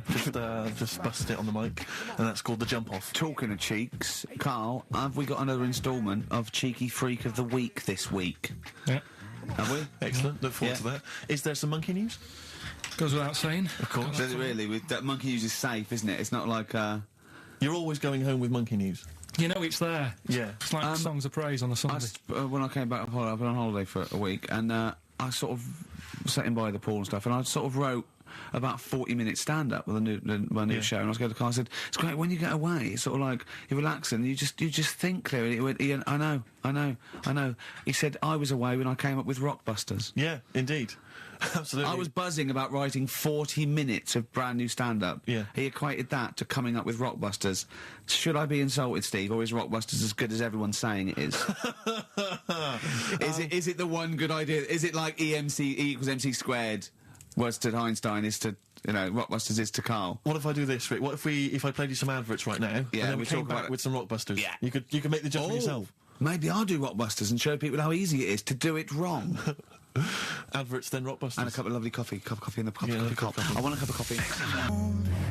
Placebo, this picture, XFM. What's Carl doing? What's he rooting I around don't know, at? but listen, while he's doing that, can I just say happy birthday from all of us to Shan. Her friend Terry said play some Placebo for Shan, so happy birthday to her. That's There done. it is. That's done. Cross that off the list. Yeah, that's another thing we've got through Ding today. Rockbusters, please. Do you want to look at the prizes? I'll have a look at the prizes, see what people can win. It's an email-only competition, please remember that. All right, we've got the Later with Jules Holland Louder DVD. There's stuff on there from the Cardigans, Rollins is on there, Mercury Rev, Sonic Youth, the Datsuns, Queens of the Stone Age. No, wait a minute. They're all great bands, but I think they need a boogie-woogie piano at the top of everything they do. Well, hopefully Jules Holland would have Okay, helped. good, because there was something missing there on most of those tunes. Yeah, current album from Goldfrapp, that's there as well. What have we got this on DVD? The Life of Mammals, the complete series of that. A couple of we've got the Inspiral Carpets, again a 3 CD set of the best of the Inspiral Carpets. I don't know how they strung it over 3 CDs. And the best one-hit wonders in the world ever. And let me see. Oh dear, a 3 CD set. A 3 CD the set. best of Inspiral. I'm Carpets. struggling. I'm assuming CD3 is just the Corals album. Anyway, there's some good treats there. You've sourced some good stuff this week. All right. Well, all right. Yeah. Here's your clues. Here's your Rockbusters. Yeah. Right. Cryptic clue, a couple of initials, and you sort that out. Right. First What one. was Dr. Fox on about that we don't sound like proper presenters? It's mad. Go on, Carl. Right. The first one. A customer wanted some paint to darken up a room. Shop assistant knew what to do. Right. Customer wanted some paint to darken up a room. The shop assistant knew what to do. The initials there, CB. Right? CB for the first one there. Right? Second one, it'd be alright if their heads weren't that big. Right? And again? It would be alright if their heads weren't that big. And that's SF. Right? SF? Yeah. And the last one... I know that. I know that one. Yeah, go on. And the last one, Chanel have got another perfume out. N-O. Right? Chanel have got another perfume out. N-O. You email in ricky.gervais@xfm.co.uk. That's that done. And those prizes can be yours. Yeah. More music, please. Bit of Bob Marley. Any of these going to annoy me? Oh, I've got to stir it up. Yeah. Brilliant. Are any of these clues going to annoy me this week? No, they're all good. Are they really? Yeah. Right. All right. Yeah, we'll be the judge of that. All right. ricky.gervais@xfm.co.uk. Brilliant. Stir it up. Bob Marley on XFM 104.9. Ricky Gervais, Steve Merchant, Carl Pilkington. Wait, did you get up today and just see the great weather and think, do you know what, I'd love to hear some Stir It Up from Bob Marley? Yeah, I did actually. Well, I was going to play it the week before last, before I went away, and we didn't have time. So, Well, we were crammed full of features like this one. have we got a cheeky freak of the week? Do you want one? Yeah. I think we should have a jingle for this. Okay, I've got a jingle. It's very similar to Chimpanzee. Chimpanzee that? Yeah. Well, let's hear it. Okay. Oh, cheeky freak of the week. Brilliant. Yeah, no, I think that's excellent. So, cheeky Okay. freak of the week. You've spotted a freak this week? This is where somewhat, I think, offensively, you pick on someone who's not like other people and say it's your favourite freak of that week. Yeah, I remember we had the woman whose legs looked like the hind legs of a dog. We've had the little fella with the ageing disease with a little head playing the piano. That was your favourite. I think that's your probably freak of the year, isn't it? It's a pretty good one. So what's this? Is it a man with a horrendous injury, or is it a congenital birth defect, or what? Yeah, but you put it like that, and now it sounds like I'm being tight. Sounds like I'm being out of order. But I'm just giving him a mention. Just giving him a big shout out. Right. There's quite a lot going on in the freak world. There always is. You've been visiting hospitals the last week, have you, when we were away? No, there was a thing on a website. This isn't even the one that I've picked, so... So this is just a bonus? This is a bonus freak. Tease, yeah. Yeah, go on then. This is a free freak, right? It's a fella called the Lobster Man. The Lobster Man, of course. Again, good name, you know what you're going to get. Yeah. What are you going to get? Some succulent meat. I like the idea that the vicar on the christening suggested that. I know you want to call him Mark. Can I make a suggestion? Yeah. Look at his hands. What's his name? Mark Michael Webster. Right. Right. Have you thought about a nickname? Not really, no. Have you noticed Have you looked at his hands? Yeah, we don't want to talk about that because Do you know they look a little bit like quite lobsters? well, yeah, but it's quite deformed. It's like, we Can I can't... suggest Lobster Man? That's terrible, Vicar. That is terrible, Vicar. Pidgey. Go on then. We're going to see. This is what the sort of feature you come up with, Carl. So Lobster Man. There's probably people listening now with, lobster feet. Right. Lobster hands. So, Squid Boy. So Lobster Man, what does Lobster Man do? Does he fight crime? not that much. Okay. Apparently he got into a bit of trouble. He was in a restaurant, and this was years ago, by the way. And someone picked him to eat him. No, so apparently the waiter said, "Oh, you shouldn't be sat here. You should be in my pan," or something. Oh dear. And they had a fight, got out of hand. Yeah. Oh, got out of claw. And yeah. So that was. What do you mean they had a fight? What did he do? A waiter took the mickey out of someone with. No. Now, can I just make clear? I'm assuming it's his hands look a bit like those of a lobster. Yeah. Yeah, well, it's fused, so it's just like two big fingers. They're fused, I assume, probably in the womb, and they're just like, instead of like having five digits, they're fused, and it. But he can pick stuff up, can't he? Yeah. What does he pick up? He mainly eats crabs and jellyfish, doesn't he? Yeah. Yeah. So he was having a fight with the waiter. He snipped off his nose. Right, so anyway, he just held on to the waiter's bib. Yeah, and the waiter was screaming, "Go and get him off me." Yeah. So anyway, does he eat other lobsters? Does he think he would eat lobster, or is it kind of? Would he feel bad about eating lobster? Right. The little cheek of the freak that we've gone for anyway. The what? The little freak of the week, cheeky freak of the week. We've gone for this Siamese lad. Okay. Right. Happened back in. You can't have a Siamese lad, can you? All right. Yeah. This Siamese twins happened back in 1693. Oh, he's got a date. Blimey, that's the first time ever. Yeah. And all it was, he was doing all right for himself. He used to go on like those circus things he used to do. They're two people you're talking about, Carl. So we're going to him. All right then. All right. They did this circus show, right? Yeah. And everything's going well. They're selling out the tents and stuff, people coming to see them. Yeah. He was doing all right for himself. Yeah. Right? Sorry, before I said that, did you think a Siamese twin was a man with two heads? Well, it can be, can't it? It depends. There on is, what? there There's is a two man. people. They're conjoined. No, but it depends, doesn't it? The one that I shown you in that book that time was a fellow with two heads. No, it wasn't. That was a stupid picture in one of your stupid books that he had a growth that looked a little bit like it had a face on it. It wasn't a man with two heads. You're the same sort of people who send potato chips to restaurants and say, "Doesn't it look like Norman Cook?" Yeah. It's not two heads. We'll bin this feature. No, it's just... they're two people. They're two people. Conjoined twins. Right, so these... It's just that they just happen to have a similar taste in clothes. Okay. Anyway, so they were doing all right, and it all went wrong when he crossed the road, got run over. The lad with two heads got run over. That's it. What? How is that Cheeky Freak of the Week? Just because it got my interest, and I kind of thought, why didn't he just look both ways?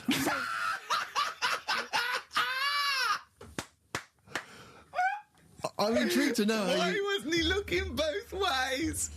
I'm intrigued to know how you get run over. What was it, 1629? Yeah. Well, it's horses and that, wasn't it? Yeah. Oh, why wasn't he looking both ways? Carl Pilkington, you are a genius. Play a record, you fool. Well done, Carl. More Cheeky Freak of the Week next week. See what's going on. In the freak world. Universally speaking, Red Hot Chili Peppers on XFM 104.9. So, I've got a lot of Rockbusters coming in. Yeah, all right, actually. People Yeah. obviously seem at long last to have tuned into your wavelength, Carl. Which is, of course, 104.9. Yeah. Thanks very much. Exactly. Yeah. Should we give the clues again, briefly? We just had an email, Actually, to be honest with you, let's not, because we've already had a load of answers. I know, so, yeah. you know, Oh, yeah. if you didn't get it first time round, you don't deserve to win.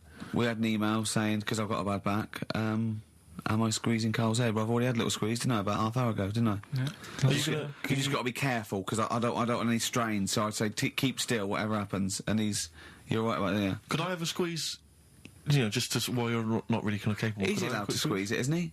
Because Is it- I've never squeezed it once. I've never Remember, done it. sideways, temples, go quite hard, but not too hard. Yeah. Front to back, go as hard as you like, because that's All right, much... well, I'll just have a try now. Have a go. No, you've got a bucket. He sorted it out. He says every Saturday between Yeah, one but and I'm three. taking over from him Yeah, because no, he's let not him have one squeeze. Let him have one Have a squeeze. go then. So the front and the back. Yeah, no, get round. So you got that's it. Right now, use the thing like that. Not too hard at the front. No, really hard really at the front and back.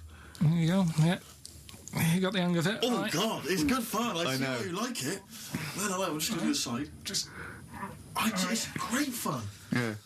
It's great, and you know, there's a little bit of grip there with the short hair, but obviously not too much. 'Cause there's not much up there up top. Good, isn't it? Yeah, I'll be doing that again next week.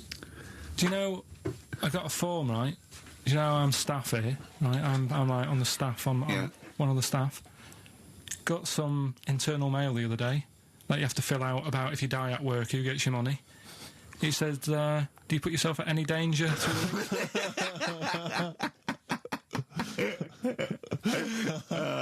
What did you say? Well, I asked Suzanne, I said, does that, It's head squeezing, is that in Oh, but my leg lock round your ribs that time, and I had to. It was like like a little alligator, like a python and an alligator, didn't I?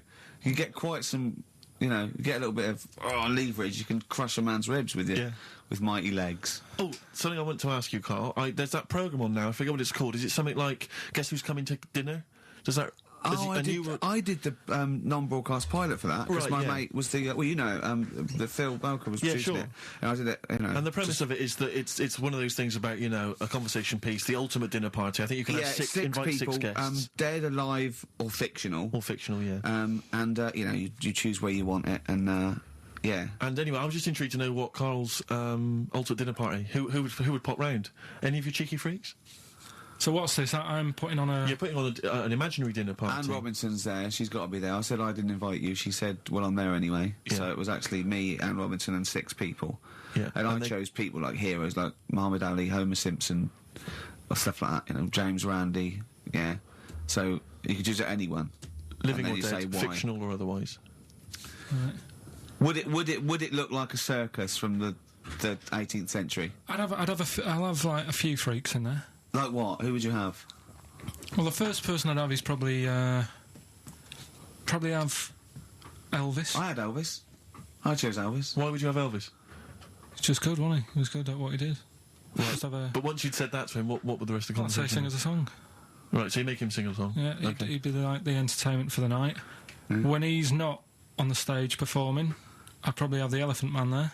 Right. Well, so John Merrick, yeah? Yeah, John Merrick. Okay, have I've him got there. Just- Elvis, John Merrick. If anyone's out there and, you know, you haven't got anything to do, can you write down everything Carl says from now to a year and send it to me and Steve, because we might want to put it in a book? Yes. Is that...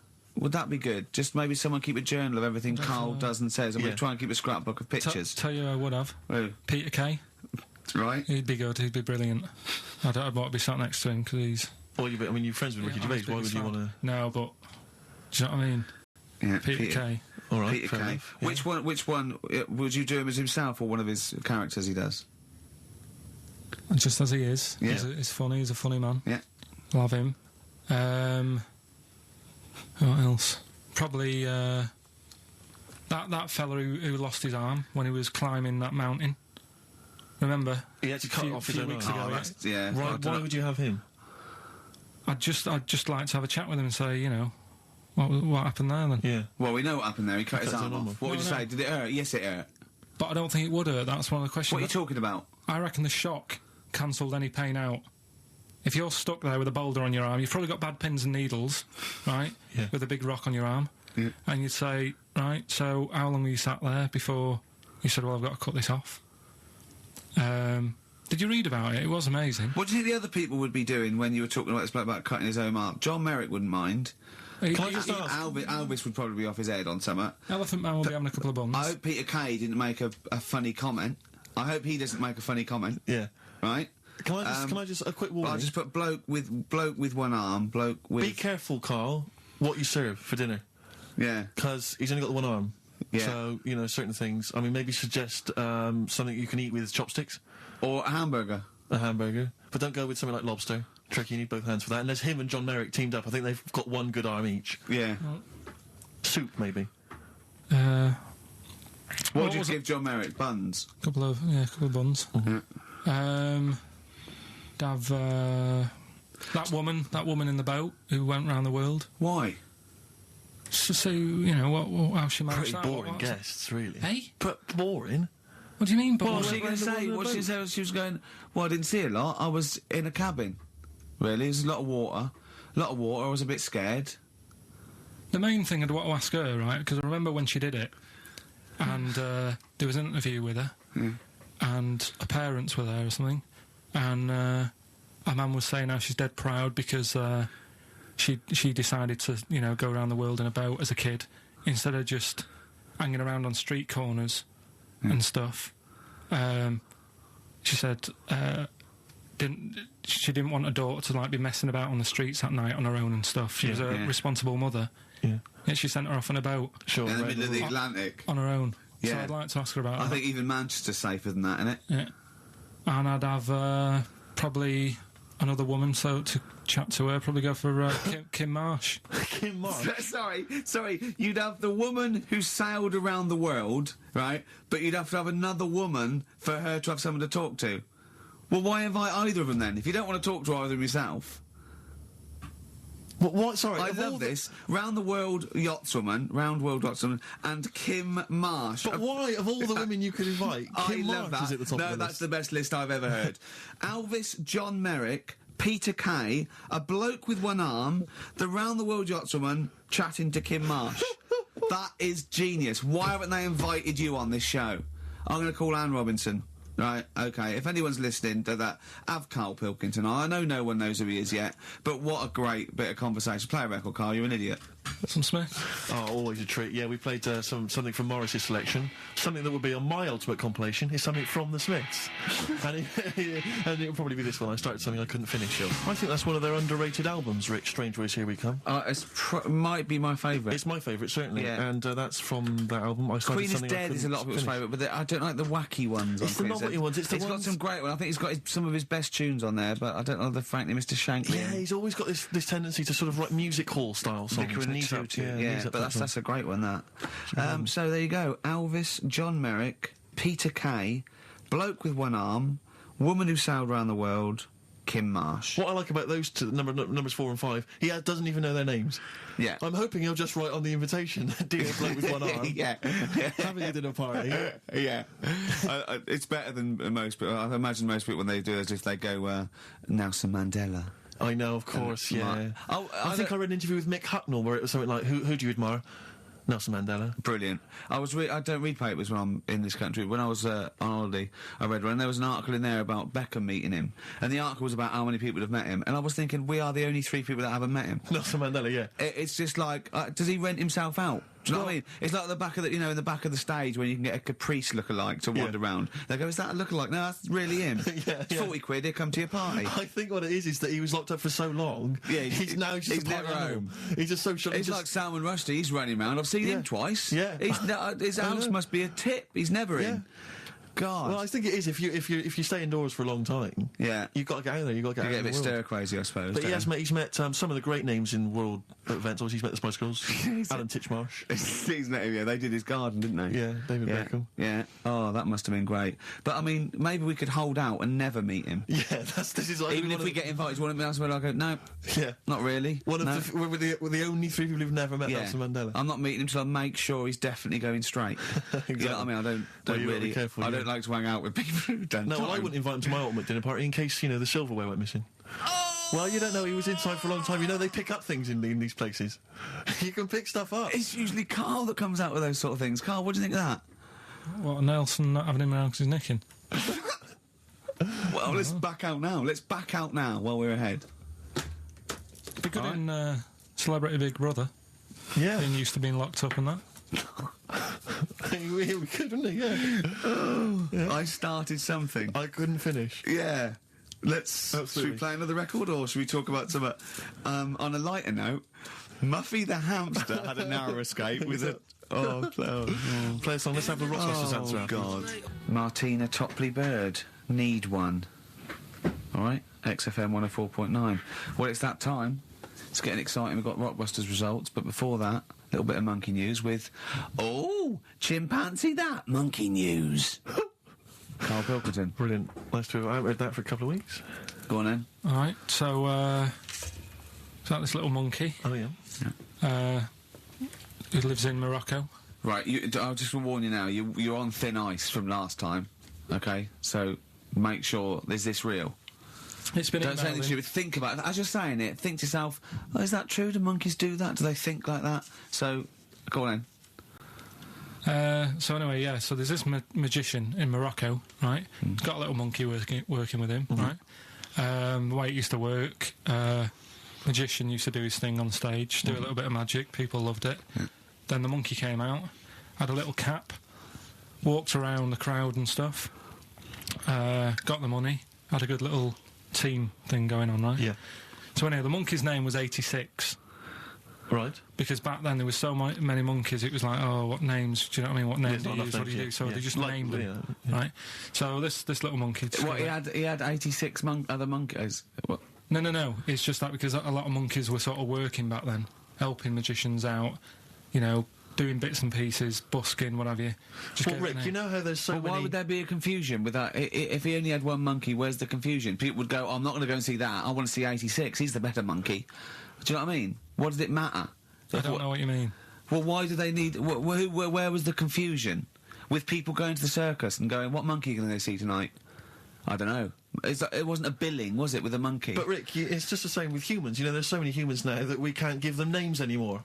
Yeah, they all exactly. have to have numbers. Exactly, yeah. There's so many humans, with 5 billion people. We can't give them names. It's impossible. But, with a few monkeys anyway, number working... 122, go on. So, anyway, there he is. 86. 86. With his hat. With his hat, walking around, getting the money. Yeah. Anyway, the magician sort of, thinking about moving on. Because in Morocco, he'd sort of done all the tourist traps. Sure. So he had a word with the monkey, said, how about we... See? No, let him continue. Think. Let him continue. He didn't have a word with the monkey. Let him continue. So what do you think about going over to Spain? Yes. Sure. So the monkey was in agreement? So he said, oh, go on then. Right, so they get in the car, and, the magician knew he'd have a bit of a problem on his hands, because you're not meant to take monkeys out of the country. Yeah. Right? So he thought, right, what I'll do, I'll get a car, right? Right. Stick the monkey in a boot, right? Get on the boat and hopefully sort of, you know, stick it in some luggage and what have you. Yeah. We'll be over there, we'll be earning big money, everything's going to be great. So the monkey was like, brilliant. So they get in the car, they're on the way to the boat, and pull over at a petrol station. And just before filling it up, he opens up the boot and he goes, "You all right in there?" And it's like, yeah, it's sound. So he leaves the boot open so it can breathe and get a bit of fresh air whilst it's filling up. Goes in to pay the money. Yep. Pays the money, goes, I'm just paying for the... Right, this monkey is not going to drive away in that car, or we're never doing this feature again. Carl, what happens? What's number 86 up to? So... 86. So, That's the ending, isn't it? That's the story. Come on, let Carl finish the story. It better not be. Brilliant. You're going to love it. Right, so he's in the petrol station, and he's going, right, I'll pay for pump 4. And the fella says, what are you talking about? Pump 4, isn't that a monkey? No. Sometimes I use numbers for monkeys, sometimes I use... No, I mean pump 4. Sure. So Yeah, he says, what are you talking about? There's no car at pump 4. Right. Keep going. Sticks his head out of the door. Yeah. The monkey's giving it some. Went over to Spain on its own.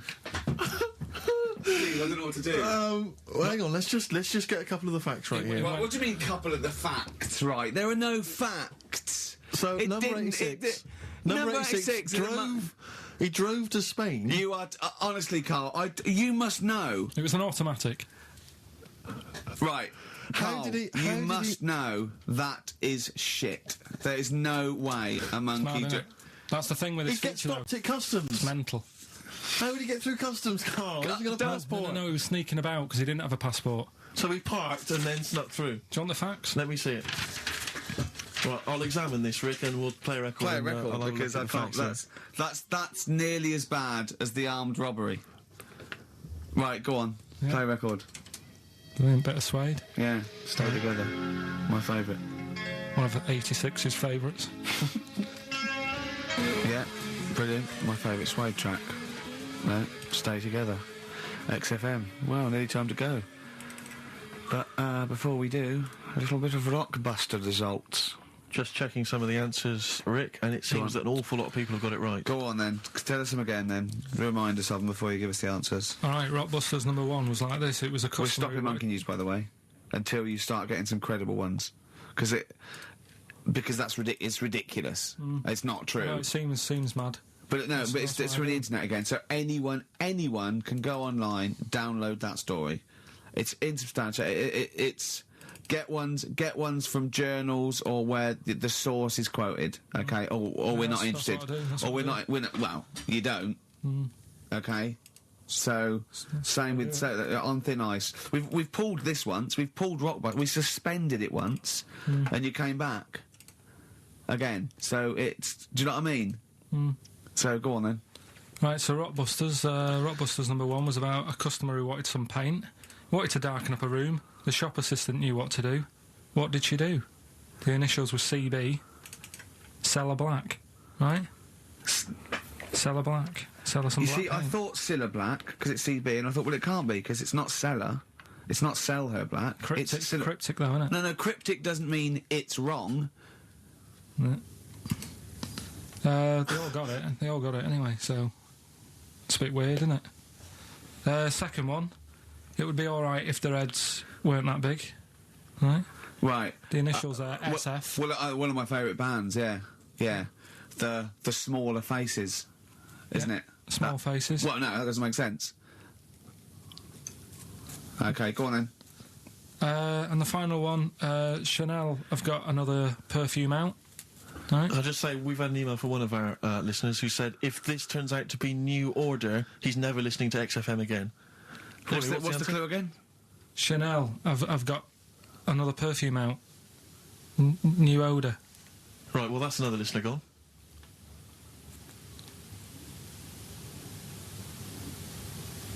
What do you mean? There's not a group called New Odour. No, it's cryptic. It's not. That doesn't mean cryptic. Wrong doesn't mean cryptic. It's like saying what animal I'm thinking of. Frog. That doesn't mean cryptic. Sell Her Black. What artist is that? Small Faces works. Just about. If I say what animal I'm thinking of, what am I Monkey. thinking? Well, there you go then. So it does work. Play a record. Right? Play a record. So, who's a winner? Ah, yes. Now, I'm going to give it to someone who emailed in with the correct answer, and his name is Steve Martin. Really? And I'm giving I don't know if you've noticed over the last few weeks, I've been giving the prize to people with just a kooky element to them, you know, if they've got people to an start amusing name. sending their name in, like Barry Bumpfroyd. Well, don't worry, because I can spot if it's a fake comedy name. Or What was if that last one we laughed at? I For can't no remember what it was. apparent I think it was reason? Gerald something. Yeah, it was. It was just like Gerald Smethurst or something. What's it?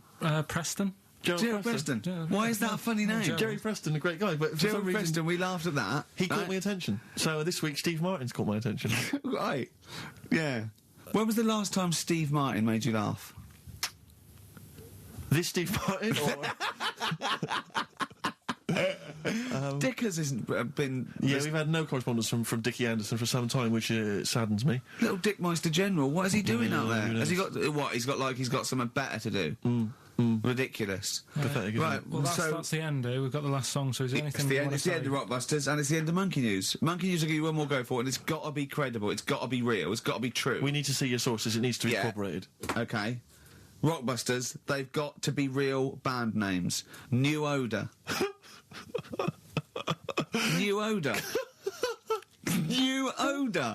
Just anything. Just brilliant. Well done to Steve, he got them all. So is that it then? Yeah. Brilliant. Well, Cheers. I've enjoyed that. I hope your back's better, Rick. Yeah. And, Carl, I hope you buck up your ideas. Your brain's better. Yeah. Got something interesting about a brain, we can talk about it next No, week. tell it now. No, I'll Quickly, what is it? No, we'll leave it. Oh, like that's a hook. Like people will be going for a week. Oh, I wonder what things were Carl's brain. Was it a brain that drove a motorbike across to Switzerland? You've heard it.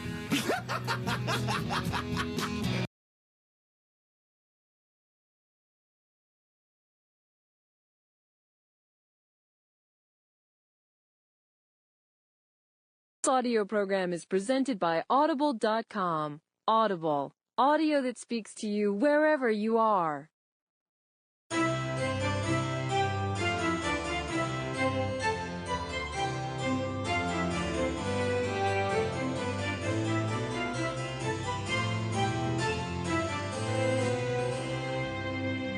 Hello, I'm Ricky Gervais. Philosophy is the science which considers truth.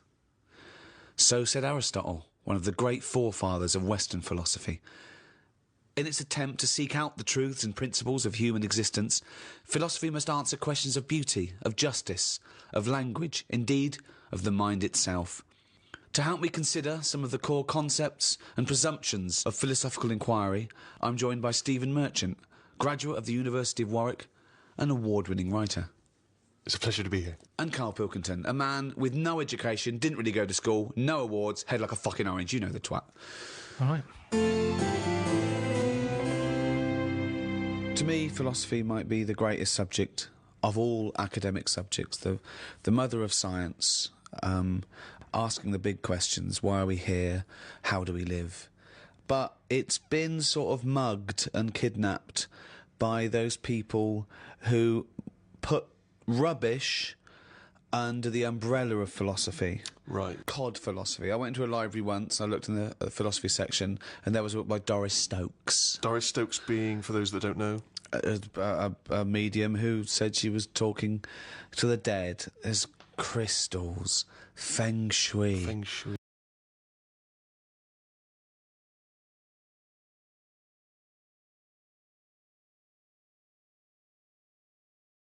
Oh, God. The interesting thing about Feng Shui is how, I remember someone came into an office I was working in once and she said, you're going to need crystal here above the lavatory to get all the negative chi out of the cistern. And she said, this crystal is £25. And the guy went, we're not going to spend that. And she went, okay, I got one here for £5.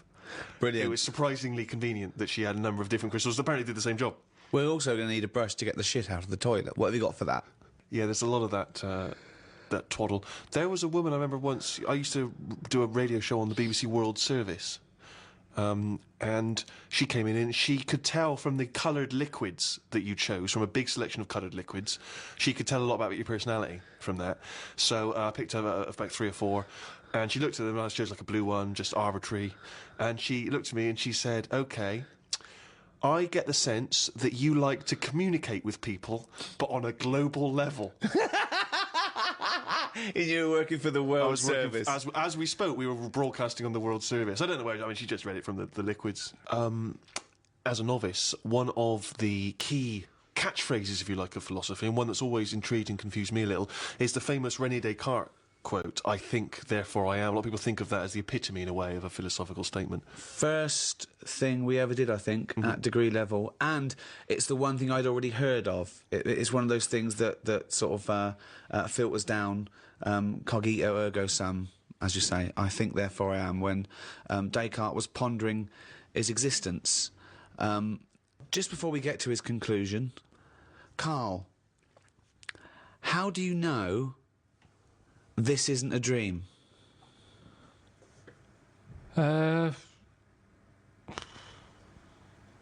Just because I haven't been sleeping that well.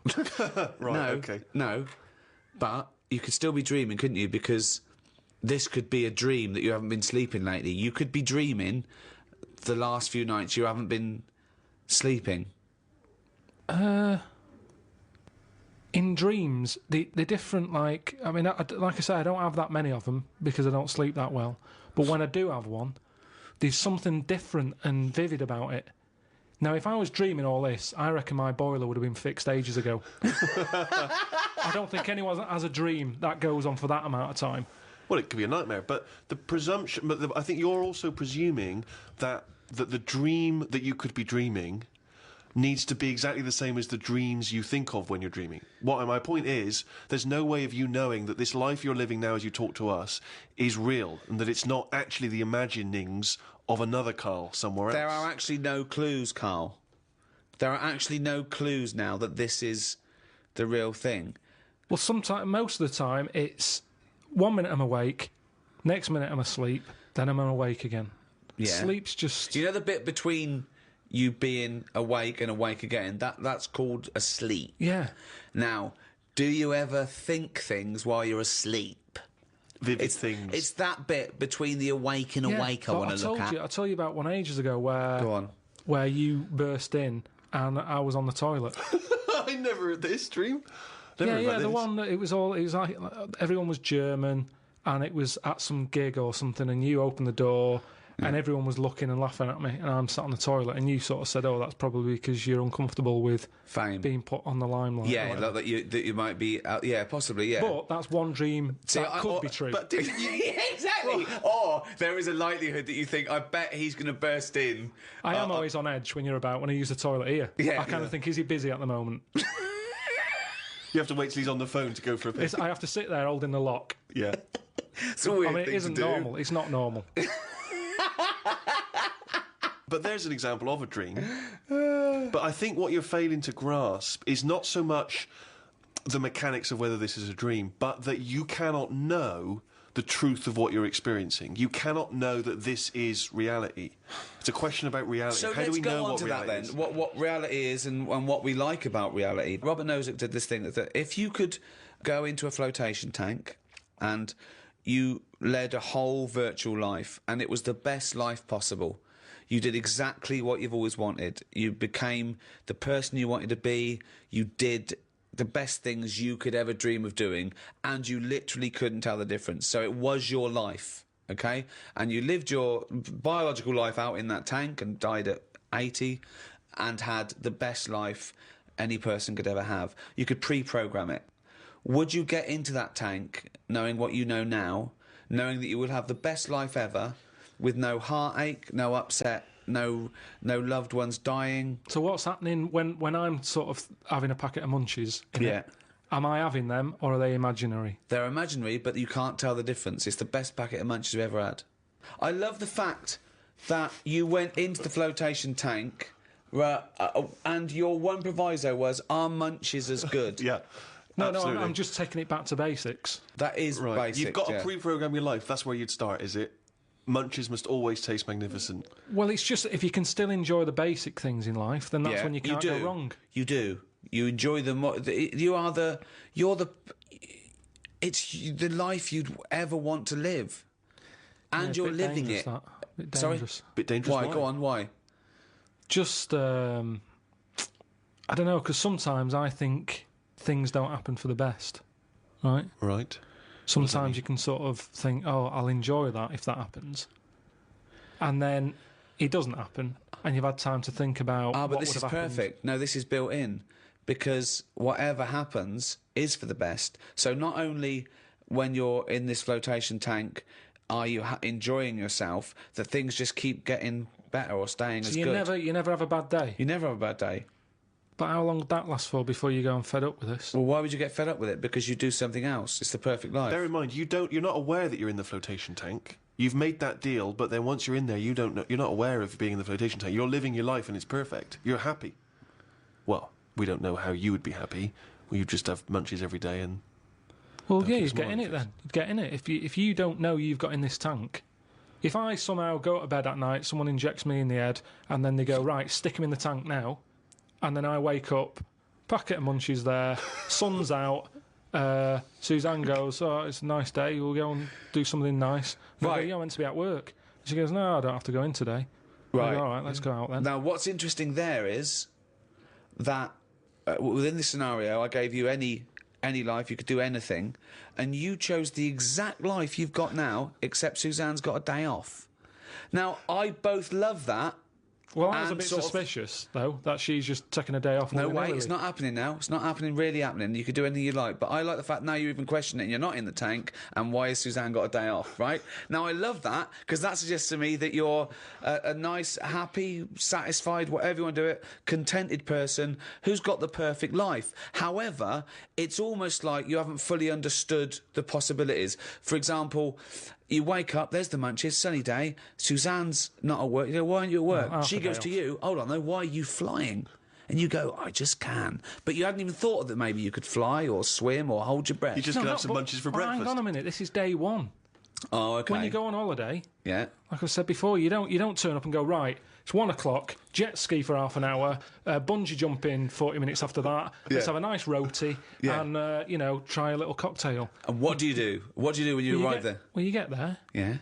The fella takes your case to the room. Right. You have that panic of, am I going to give him too much money? I don't know the currency well enough yet. I don't know how much More things information are. than we asked for. No. And the most mundane scenario I've ever heard. No, but this is what happens in real life. Yeah. Right, okay. So you have that scenario. You go, right, where's my shorts? You get them on. You go out and have a wander. In the case, you have a wander round to know where everything is. The Car shop, park you did the once. shop. How close the beach is. Yeah. Is it busy? Yeah. Okay, you're just telling us what happens when you go on holiday. What's your point? Okay. Because you don't want fun all in one go. You want to build to it, because that's sometimes part of it. Right. Yeah. Right. Okay. So anticipation. Yeah. Good. Yeah. Yeah. That little bit. Yeah. It's about things taking time, innit? And looking back at the journey and going, how did I get here? Okay. Well, can I ask a question? Because sorry, what I'm fascinated to know is if you decided to sign up to the float tank idea. Okay, you can design your perfect life. But I'd prefer not to know I'm doing it. No, you don't know. But I want to ask know. this question. Imagine Ricky and I are the doctors, okay? We can put you in this tank. All we need to know from you now is what your perfect life is. We're going to program it in the computer. You're going to wake up tomorrow. You won't know this conversation's happened. You'll have the perfect life. What, if you don't mind, we're going to take notes now. What is the perfect life? You're still obviously living with Suzanne. We've got but munchies. What else? We've got munchies and we've got sunshine. But what else would you like in your magical life, your ultimate life? I think I prefer... Hair? No, because then I'd know it's not real. No, you would never know. It just came back. Suzanne comes in one day and goes, why aren't you working? She goes, look, okay, I've left my job. Can we leave why am I at work? I'm always going to be here, right? I've got a new tonic, right, from Boots. She pops it on your hair. Boop, baby gorilla. Yeah, I don't like this idea of suddenly Suzanne's never at work.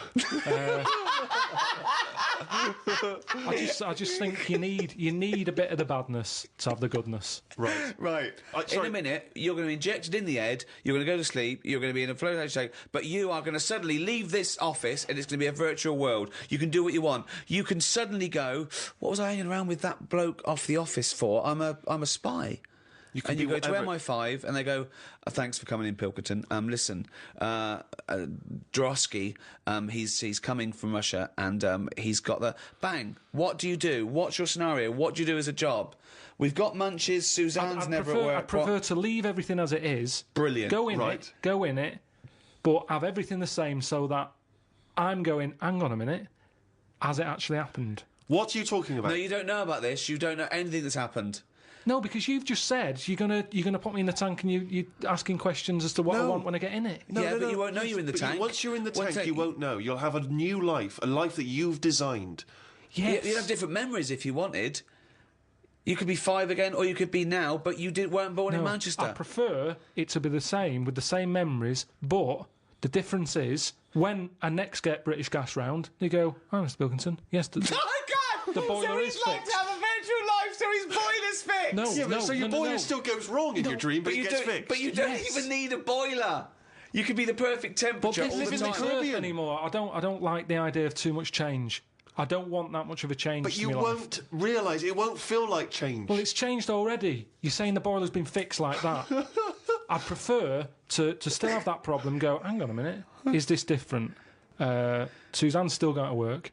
Right? That's very important But too. then, You don't want her around all day. but then, things happen that wouldn't have happened in this world. Go on, Such then. as? Right, okay, let's write that. Well, let's see the differences. What do you do? Because I've got to program this. So you've got the same job, all that. Are we still around? Yeah, because it's part I'm of. gonna it's ask part you of a the question same now. thing. It's- Do I still squeeze your head every time I see you, rest you to the ground, and wind you up, try and stress you out, call you at all hours? Do I still do all that? What am I like? You're still the same, and you still do that. But maybe one day I go, don't do that anymore because it does annoy me, and you go, okay. And then I've dealt with it. I've sorted that problem, as opposed to this machine, this tank deciding. Right. I don't like the idea of this tank Right. making life good for me. Right. I want a few problems, and if there's a problem, I want to sort it. Okay. But Well, you've hit the nail on the head there. We're going to go back to this because it's fascinating. But Nozick concluded that no one would get into the tank because we'd rather have a real life with all its problems than a fake life.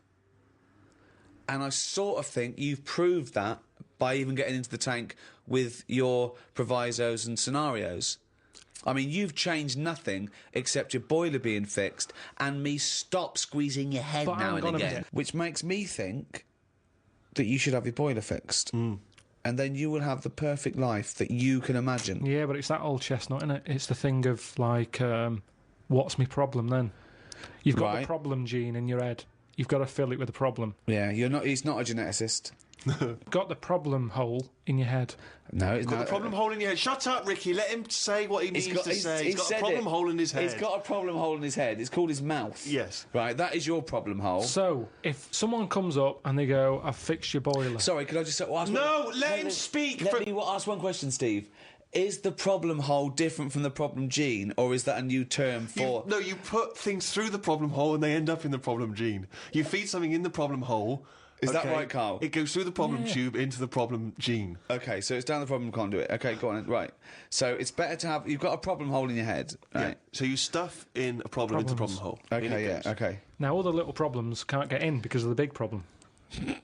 Right. Is that good or bad? It's a But good that's thing to not true, have is The it? problem hole is a standard size on everyone. Right. Right, no, but that's Shut not... up, Ricky. Let him explain. Now, Ricky, I'd say his problems are not even problems. Well, how big's his problem hole? Same size as mine. Same size as okay. yours. But his problems are all little ones. They're like, you've got like a load of Skittles. I've got a big cream egg.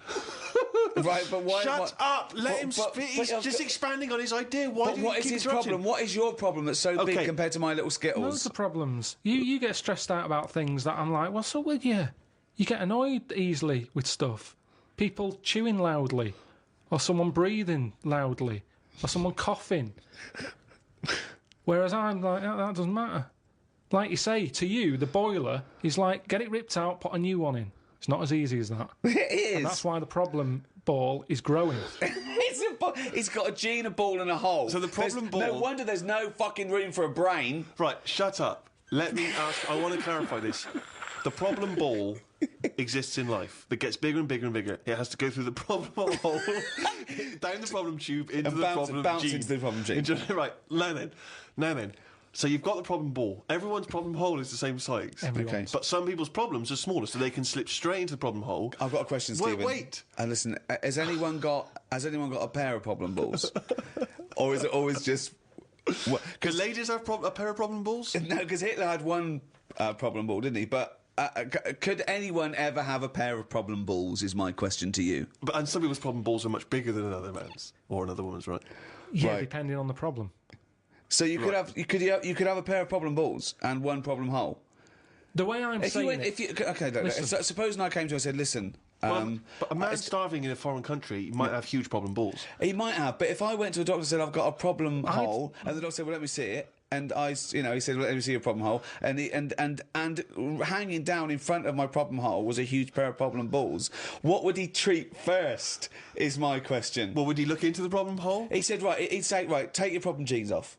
Right? I want to see your problem hole clearly. But he would put his hand or his finger into the problem hole to try and remove the problem ball, wouldn't he? He could feel the problem balls, but he'd have to insert his finger into the problem hole, wouldn't he? Right. Okay, so Carl, go on then. I'll just get in the tank.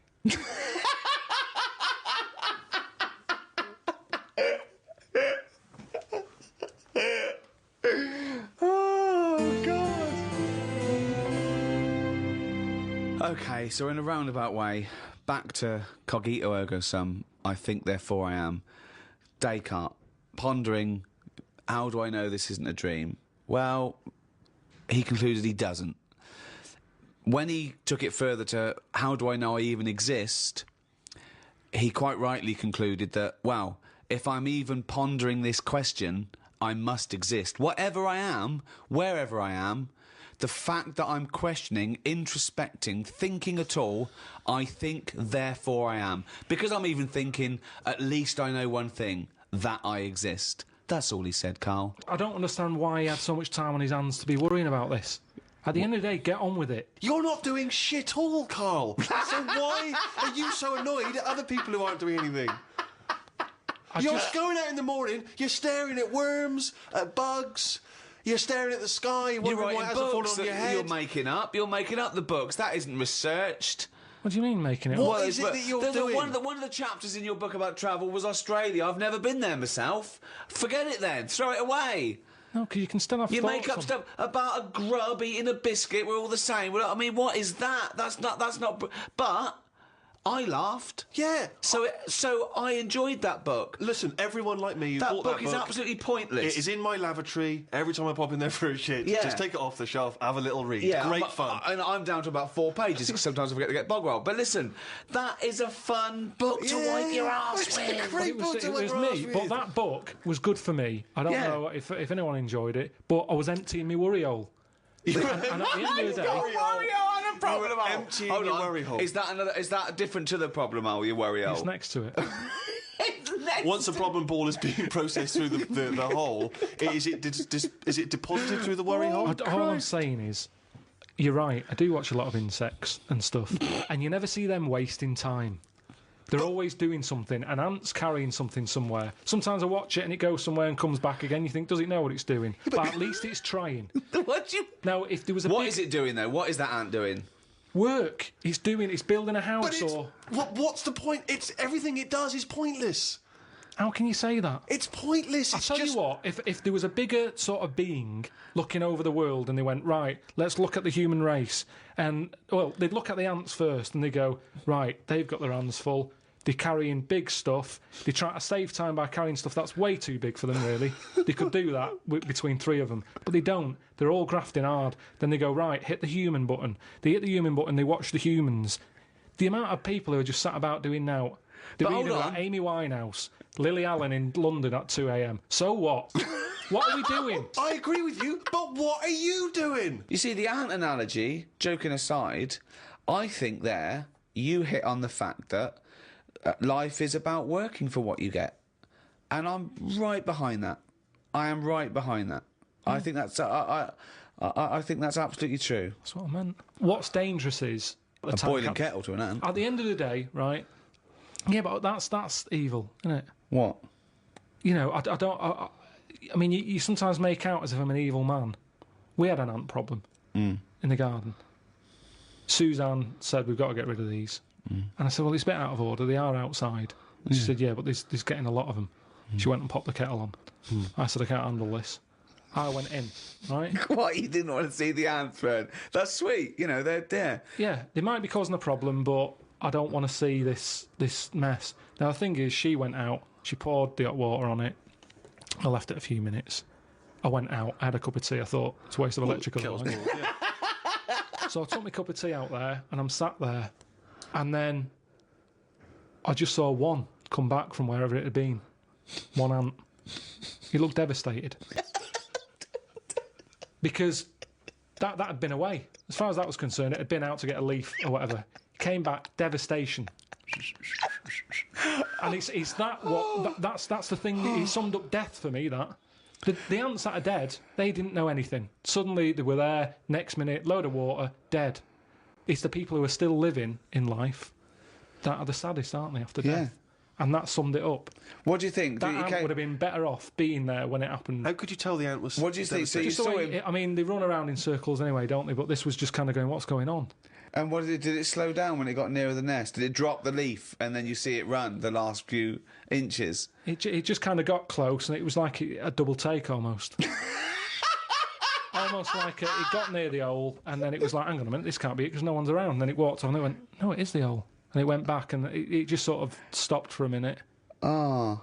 And that for me, that's the sort of thoughts Descartes should have been having. What? Things that you can look at as a human and appreciate it and understand it and go, yeah, that's true, that is like life. Instead of, oh, am I awake? Am I asleep or what? No. Well, you might as well be asleep because you're doing nothing else. Oh, Descartes, Winehouse, Alan, slammed. What do you do towards enjoying your life? I don't normally enjoy the thing when I'm doing it. It's after. It's like that holiday. When I was on holiday. What do you mean? You don't enjoy the thing when you're doing it, it's after? What's an example of not enjoying the thing at the moment, but you do after? You didn't enjoy the holiday? Say like the holiday. I've just So been you enjoyed away. coming off holiday? What? I want to hear it. You enjoyed the holiday. You didn't enjoy the when holiday. I'm there, I had fleas biting me. Yeah. I had mosquitoes biting me. Yeah. There was a funny smell of damp in the bathroom. I was worrying, getting in the sea, thinking, is there stonefish in it? Right? Now, you've got all that going on. Yeah. When you get back, you forget about the damp smell. You forget about the fleas because the bites have gone. They're not as much of a problem. Yeah. So then your brain starts going, well, hang on, what did I enjoy? And you go, I enjoyed the dorada fish I had that I've never eaten. Yeah. That's an experience. At the time, I wasn't enjoying it because I'm thinking, when I get back, I'm going to have fleas on me again. Yeah. So you remember all the good stuff. It's like an old person when they're dying and they go, I'm having flashbacks. They don't say, I'm remembering the time my shoes were too tight. What do they say? They're having they're going, oh, I loved the time with that. I was wearing flip-flops. No, they enjoy, they have flashbacks Like of the what, nice then? holidays. What do you think you'll The look back? holidays and that. You'll go, oh, the lovely hot summer of 79. So you don't enjoy anything you enjoy while you're doing it? At the moment in time, it's I always don't understand afterwards. that. I mean, that is the oddest thing I've ever heard I think about. there's actually a medical term for it. There's someone who's unable I've never heard of to it. enjoy, to receive pleasure, to take pleasure. It's really weird. That is really weird. No, because you're busy doing the thing. So you haven't got time to enjoy So it. you can't enjoy something you're busy doing because you're busy doing it. You can't possibly enjoy it. Or you don't know if you're going to enjoy it because it hasn't finished yet. Well, Carl, but listen, I know from the moment... say this. Listen, Bungee jumping. I'd love to be able to do it. I bet you get a brilliant feeling as you're falling. Yeah. But I wouldn't be enjoying it because I'd be going, is the thing going to snap? Right, okay. Well, there is something about that. Extreme sports, there is a reason why you're doing it. It is the after effect you enjoy because it's the fear and then the endorphins that rush to you and you go, my God, I survived, isn't it brilliant? That's a feeling of euphoria. So that's... No, you're having a nice dinner. Right, okay. Now, when I get a menu given to me in a restaurant, I go, right, what am I going to do here? Yeah. Right, well, when I came here, I thought I'd have some lamb chops. They've got lamb chops, great. Wonder how much to give you, because I quite fancy this pudding they've got. Right. Now, I have the lamb chops, it comes with extra veg. I eat it, I enjoy it. The pudding I wanted, it's gone out the window, I've got no room for it now. Yeah. But you enjoyed the lamb chops. You enjoyed the lamb chops, you can only get packed so much. If you're enjoying all your life all the time, there's no point in regretting anything. That's just greed. No, but I was looking forward to the pudding. Well, you shouldn't have eaten all the veg. Yeah, but I was enjoying it at that point. But then you take the pleasure that you had at that point. No, because I wanted a pudding. Yeah, but you didn't want a pudding, or you've had a pudding. No, because I would have had it for the sake of having it. And then it's ruined. But I don't know what the whinge is there. You had a lovely meal. You had some lovely lamb chops. You enjoyed the hour. Because when I read that they had like profiteroles on there, I thought I fancy a couple of them. Yeah, and the chance has gone. I'm probably not coming back to this restaurant now. Yeah, but you haven't missed a chance. You had the chance. You didn't want to take it because you were full up with lovely lamb. It's What's not like the you problem? didn't enjoy the lamb and the veg. If you'd not enjoyed that, I can understand your point. But you had a lovely time eating the lamb and the veg. If Remember with the gravy? if the bloke came here and said you can have the buffet rolls if you eat this lamb you don't like, you go and you ate the lamb you didn't like it but now you're full, then you could whinge. You wish I hadn't have been forced to eat the lamb. I could have the buffet rolls. That's I had a spicy sausage in the cabin. Right. Now, the problem was, I was enjoying it, but I thought this is the spiciest sausage I've ever eaten. Right. Now, I could only enjoy that the next day night when I knew that it's gone through my body, there hasn't been a problem. So I'd go, that was a nice sausage, I'd have one of them again. Right. That was a nice sausage. But then the next time, surely you'd be enjoying it because you wouldn't have the trauma of the next night because you'd lived through it, and now you're just enjoying the lovely spiciness and the sausaginess of the spicy sausage. Yeah, but the problem is, once you've enjoyed something, it's very difficult to replace what you got from that spicy sausage the first time. Then why are you looking forward to having another one? Because let me tell you, Go on. Auntie Nora, Yeah. she's guilty of this all the time. She loves a spicy sausage. Well, doesn't she, I've told you, she prepares all her food, right? She's got them all in bags in a freezer, Monday, Tuesday, Wednesday, Thursday, Friday. Yeah. Right. She's got it all there. Now, what she normally does, she makes a big pot of curry. Right. She goes, what I'll do, I'll pop that in the Monday bag and I'll pop it in the Thursday bag. It's the same curry. Now, she has it on the Monday. Yeah. She loves it. She thinks I got the mix just right there. The spices are good. The chicken was tasty. I'm looking forward to Thursday. I'm looking forward to Thursday. I can't wait for Thursday. Yeah. I'll call her up on the Thursday evening. I'll go, how was the curry that you had on Monday that you said you were having again on Thursday that you enjoyed? Didn't enjoy it. Why is that? Don't know. Just want the same. Now, the weird thing there is it is the same. Auntie Nora, that is the same. It's from the same bag. It's from the same pot. But she was expecting too much. And that's the problem. If I had that spicy sausage again, it's never going to live up to it. So forget the spicy sausage. I've had it. I've experienced it. So you never someone have another says, well, it depends. So do you have anything twice ever? Maybe not. But this is insane, Carl, because aside from you and your Auntie Norma and presumably all the other Pilkington clan, or all as weird as one another, why you phone her up and ask her what she's having for tea, I don't know. Yeah, that's one thing. And that shows not you only what is happening on Monday, but what you're going to do on Thursday as well. I'll make a note of it in the Auntie Norma food diary. That's proof that you really aren't enjoying your life now. Exactly. To go, right, fucking hell. What else do you say But to then other he's people? phoning her up again late on the Friday to find out how the Thursday curry went down. I know, exactly. Yeah. That's two calls that week. Unbelievable. Well, it's just good read her journal. No, it makes her happy, doesn't it, getting a call? She's got nothing else. Yeah, What but else the is she curry gonna doesn't. tell The me? curry don't make her happy. No, she did the first They time. loved it on Monday, but she didn't like it on Thursday. Now, the question is it better to enjoy something once and not again than not at all? But you're an What do you idiot mean? because No, you're the that's only not person who experiences this. That's not the choice. That's not the choice for normal people. You can either never enjoy summer or only enjoy it once. You can enjoy things loads of times. No, you can't. That's what a hobby is. A hobby is enjoying things over and over again. I haven't got a hobby, have I? That's why. I've had loads of hobbies in the past. I did the dancing, I did the boxing, I did... what else have I done? That is it. I think that's what. But that's what I'm saying now. I soon get bored.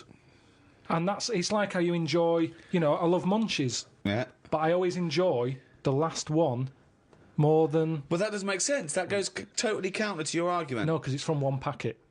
What? It's from one packet. What difference does that make? The first one's surely your favourite. So hold on. So if you do have one munchie, I'll go as a munchie, mate. You'd go, I'm not going to take one unless I can have all of them, particularly the last one. But what is... Well, no, I'd like to have them all, please. What? No, you can't have them all. Don't be so greedy. Have one munchie. Have the first munchie. There But you I'm go. going to have one, and then I'm going to get a taste for them, and I'll probably want another. Well, no, they're my munchies, though, aren't they? I'll keep them then, forget it. Well, look, so you'd rather have no munchies than one munchie? I'll go and buy a packet. I'd prefer to go, do you know what? I fancy a packet of them. But why do you enjoy the Okay, why do you enjoy the last munchie more than the first? Whereas you know you that's the enjoy the last first one. curry, but not the But second you know it's curry. the last one. Because I'm eating them all in one sitting. I'm not going, that's for Monday, that's for Tuesday, that's for Wednesday. I'm Right. talking about a packet of munchies. Right. I eat them. There's probably about 12 in a packet. Okay. I shove the first 4 in without even thinking what I'm eating. Greedy bastard. You shoved the first 4 in! Without even thinking about what I'm Right. eating. Now, then when you're getting towards the end, you make them last more. You might bite the top off them. You look what's inside them. You go, I'm liking this. But You know hold that on, last what, one? every time? What, every time you buy a packet of munchies? Yeah. Yeah. So, hold on, though. You must enjoy a packet of munchies regularly, then? Not as often as you think. They have I an don't offer on know. them. Well, No it's not opinion. as I think. I don't know. So tell me how often you enjoy a packet of munchies. Normally after sort of maybe once a month. So, every month, you look forward to a lovely packet of munchies. And the same experience. Yeah, You but like at the first end, one. I like the last one. the only thing you know you enjoy, look forward to enjoy, and it fulfills all those expectations is a fucking packet of Munchies once a month. Fuck me. What do you think happiness is? Again, you only know the happiness because of the badness. You've got to have a yin and a yang. Well, I know what you mean there. I agree with you on this because it's sort of no good to be handed it on a plate. I mean, just from my own experience, working for someone does feel better because you've got a pride and a satisfaction. I genuinely think it's better to start a business, struggle, go bust, come back, than win the lottery. Yeah. I genuinely believe that, and the older I get, the more sure I am of that. That working hard is itself the reward, and I genuinely believe that. But where does it end? It's no point having the struggle till you die and never get any happiness. So what's your balance? We don't have to go into philosophical terms here. What's your balance? What's your yin and yang of a good life? And by good life, I mean one that you've enjoyed or been satisfied with, and one that you have no regrets or guilt or shame and a bit of pride. What are you asking me? I've got a bit of all that. Right. But you need the mixture, don't you? So you find out what your favourite thing is. It's like a bag of Revels. Yeah, but you can't cherish guilt or shame. Did you just say life is like a bag of Revels? Isn't that dangerously close to life's like a box of chocolates? In Forrest Gump over there, yeah. Jesus. No, but it is, isn't it? There's one or two in there that I don't like. Like what? The raisin. The raisin No. with chocolate. Yeah, no. Now, what I'm saying metaphorically, is, what's the... Like, yeah, well, I'm actually using... named what Revel he doesn't like. Yeah, well, I'm telling you because it works in life. Go on, then. But the Revel You like is raisins? there. Go on. Well, maybe, if you have enough raisin ones, Yeah. you eventually go, do you know what? They're not that bad. What? And that's the thing in life. Well, hold on, wait a minute. So what are you saying? Where's this metaphor? Are you saying suddenly all the bad things in life are pretty good, actually, if you just get used to them? Sometimes out of bad comes some good. Go on. At the end of the day, the Revel thing. What happened to the munchie here? Well, again, with life, if you have too much munchies, you get sick of the munchies.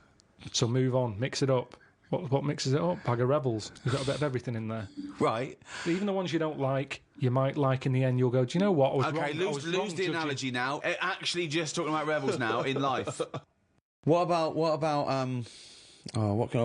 what has he enjoyed before? What would you have written to Jim will fix it to fix for you? What would have given you pleasure as a kid? Dear Jim, can you fix it for me to do what?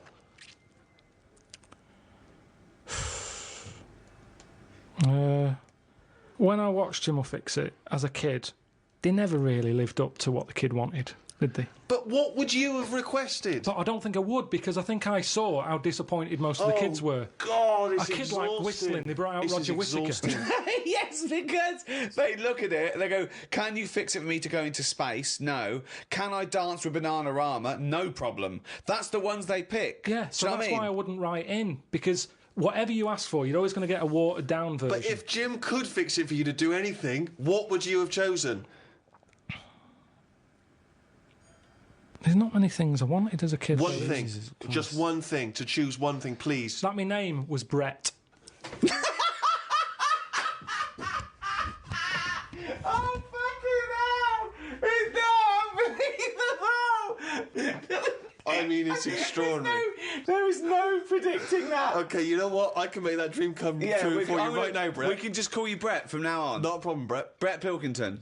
It sounds good. I love the fact that it's the Carl bit he wants to replace, not the fucking No, but Pilkington. that doesn't work either, because like then Why I not, told, Brett? because I told my mum and dad that that's what I wanted. They started calling me that, but then I forgot that. They went along with it. Yeah. So you said, Mum, Dad, call me Brett from now on, and they went, all right. Yeah, but then I kept forgetting that I was Brett, so I wasn't answering, so they went back to Carl. Oh, It's amazing! so you've had that dream come true. Yeah, and it wasn't that good. And that's what I'm saying to you. Things never live up to what you want. Dreams, what are they?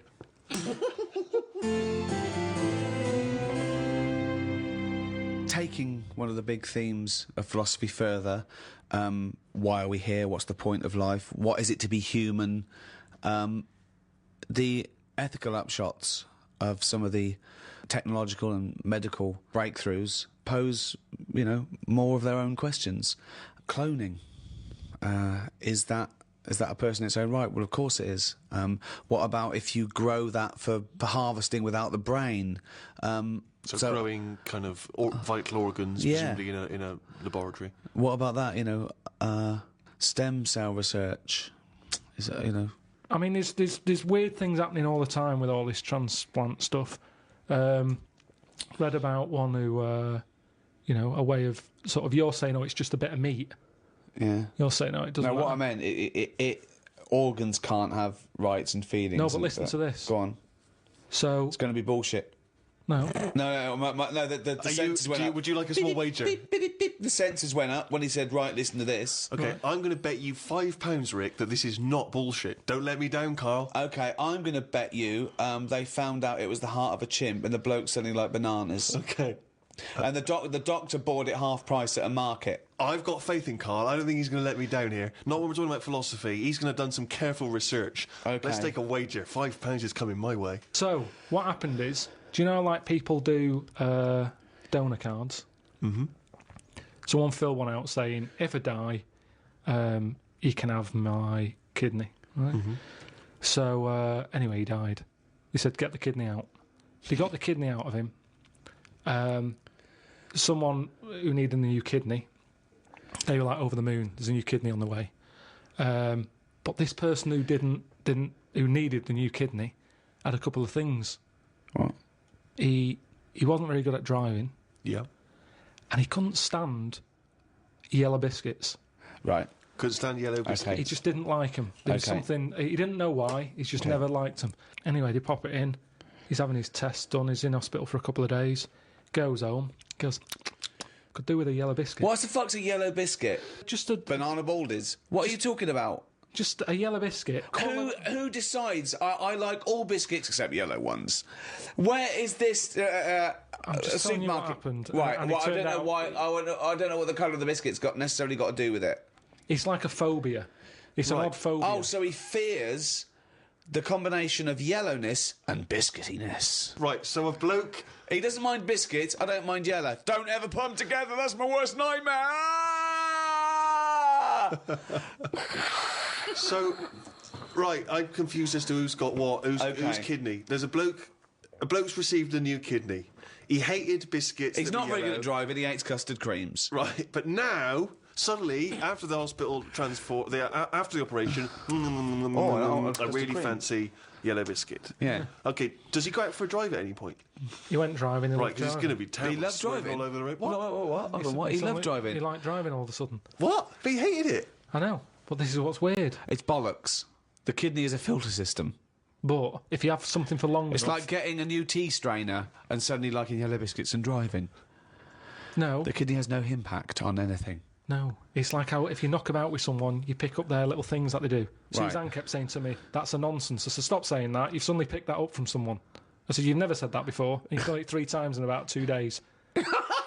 And it's the same thing. It's the same thing. Christ. Living with Carl. He doesn't like me saying nonsense. I don't know why. But let's be honest, if you're going to live with Carl, you're going to use the phrase, that's nonsense. You're going to start coming up with more and more bollocks, nonsense, rubbish, shit. Round-headed fool, you've picked that up from someone. You've used that 200 times in the last 3 minutes. Head like a fucking orange. Stupid fucking bald cunt. Where'd you get that from, Suzanne? You've said it 3 times just during fucking breakfast. hell, dim-witted half... Steve, £5. Yep. A big question, particularly in the area of philosophy of the mind, is what is intelligence? It's just... It's what you know, isn't it?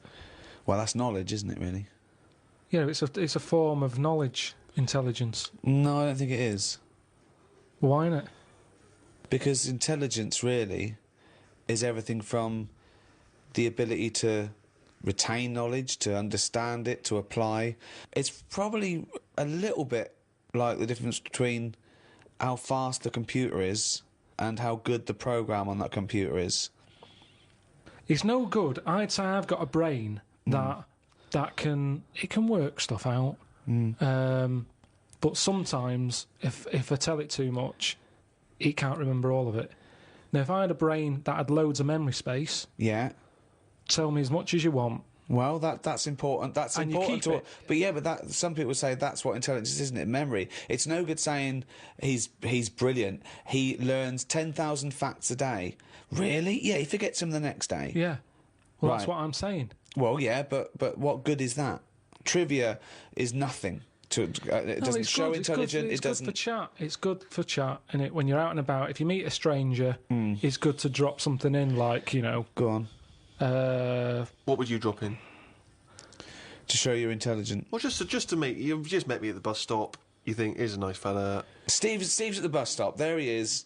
He's there. He's got his little duffel coat on, his little scarf, his file. He's got his little glasses. They're a little bit Yeah. mudded up where some ruffians have like thrown mud at him, and I've seen this, and he's cried and he's shat himself. Well, that's not true. Yeah, and he's run to the bus stop to go home to his mum. That's not okay, true at all. so at the bus stop, there he is. You come along, you go, oh, who's this nerd who shut himself? That right? would never happen. Right, Would never right, happen. and you I thought that I'd had a fight with him. yeah, and you go, okay, he's obviously intellectual. Look at him, and he's gone, and he's looked at you, and he's gone, Jesus Christ, you look thick.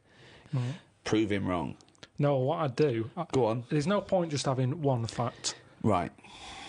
I'd wait for him to start a topic, and I'd show my intelligence by having a fact on the topic he's brought up. Okay. Because we can all have one topic Yeah. that you go, oh, I'll show this off. And then, you know, someone goes, oh, has he been talking to you about the peanut fact again? And Yeah. you go, he's obviously telling everyone. Then it's just a boring answer. Okay, so I might just say to you, you know, what are your views on mathematics? I'd just say the thing with numbers is there's loads of them. I remember I told you an interesting fact once again to try and explain infinity to you, and I told you this: there are as many even numbers as even and odd numbers put together. Yeah. What do you think of that? I think I've said before that I don't think things like that are impressive because numbers are man-made anyway. Right. If you were talking about, like, when you mentioned about there's more insects we don't know about than what we do, then you're going, oh, where are they? Where are they hiding? It Okay. leaves a question. The Right. fact that there's loads of numbers, it's like, yeah, but at the same time, you could rule numbers out of your life if you wanted to. Really? You could live a life. Do you really think that? Difficult. Yeah, you could. There's tribes. There's tribes in the Amazon. Yeah, but they're not They getting only their food counted- from Sainsbury's, are No, they? They count to 3. They don't need any more numbers than 3. And they just have 3 because they go, 1, they know what 1 is. They go, pass us one of them.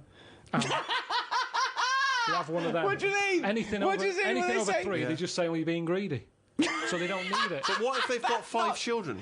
How many kids you've got when you're living in a place like that, it doesn't matter.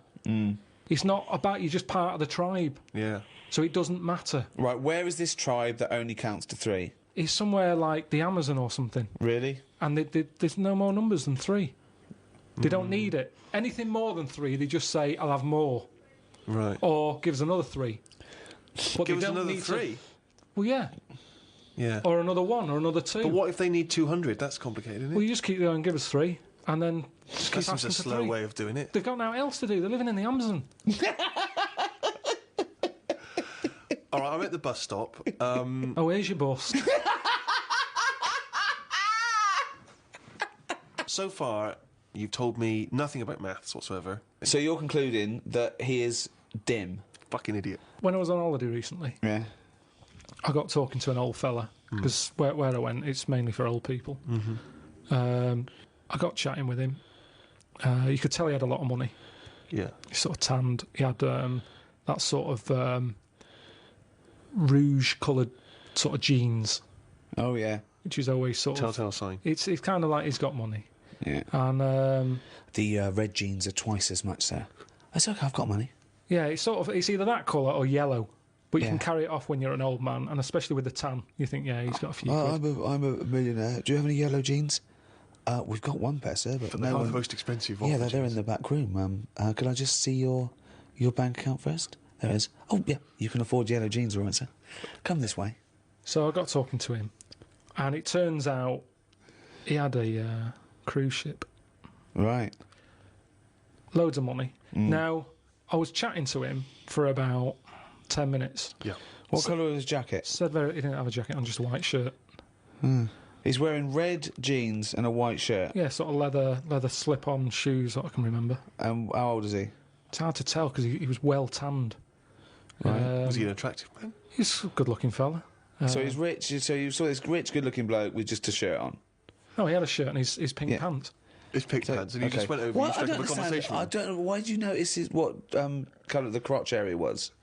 What? Why did you notice what? You were colour looking very much at the arse. I can see why you could see if you're looking at his face, you could see a white shirt. But why could you see what colour the fabric around his testicles were? You saw a good-looking old man sat at the bar. You went out and bought him a drink. Right? Yeah, I was waiting for the barbecue to open. Right. Okay. And you noticed a man's. So you noticed a man's trousers. No. Yeah. No. I was annoyed. I don't like late nights on holiday. With jet lag. Suzanne said, let's go down there early tonight. Right. I get there, I find out the barbecue's not for another 40-odd minutes. What time was it? The holiday rep. Well, I don't know, it starts at 8. You're noticing old men's genital coverings, but you don't know what fucking time it is. Yeah, but get your story straight. What I'm saying to you is, the reason I noticed his pants is because what he was talking about, there was no reference points. I didn't have a clue what he was going on about. Right. What was he talking about for your eyes to wander down to his penis, is what I'm trying to say. What made you look at his penis? Because I got bored.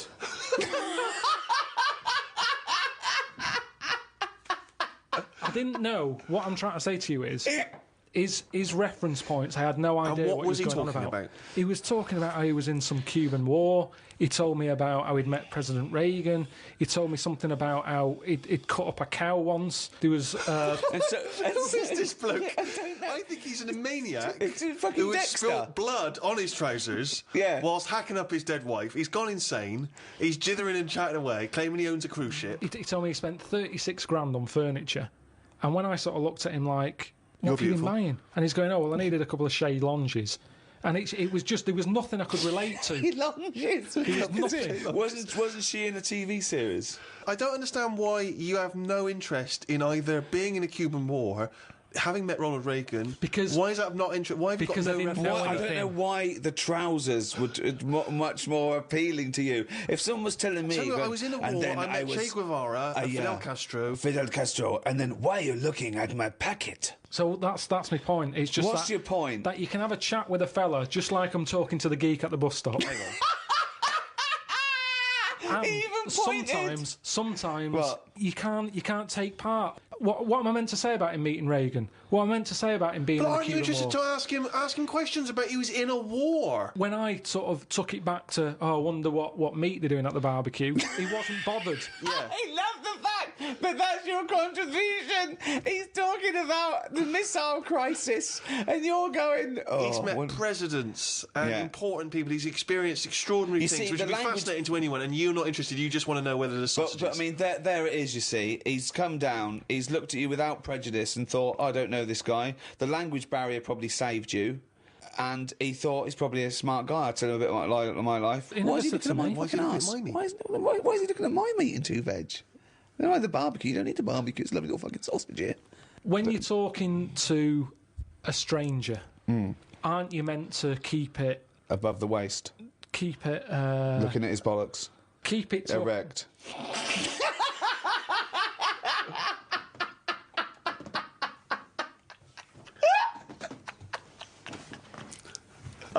I made Carl laugh.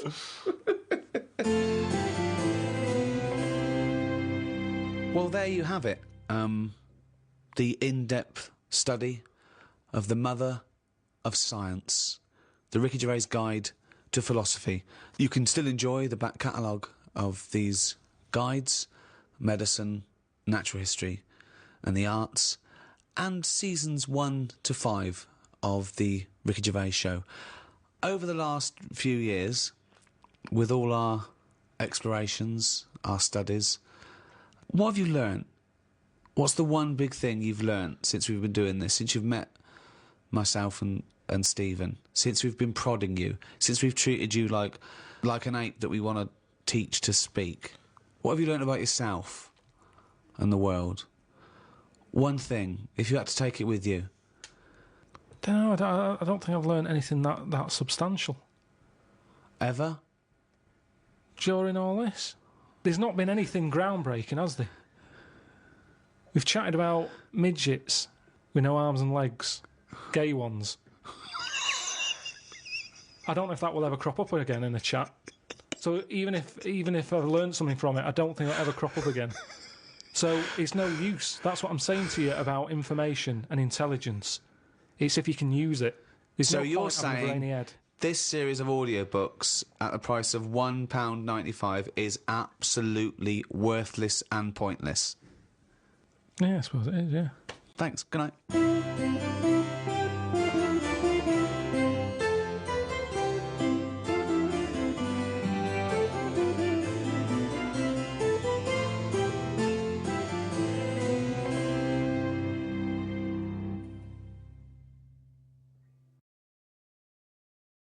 This audio program is presented by Audible.com. Audible. Audio that speaks to you wherever you are.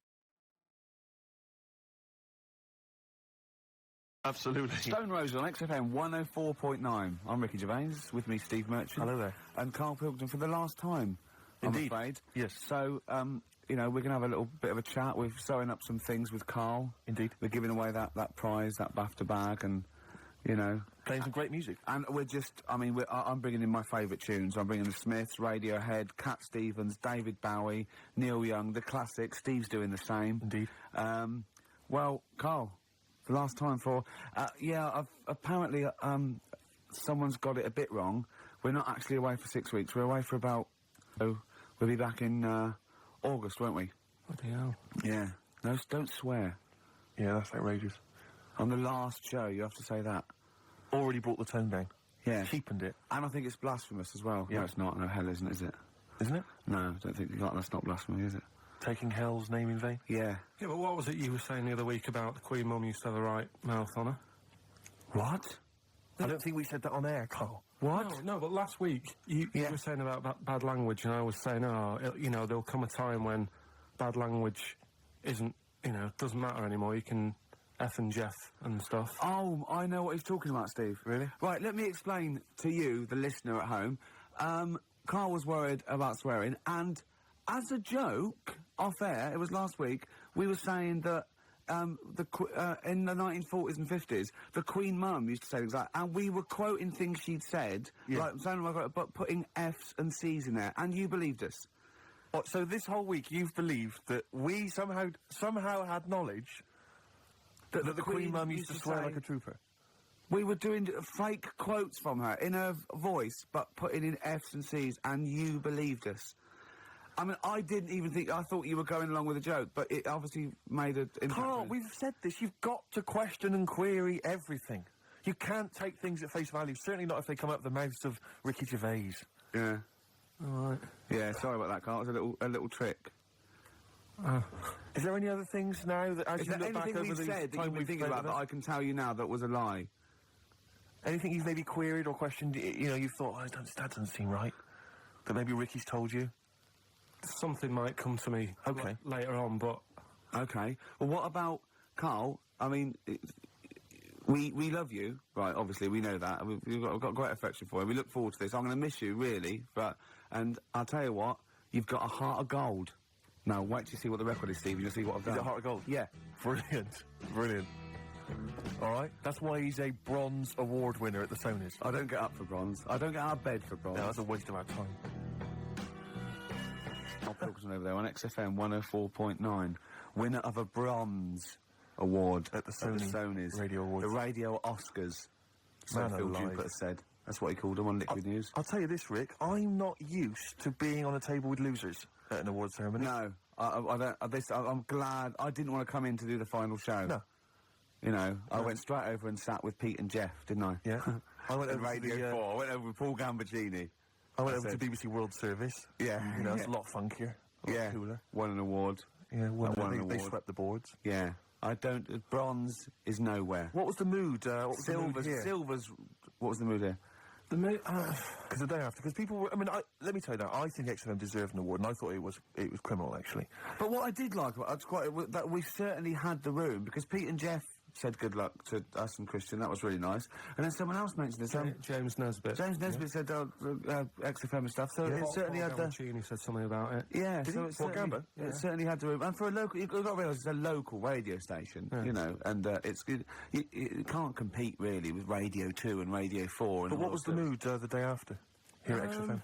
It was all right. I mean, I think we expected a few more, But you shouldn't take this thing seriously anyway. But what I didn't never realise, take Rick, awards seriously. But what I didn't realise is you have to pay thousands of pounds just to nominate. Just to get into the running for an award. So you've already, you know, they've squandered thousands of pounds. No, it's not thousands, is it? Well, it mounts up because you pay for it to enter. And then the table. You've got to buy, like, mini-discs and that to send your stuff in on. Sure. Which adds up with Sony mini-discs. Oh, I see what you're saying, Carl. I'm not saying anything. No. And also then you've got to pay for the table. Right. And the food and the drink. I mean, it's a few grand. I swore on live television as well that night. Yeah. But I've never done that before. I mean, I've sworn before, but never accidentally. And we were being interviewed for, and Christian was sort of like quite, you know, being a bit boisterous, and he must have brought out the worst in me, and I just accidentally said the F word, and I apologised straight away. I didn't want to embarrass Phil Dupas. He was doing a good job. He does that himself, yeah. but I was thinking about yesterday, and you're saying a bronze isn't worth having, right? Yeah. But, say, like... We're only joking. None of them are worth having, but they're very nice. They're very nice to win. Bronze is pointless. But you say that, because, like, bronze is, like, coming last, isn't it? Yeah. Yeah. Right. Yeah. Can you tell me the name of the person who won the marathon this year? No? Yeah, but that's because we're not sporty. I'm sure there's lots that can. But then... The guy who came last, who was in the swimsuit, people remember him. And no, I don't remember his name either. No, what's his name? No, but he was 6 days late. I mean, he was really Yeah, but bad. what's his name then? You see, no one's remembering either. No, but if someone said who won the marathon, I'd go, I don't know, but there was that guy in the swimsuit. Well, I'd say I don't know, it was a woman. Yeah. She had shorts on and trainers. I'm just trying to make... My point is, what they will remember is that we were losers. That's what they remember. They may not remember our names. Yeah. They'll just point and shout losers. We're all winners, though, aren't we? We're all winners, really. For taking part, sure. Yeah. And it's all subjective as well, isn't it? Go on. I mean, I'm not going to moan about awards because you've won a lot of them. It's like saying they don't mean jack. But at the end of the day, right, there's some shows that won awards and you go, yeah, that's worth an award. I think you've got to treat it... I mean, some awards actually boost your profile or career or your cachet or everything like that. Some it's just a nice night out and it's nice to win, but I don't think you should really take any award that seriously. What worries me, though, Rick, as I mentioned on the night, is that when I was at school, I mean, you look at me now, you probably think he's an athletic kind of guy, he's a sporty dude, you know, but at school, bizarrely, that was not the case. No? What, were you a bit of a lanky beanhole? It turns out. You're joking? Yeah. Oh, right, okay. So, but yeah, I got a silver in the high jump. Yeah. And I've done better in the high jump, right? Did no training whatsoever, did no practice, just turned up. You were 2.5 foot taller than every other person in your class. Yeah, but wait a minute. People think that if you're tall, that makes you easier. It makes it easier for you to do the high jump. Surely not, because I've got all that leg to get over the pole. That makes it harder for me, surely. Don't talk rubbish. What are you talking about? Well, of course, the taller you are, the more chance you got at the high jump. Well, explain Everything that else to being me. equal. Oh, what? Are you okay then? So, is it harder for a 6-foot man to step over a matchbox or a baby midget? A baby midget? That is tiny, Rick. Hang on. Here's something I've learned, remember? Go on. Back to, like, show 4 or whatever. Go on. What is it? 4? The flea can jump over the London Eye? No, it can jump the equivalent of if it was a 6-foot man. It can jump about 6 inches high. A flea cannot jump over the London Eye. Yes, it can. Yeah, it can. And Tell your kids that. Can't. Remember. Oh, a flea can jump over the London Eye. And an ant can lift 3 Volvos.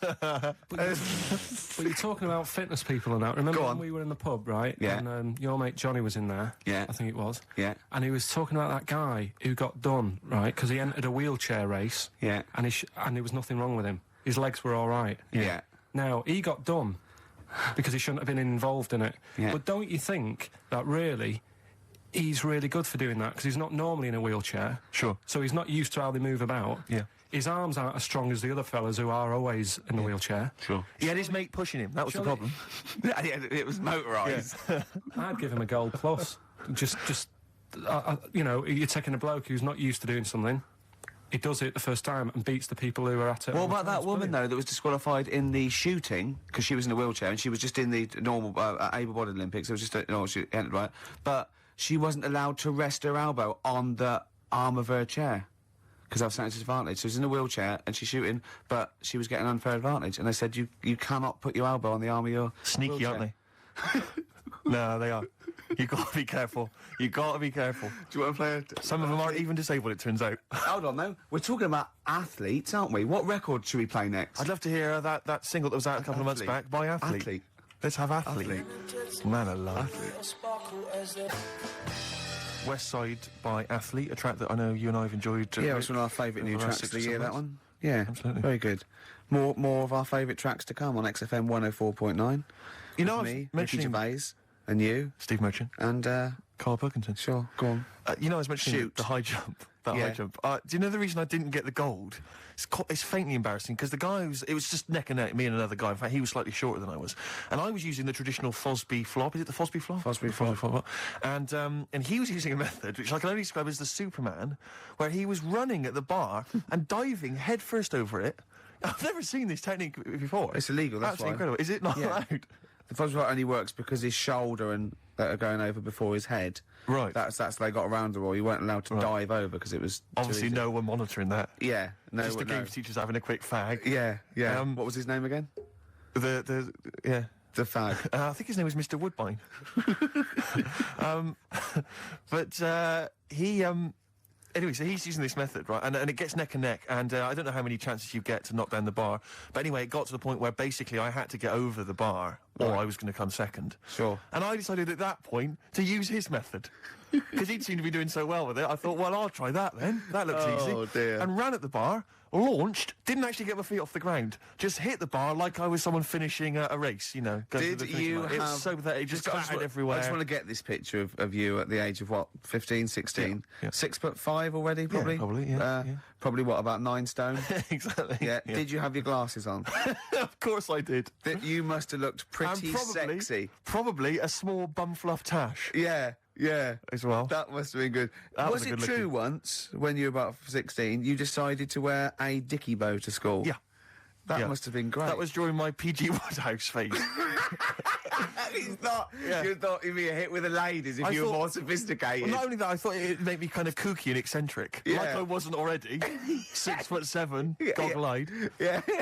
Like they're not already thinking there goes a weirdo. Yeah, Oh, he's a yeah. weirdo with a bow tie. Yeah. Brilliant. Does it spin round, mate? Yeah, what a Because you're catch. getting me hot. Exactly. Oh, dear. Yeah, I wore that for about 6 months, and it was in school colours because we had to wear a tie. So school, but this was a bow Fantastic. tie. I mean, now I don't. Oh man, I can't I believe don't know it. what I was Carl, when you were a little Pilkington, right?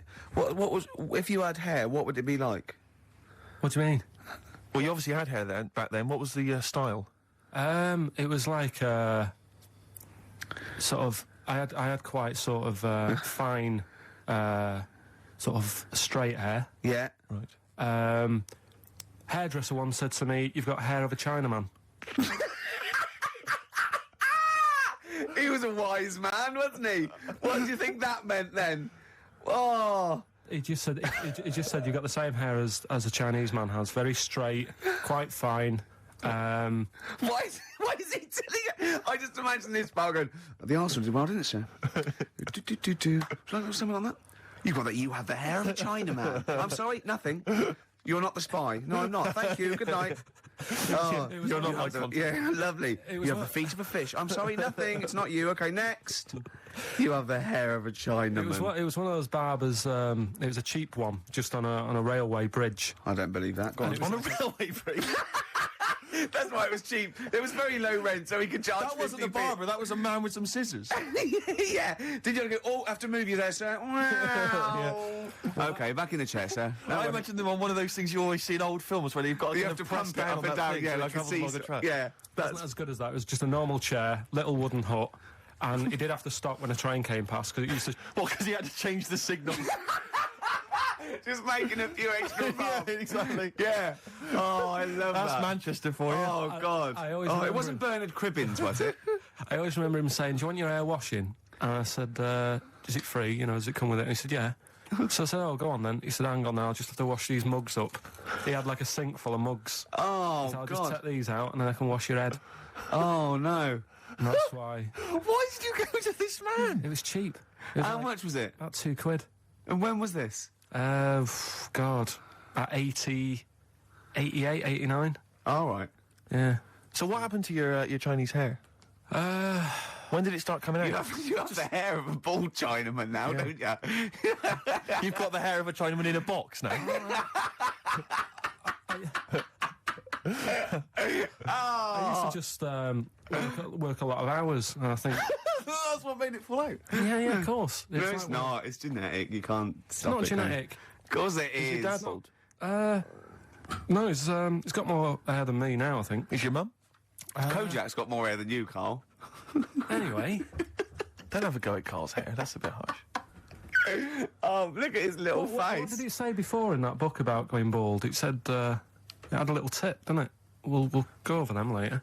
It says if you're going thin, doesn't it say cut your hair short and something like that So it too? makes you look thicker. Yeah. Oh yeah, we got people are offering Carl lots of. We're coming up to that in a Yeah, few, well, we'll few go through that. minutes. So obviously we to win that BAFTA bag. Shall I remind people what the competition was? Yeah. Last week we were giving away this bag that we got signed by various celebrities at the BAFTAs, and we asked you to email or write in with your suggestions as to what you have that you could swap for the bag, and it has to be something that will enhance Carl's life. We've had quite a lot of suggestions. I'll go through those a bit later, but they're some of them are quite eccentric. Meanwhile, I'm going to play one of my favourite songs off one of my favourite albums. I look forward to hearing it. It's Radiohead, it's the Bends, and this is Black Star. Go for it.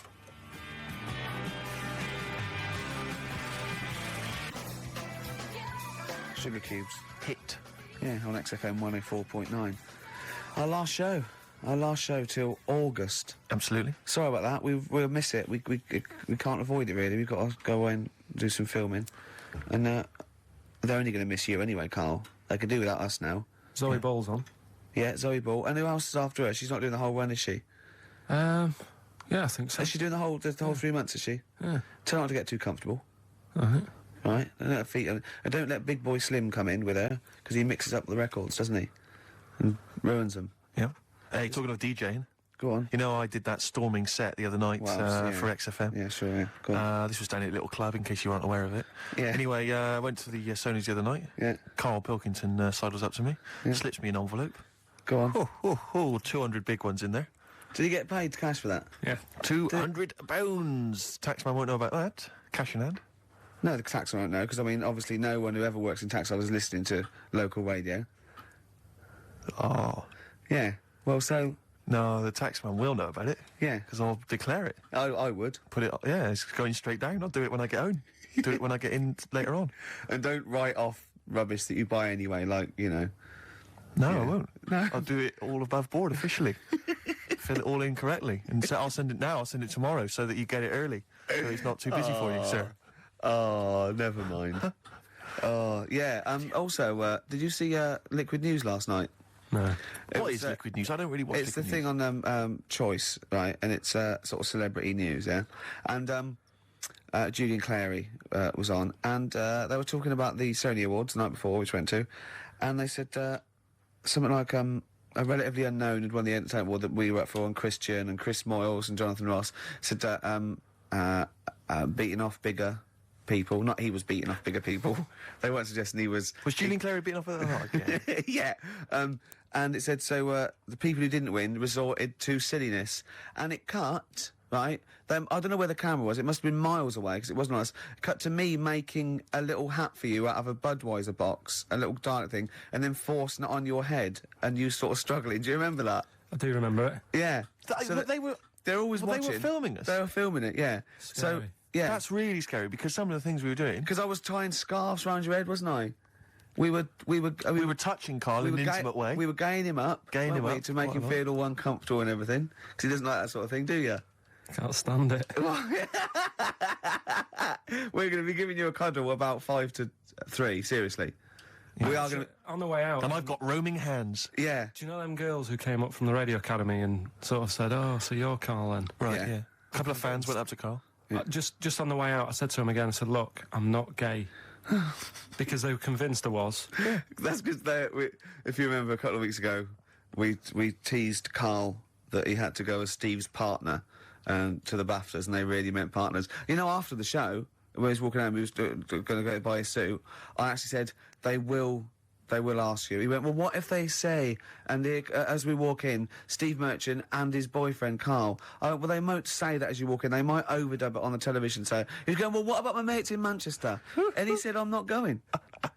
The risk of someone in Manchester thinking that he was going out with you, mind you, it wasn't. It was probably going. Wow! If he was going to see where you're going with that. If you were going to be gay, you wouldn't choose Steve, would you? No. Who would you choose if you were gay? If you could go out with any bloke, who would it be? That's a good one. Yeah. That's a good one. He's thought about it before. Go on. No, of course not. No, who would it be?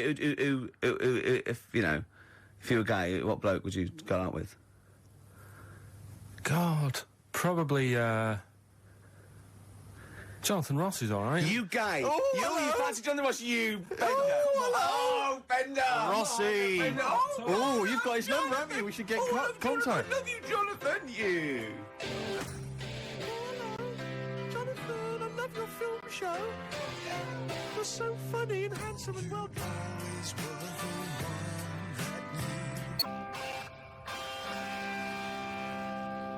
Rock and Roll with Me, David Bowie off Diamond Dogs.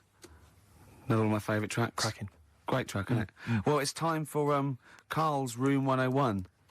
Carl was too shy to obviously ever do this for real, but we thought that end the run of this with things that Carl hates. Yeah, we know the thing he likes. We know that. So, Carl, okay. We should just point out that we've been inspired by the TV show Room 101. We didn't come up with this ourselves. Yeah, we did. This is Room 102. Yeah, we'll be Paul Merton, and you be Carl Pilkington. Right.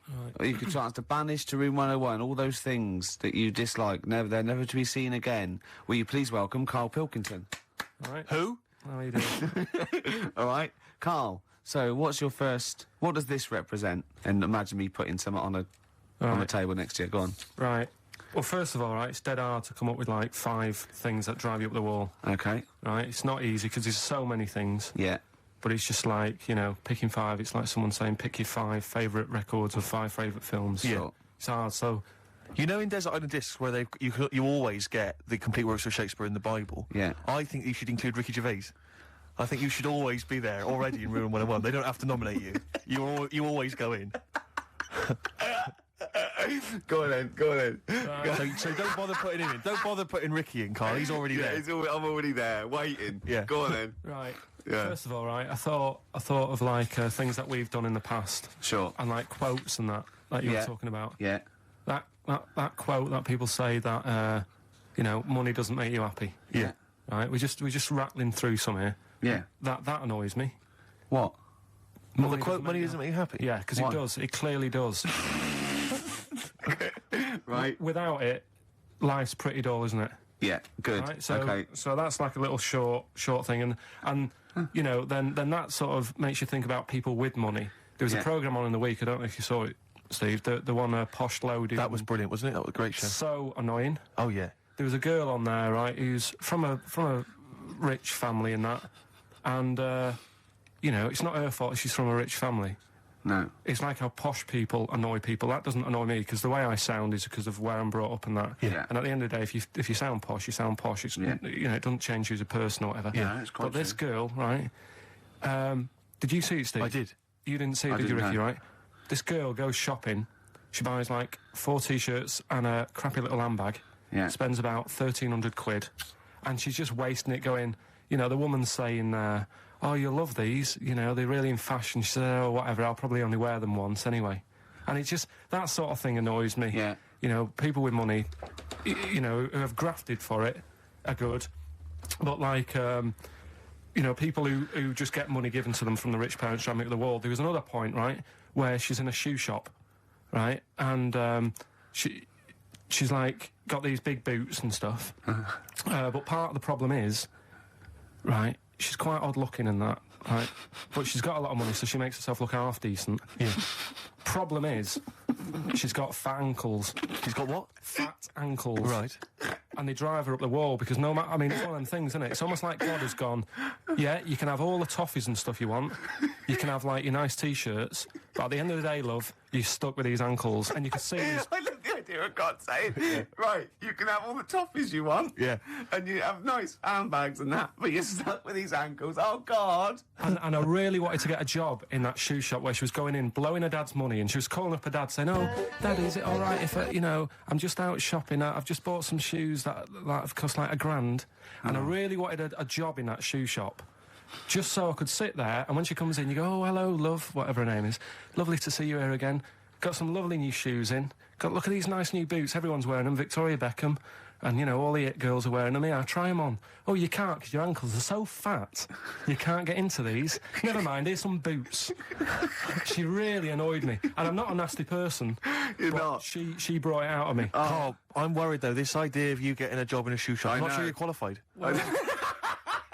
I like all that's way round it. That some people go, "Oh, I'd like her to lose all her money or something." He'd like to actually bother go through getting the job in the shop, and then just wait in there. You'd be too busy mucking around outside like, on some kind of trolley stuck in a little lake.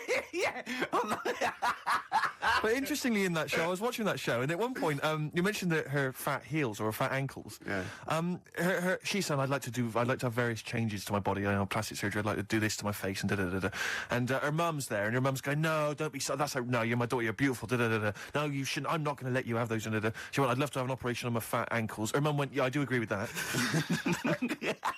What kind of a mother does that? Oh, how bad can fat ankles be? I know. What were these ankles like? Well, tell us, Rick. You must know. No, do you know what I mean? They were like, if you said to a little kid, say a 4-year-old kid, "Draw a person," they'd draw her legs. Do you know where there's no sort of thin bit and then it comes out a bit for your knees? Oh, yeah, and and they're goes down just to ankles. It was just like 2 logs. People go and say, "I like your new flares." What do you mean flares? They're leggings. Cheeky. Awful. So, It's okay. So you're putting in posh girls with fat ankles. Yeah. Okay. What's your next one on Room 101? Right, another quick one, really. Go on. People in supermarkets. Right. What, the people who serve? Yeah. It's mainly these shops you get round in London that are like open 24 hours, right? Yeah. You'll go in and you'll buy you don't do your main shop there. It's mainly just little bits in it. Your carton of milk and Sure. maybe a loaf, a couple of balm cakes and that. Yeah. And you go in there. Who still buys balm cakes? Right. Do they have them in London? Yeah. Do you ever ask? Would you be annoyed if they said balm cakes? We don't have those down here. They're rubbish. That's happened before when I asked for gravy and they didn't know what gravy was. When did you ask for gravy? In a chippy. What do you mean? What do you say? Have you got any gravy? Just because you up north you have chips and pie and gravy on it, and they didn't have a clue what I was talking about. Right. Okay. So that annoys me actually. Stick that on the list. But, You've got fishmen up north. but listen, right? You'll go. We saw a sign in the north, right? It was a little shop, and the sign said, "We sell bread." And it was handwritten. It was like there was probably like a rush with loads of people in turbans going. What's this bread you talk of? Yeah, little their headscarves, little women running down with their little. Oh, But anyway, these shops, right? So you go in there, getting your stuff, and you'll go up to the till, and they don't say hello to you. They don't sort of smile. They just bleep the stuff through. Mm-hmm. They don't tell you how much it is. They just sort of expect you to look at the till to see how much it is, so you can get your hand in your pocket, give them the money, they'll give you the change, and they won't say goodbye. Yeah. So it's like they just can't be asked to have any sort of hello, how are you doing? Yeah. I don't want a big chat. I don't want to know what they're getting up to and what what the dad does for a living and all that. I just want like, how are you doing? You're well, right? Oh yeah, this bread's popular or whatever. Right, that'll be £5. You need to keep abreast of which bread you're selling well. Oh, Mother's Pride, that's a good choice. It's 70% of our stock is worth. So that really, even though, it is a 24-hour I'll be honest, I would err on the side of silence. Not rudeness. I hate rudeness if they do that, but I would rather, I'd start to go, £1.50 please, and that'll be fine for me. Any more... What about hello and goodbye, have a good day? Not in an American way. It doesn't bother me. I prefer people who say have a nice day and don't mean it to people who don't say it at all and don't mean it. To be honest, I don't worry about that mock sincerity because I think it. No, it's just normal, isn't it? I'm saying I like people who say I don't care. They say, "Oh, nice to see you. Come again. Have a nice day." It doesn't bother me. But a chat. I hate people who think they're the life and soul. No. When you're going don't mean like that. I mean, like, nuts. if you go through a door, you hold it open, you go, there you go. You know what I mean? You expect a thank you. Yeah, that's all. Yeah, and also when do you come in at like a narrow walkway and you're both walking there, and I stop or get out of the way, and they tut, like I should have. I want to go. Hold on, look, we're both in the same boat here. Yeah. Why is it me? That annoys me. Where people just think tutting when they're in the wrong. They own the street, or if two people aren't looking where they're going, it's one person's fault. That really annoys me. Yeah. So that's it really. I mean, I know the 24-hour shops and they're knackered and stuff, but politeness, just to say... Well, it costs nothing, does it? No. So those are your little quick ones, then we get on to your big three, don't we? ones. The big one. Yeah, Should we if play you a want. record and come back to that? I know what you want. I'm talking to Carl Pilkington on room 101 on XFM 104.9. Yeah? What? New order. Oh, excellent. Do you know what I mean? It's mad. We were shouting at you then. How loud are those headphones? Pretty loud, but I'm always wearing headphones, so... Yeah, but look what I'm doing. This is an old radio trick. You put one earphone over your ear and the other one off so you can hear people in the room. Hives on XFM what do you want? 104.9. What did you want to say? Doesn't matter, Carl. It does. The point is, it could have been important. It could have been a fire, anything. When we shout anything, you jump. Yeah. Do you know what I mean? Come on, Carl. Get with the programme, all right? Hey? Right, what other things do you want to put Yes, in sir. room 101? Other than us. Spiders. Right, go on. I know Ricky will be agreeing with this. All spiders, yeah? Just, I mean, not all spiders, because there's some spiders that are on the planet that don't do any harm. They clean up stuff, don't they? Well, they got little brushes. Do you mean like that. janitors spiders? yeah.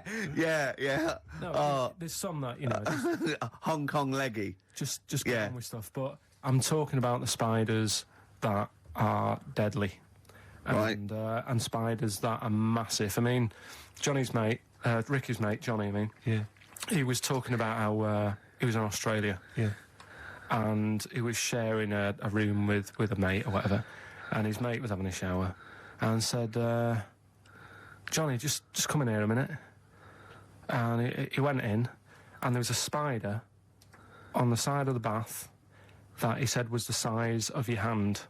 2 hands width. It's sort of like a size of track, just like 8 inches across. That big, right? And the daft thing with that one is that can't kill you. It's massive. It's got no purpose. It's a huntsman. Yeah, but what? Something you said it does, right? If you sort of walk around it and it thinks you're going to try and trap it, it hisses at you and jumps at you and jumps on you, and sort of clings on. That's terrifying. You'd be sort of running around trying to get it off, and it's just gripping on like the old stag beetle thing again. Yeah. It's clinging onto you. But there is no... What I don't understand is, why is that spider that big? Right. Because no doubt it only eats stuff like normal spiders do, but it needs to eat more of them because it's a bigger lad. Right? Yeah. And it doesn't actually do anything. It's not like... I just don't doesn't get track, doesn't paint, doesn't do anything. Yeah. It's just getting in the way, and it's one of those things that are so big you couldn't kill it. Because can you imagine like the mess that would make something that size if you stamped on it? Yeah. Which I'm not, again, I'm not a fan of. Yeah. But I don't get that. And then there was a programme on a few weeks ago on BBC about spiders, and there was this one, right? It was going, there's so many spiders in the world, and apparently there's so many of them they can't give them all names. Right? What they're saying is, once one dies out, they'll actually introduce another one. Because there's so many different breeds of them that it's impossible to sort of make a book and list them all. Right. Well, It's the like book a would be queue. infinitely long. Well, yeah. Yeah. It's like a queue. They They're say, not right. trying to name it individually, are they? No. That's their problem. No, Yeah. Peter. Just keep it down to the Ziggy. species. Go on. This is true, this. Go on then, yeah. So they'll sort of go gives a spider, the Black Widow, right? Black Widow, they've all died, so who's next? And they'll say, here's a redback. Yeah. And that's how they introduce them. So this programme was going on about this. Right? Not how they do it. No, they do it. Okay. Your point Okay, all right. Right, so anyway, there's this little one, right, in Australia, and it shows you some kids being dead happy and playing around in the sun, loving it, all healthy and that, and, love being in the sun. They're playing around the pool, and, there's a couple of them there playing swing ball and that, dead happy, not a care in the world. And, like, the one of them goes, I'll go swimming, because I've been playing swing ball for an hour, got a bit of a sweat. Sure. Go for a little breaststroke or whatever. And they get in the pool, and they can't wait to have a swim about. And then it pans to the bottom of the pool. Yeah. And there's this little spider just sat there dead still. Right? Sat at the bottom of the pool holding its breath. Holding its breath. Okay. Cheeks going up red, eyes bulging. Oh, 8 pairs of goggles on. One goes by with a snorkel. You should have thought of this. 4 pairs of flippers. Yeah. Oh, He's sat there in the deep end, right? And then it pans back to the kids having a good time, chucking a ball to each other. Yeah. I can see what's going to happen here. And it pans back. It's not going to join in the game, is it? no. And what happens is the kid starts bouncing up and down on the floor. Sure. Goes and sticks the kid goes and puts a foot on the spider. Bites the kid, and apparently, if you're not seen to, you can be dead in 15 minutes. Sorry, why does this spider sit at the bottom of the pool? That's what it likes to do. Animals don't do things they like to do. Animals do things for a reason. Waiting for a kid to come along. So No! It doesn't make any sense. It doesn't make any sense. well, that's what It's not. It doesn't go out to murder kids. That's not what it does. No, there must be a reason. I mean, if you just stopped when you watch these programmes and don't get involved with the music and, like, you know, the odd... Why does it sit at the bottom of the pool? There must be a reason. It either goes there for protection, food, to cool... It does it for a reason. It doesn't go there to wind up swimmers. Yeah. There must be a reason. This is it. If anyone's watching, please, if you're watching that programme, I don't know about this spider. What's the name of the spider? I'm not sure. Okay. Well, it did say- 08700 800 123. Is it the Duncan Goodhue? Is it Paul? I mean, I don't know. Maybe it does go into other things like ponds and that, and maybe it does the same for ducks if a duck stands on it. But why? The duck stands on it! Why? Oh, I love your brain. Probably because eventually, you know, a kid can get like saved if it's seen to in 15 minutes, but a duck is just going to like wander around and go, God, I don't feel well and what have you. What good is that to the spider? Because No, I'm saying it might kill it if it might protect itself, but it must be in the pond for a reason in the first place, or the swimming pool. It must be down there for a reason. It must have another agenda, evolutionary wise. It can't just do it. Could it be in training for the Olympics? unless it is just cooling, like those because on one of the other programmes that's a bit mental. Oh yeah, that one. Yeah. The one with the lizards. Did I tell you? Well, that? let's not get into lizards. This could take. Okay, no, go on quickly. No, this is a good one. It was a programme, BBC programme again, on how insects and animals help each other out. Yeah. Right. They were saying how, you know, you might think they're an insect, but they think like humans do, and they all help each other out. Right. And there was this lizard that is running about in the desert. Right. And it's going, God, it's roasting. And what it does, it makes a little hole in the sand, and it goes under the ground and it cools down. Right. Yeah. And then you see one of the locals. I think it was in Egypt or something, and the Egypt bloke comes walking along. Egypt bloke. And Is he walking like an Egypt bloke? Walk like an Egypt bloke. and what he does, right, he's looking out for these holes in the ground. Sure. And he sticks his hand in. Yeah. And Why does he want the lizard? he makes shoes and stuff out of it. Okay. Right. And you see him Cobblers. walking around, he's got about 12 of these things in a basket on his back, and they're Yeah. all looking really fed up. Oh yeah. And it's dead hot, and they can't be bothered trying to escape, and they look really fed up. And this bloke's laughing, you know, he's collecting loads. I love how he watches this, like, because they sort of editorialise it and make it into, like, some sort of, like, evil play. Yeah. But then it was saying how this deadly scorpion that man is scared of is mates with the lizard.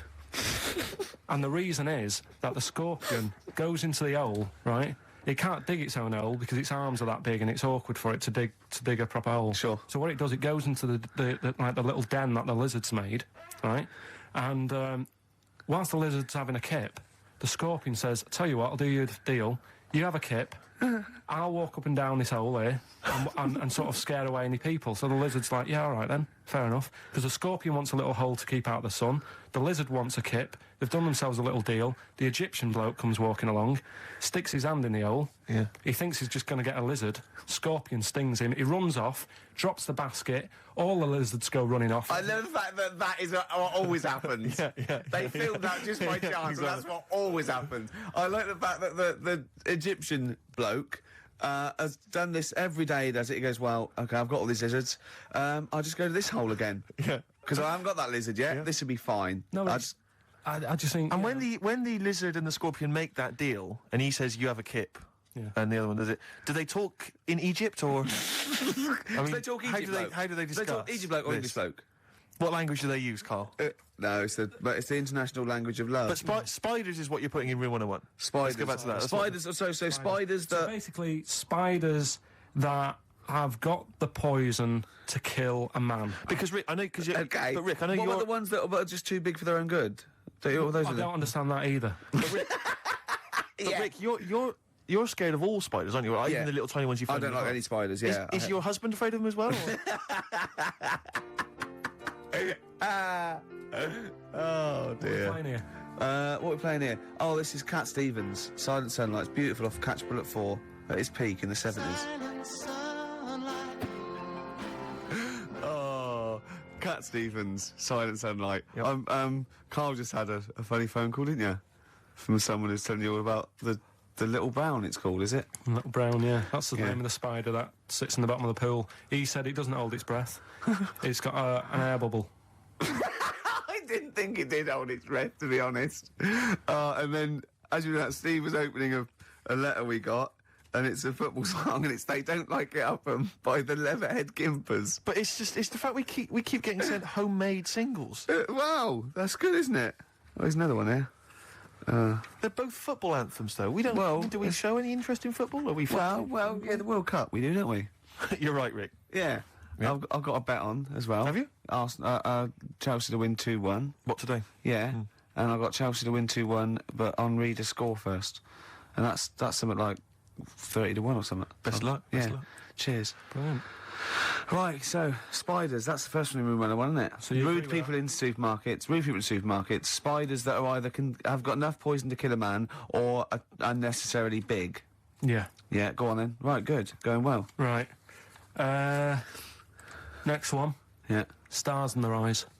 Blimey, it's a popular show. You might alienate a lot of people. Stand it. Why? Just, I think, if you've got a talent, right, there's loads of shows now that you can go on and make a killing. Yeah. Like Pop Idol. Yeah. What was the other one? Pop Stars. Yeah. That sort of thing. So, people who will go on Stars in Their Eyes, they want to sort of be famous. Yeah. They want to be a singer. What I don't understand is why go on that show where you do all the hard work, got to do all the graft, Yeah. and yet, even if they win it, you never see him again. The guy who won last year, Christy Berg. Ian Moore. Ian Moore. Before last. Brought us now with his own stuff. Yeah, but, all right. How did it sell? I bet that sold well.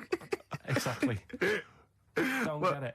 What I like is when someone doing Edith Piaf like wins a heat, and Matthew goes, "Well, I don't think you'll be going back to the cleaning job, will you?" Yeah, yes, you will. Monday, Almost certainly. Monday. She'll be back there Monday. Just, yeah, and just the way, you know, in like the final last week where the guy who was Elvis won, and they're I all thought he in would there. though. I thought he was very good. No, he was good, but will we see him again? Do you know what I mean? What is his job? I don't know. He'll be carrying on doing that. There's going to be no change to his life whatsoever. He's very good at what he does, but he's wasting his time on Stars in Their Eyes. So I don't understand exactly what your issue is. You clearly like the show because you watched the final last week. He thinks. I You think agree he thinks, that people are talented. You think it's a waste of talent to go on Stars in Their Eyes because it's not a vehicle to be famous, whereas something like Pop Idol, Yeah. Pop Stars, even Yeah. Big Brother. Do you know what I mean? Go Yeah. on that. Sit in a room all day, have a month off work. because they're all big stars now, aren't they? No, but what I'm saying is, it's less work to sit in the Big Brother house. Now and again, just sing a song, and people go, "Oh, isn't he a good singer?" You come out after having a month's rest or whatever it is you're having there. Yeah. You come out, and there's loads of record companies like waiting for you to come out and give you a deal. And what happens then when you get a deal? When you cut a record, what happens to that record then? Then it's either sells or it doesn't. And actually, what happened to it? It didn't sell. No, none of them did. But what I'm saying is, that is a lot easier to do than all the graft that you have to do on Stars in Their Eyes and the pressure. What would you rather do? Buy Craig's Christmas record Yeah. or Ian Moore's classics? Probably Craig, just because the guy on Stars in Their Eyes really thought he was better than Christy Berg. When he was singing, and I think I'm better than Christopher Berg. he was singing, and Christy Berg came walking on. Did he cry? And he didn't stop and go, "Oh, I can't believe it, my big fan." He was sort of carrying on, like, "Don't interrupt me, I'll have a word with you in a bit." You think he should show the man he's actually making a little bit of living off? Yeah. Emulating. A bit of respect. A bit more respect. And the most annoying thing... I imagine them arguing, resting each other on the floor saying, I'm Christa Berg. No, I'm Christa Berg. Like two ventriloquist dummies just having a fight in the dressing room afterwards. But the most annoying thing of all with Stars in the Rise, people who go on and do people like... say, like, I think last year, someone went on and did Lamal. Now, if you want to... Because the whole idea is with Stars in the Rise, you get work off the back of that show by, like, companies, don't you, say, who will we book? Yeah. You could get the real Lamal for about 30 quid. So why have an imitator? Well, it seems to me, though, Carl, the problem is that show's been running so long that all the big names have already been done, so it's going to end up having to be, isn't it, Lamal or some old kind of 50s singer you've never heard of? Isn't that the problem? I remember when... I mean, it's just Eddie Reader was on there. You've had Eddie Reader. But it's just a karaoke contest. It's just... I think you're assuming that everyone on there wants to get, a recording contract. They do, Steve. Okay. In that bit at the back where they say, and the votes are coming in, let's have a look at the tension now that's going on. And they sat there and they really think they are Elvis. And they are Luther Vandross. Sat there, and, like, if they were all sat there having a laugh... Woke up this morning, looked at your picture just to get me started. Filth. If they were all sat there, sort of thinking, oh, God, this is a bit of a laugh, innit? But they're not. You can see that they all really want it. And it's like... But so what I'm saying is, who are you putting in Room 101? Are you putting in the people who are just there to have a bit of fun? Everyone involved in that show. Including Kelly? Yeah. He's a talented guy. You don't care? No, he's going in as well. He's in there first, and then everyone else, everyone who enters it, the people who go and sit in the audience... Everything. But what would you do Saturday night? You'd love the show. You watch it every week. It was just on when I was getting ready to go out, and there's nothing else on at that time.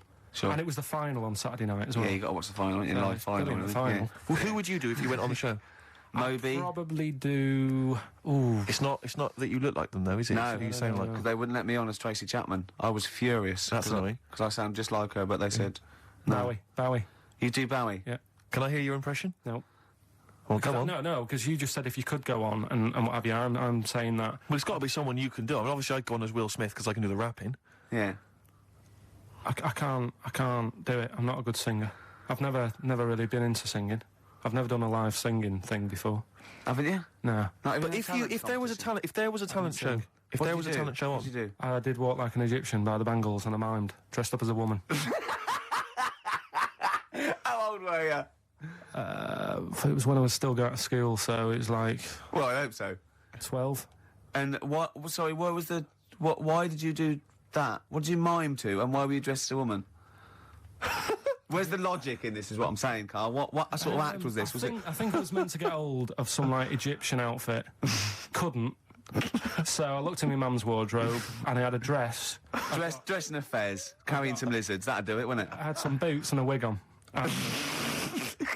And how did you dance? Look, he looks confused. He's confused by his own act. He's suddenly confused. The best bit was it was like a proper talent show. Do you know where you'd cover it all? Yeah. So I did like the dancing and the miming, and then I also did a bit of magic, right? Where I had like a cloth, right? And I had it over my hand like that, and the crowd were like, oh God, what's he going to do?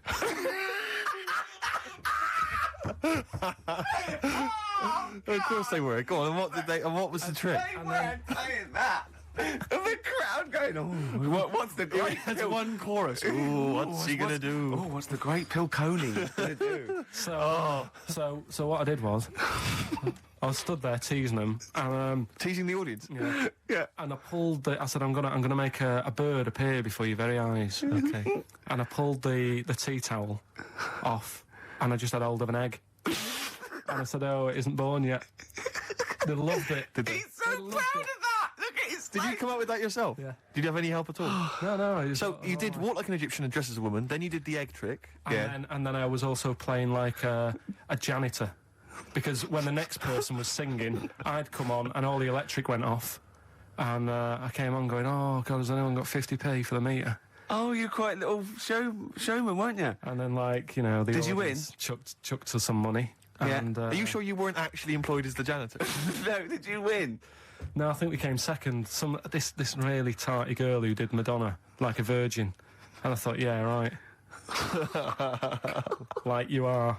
She was a right ropey little woman. But So great. Okay, so Spider Stars in the Eyes, we better play a track, hadn't we? Indeed, yeah. Bit of Tom McRae. This was a track we played a while back. I enjoyed it. Tom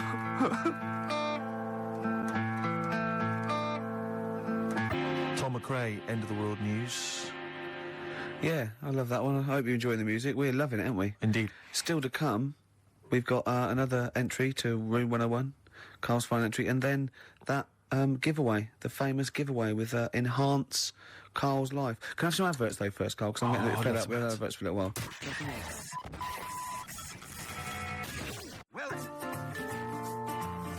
Badly Drawn Boy, Once Around the Block. Classic, a retro cut. Getting a bit sad now, Steve. 20 minutes. Indeed. You're right. I've got so much to say. I've got so much to leave people with about Carl, all the things he's done. Looking back, Carl, do you remember when I put up the waste paper bin on your head? Classic. classic time, yeah. Yeah, do you remember that? What did I do to you today? Well, you tried to bring the same memories flooding back to me by putting the same grotty bin on my head. But the annoying thing was, last time I did it, it was quite a new bin. Yeah. Did it today, it's rank, all sorts of stuff on What it. else did I do when I saw you go around the corner down there? Go on. I went to get the paperwork and that you need to produce the show. Yeah. And came round the corner. Ricky was sort of hiding, and I was concentrating, reading stuff. And he goes, I don't imagine it was as soft and gentle as that. I imagine it was more like... Exactly. Like that. And I tell you what, I nearly exploded because he sort of hopped on one leg, right? And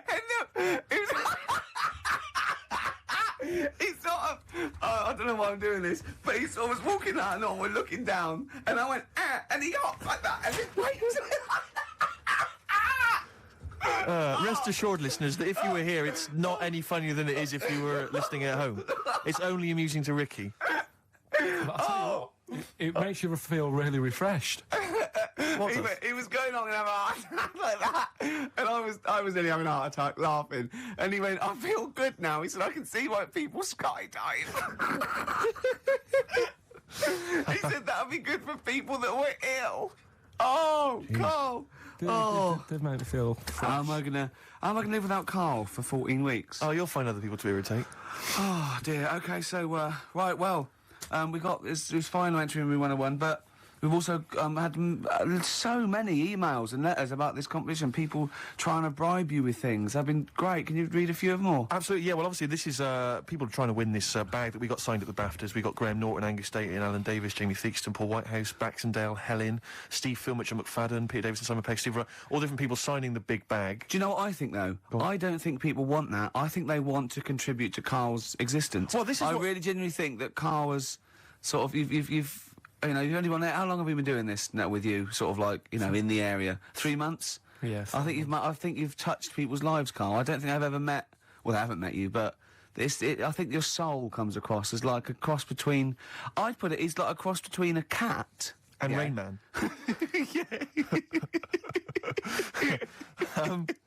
But we've had quite a few which are... which obviously want to kind of further your education. Obviously, when we're off air, this is something we're worried that's just going to dry up, you know, and we've tried hard to educate you. So, lots of books, lots of people suggesting books, the Giant Book of Mysteries. And I mean, if you chose this one, Carl, it tells you how 3,000 Japanese soldiers literally vanished overnight. Real-life accounts of vampires, the man who planned his own crucifixion, the famous Ghostbuster, Harry Price, and lots of things about spontaneous combustion. Is this the one about the woman with the hairball? That's not got the woman with the hairball in there. I'll have to dig that one out for you. These sort of books are the thing that I'm after. This is what interesting is. I brought in one as well. It's a friend who works with Jane, my girlfriend, called Liz, and she wants to put this forward. And this is Trade Secrets, everything you will ever need to know about everything. And it's just like little tips. You know what I mean? But there's so many things competing with that. You see, there's another guy who sent in, he wants to give you a video entitled Making Love, Parts 1 and 2, an instructional guide. I imagine you'd enjoy that, Carl? Nah. No? Nothing they can teach you? No. Sure. The Reader's Digest book of strange stories and amazing facts again. Other stuff here. Why cats have 9 lives, Carl. Well, hang on a minute. Why meteors are likely to destroy Earth in the next 100 years. You're wasting your time. Okay. In this Trade Secrets book, Yep. listen to this for a tip. Make a necklace from electrical wire. That's a good idea. But don't plug it in. What about... Doesn't say that. What about this then, Carl? Because obviously we're concerned that you didn't get your GCSEs, or you didn't get as many as you'd have hoped. There's a guy here, this is Victoria, and she's saying she's more than willing to give you all of her awards and certificates. She's got 6 GCSEs, 6 A's and 4... She's got many GCSEs, in fact, 6 A's, 4 B's, 3 A-levels, and a master's degree in philosophy. She's willing to give you those certificates. She says you will be the proud owner of qualifications. As the owner of qualifications, she has found that anything she says is invariably believed and that she's popular and very happy. She's willing to give you those qualifications. That's pretty impressive. You can claim they're your own. You have to change your name to Victoria, but other than that, I can see no problems. And you have to put a dress on and a fez. It's nice. More like an Egyptian. But you see, there's lots of educational ones. Then there's other things which are perhaps less useful to you. This is, doesn't say who it's from, but I think it's Ruth, and she's happy to give you a statue of an ostrich that she made when she was 7. What about that? All right, you love birds, you love animals. Yeah, apparently statue. The legs fell off under the weight of the body, so now it's just a legless ostrich. But even so, Yeah. Even so. I've only got a small flat. Sure. Another woman here. She. I doubt if it's ostrich size. Yeah, it's just clogging up space, though, isn't it? This is Lauren. She's willing to give you some of her handmade blue tack animals. She makes animals out of blue tack. She can give you an elephant, a seahorse, a tortoise, a pig, a butterfly, fish, snail, even a stegosaurus, or anything you choose. See, I've got my art set on. You've got the books. You're excited by the this books. book. What about this, though? This is a Lego alarm clock with a little Lego man who's got a variety of hats. It says here, including biker's helmet and cap. 2, I think, of the village people. I don't know, Carl, if again people are picking certain things up. A clear stiletto mobile phone holder with pink fur on it, flashes pink and green. I think people know that you are not gay. listening. In this book, listen, right? In this book, little tips and stuff. There's one here about if your dog keeps nicking a remote control. Sure. The way to get it off it, ring the doorbell. Right, so you got to get off your chair, go and ring the doorbell, so the dog goes, what's that? And it drops the remote control, goes running to the door, you run back and pick it up. I love the idea of Carl doing that.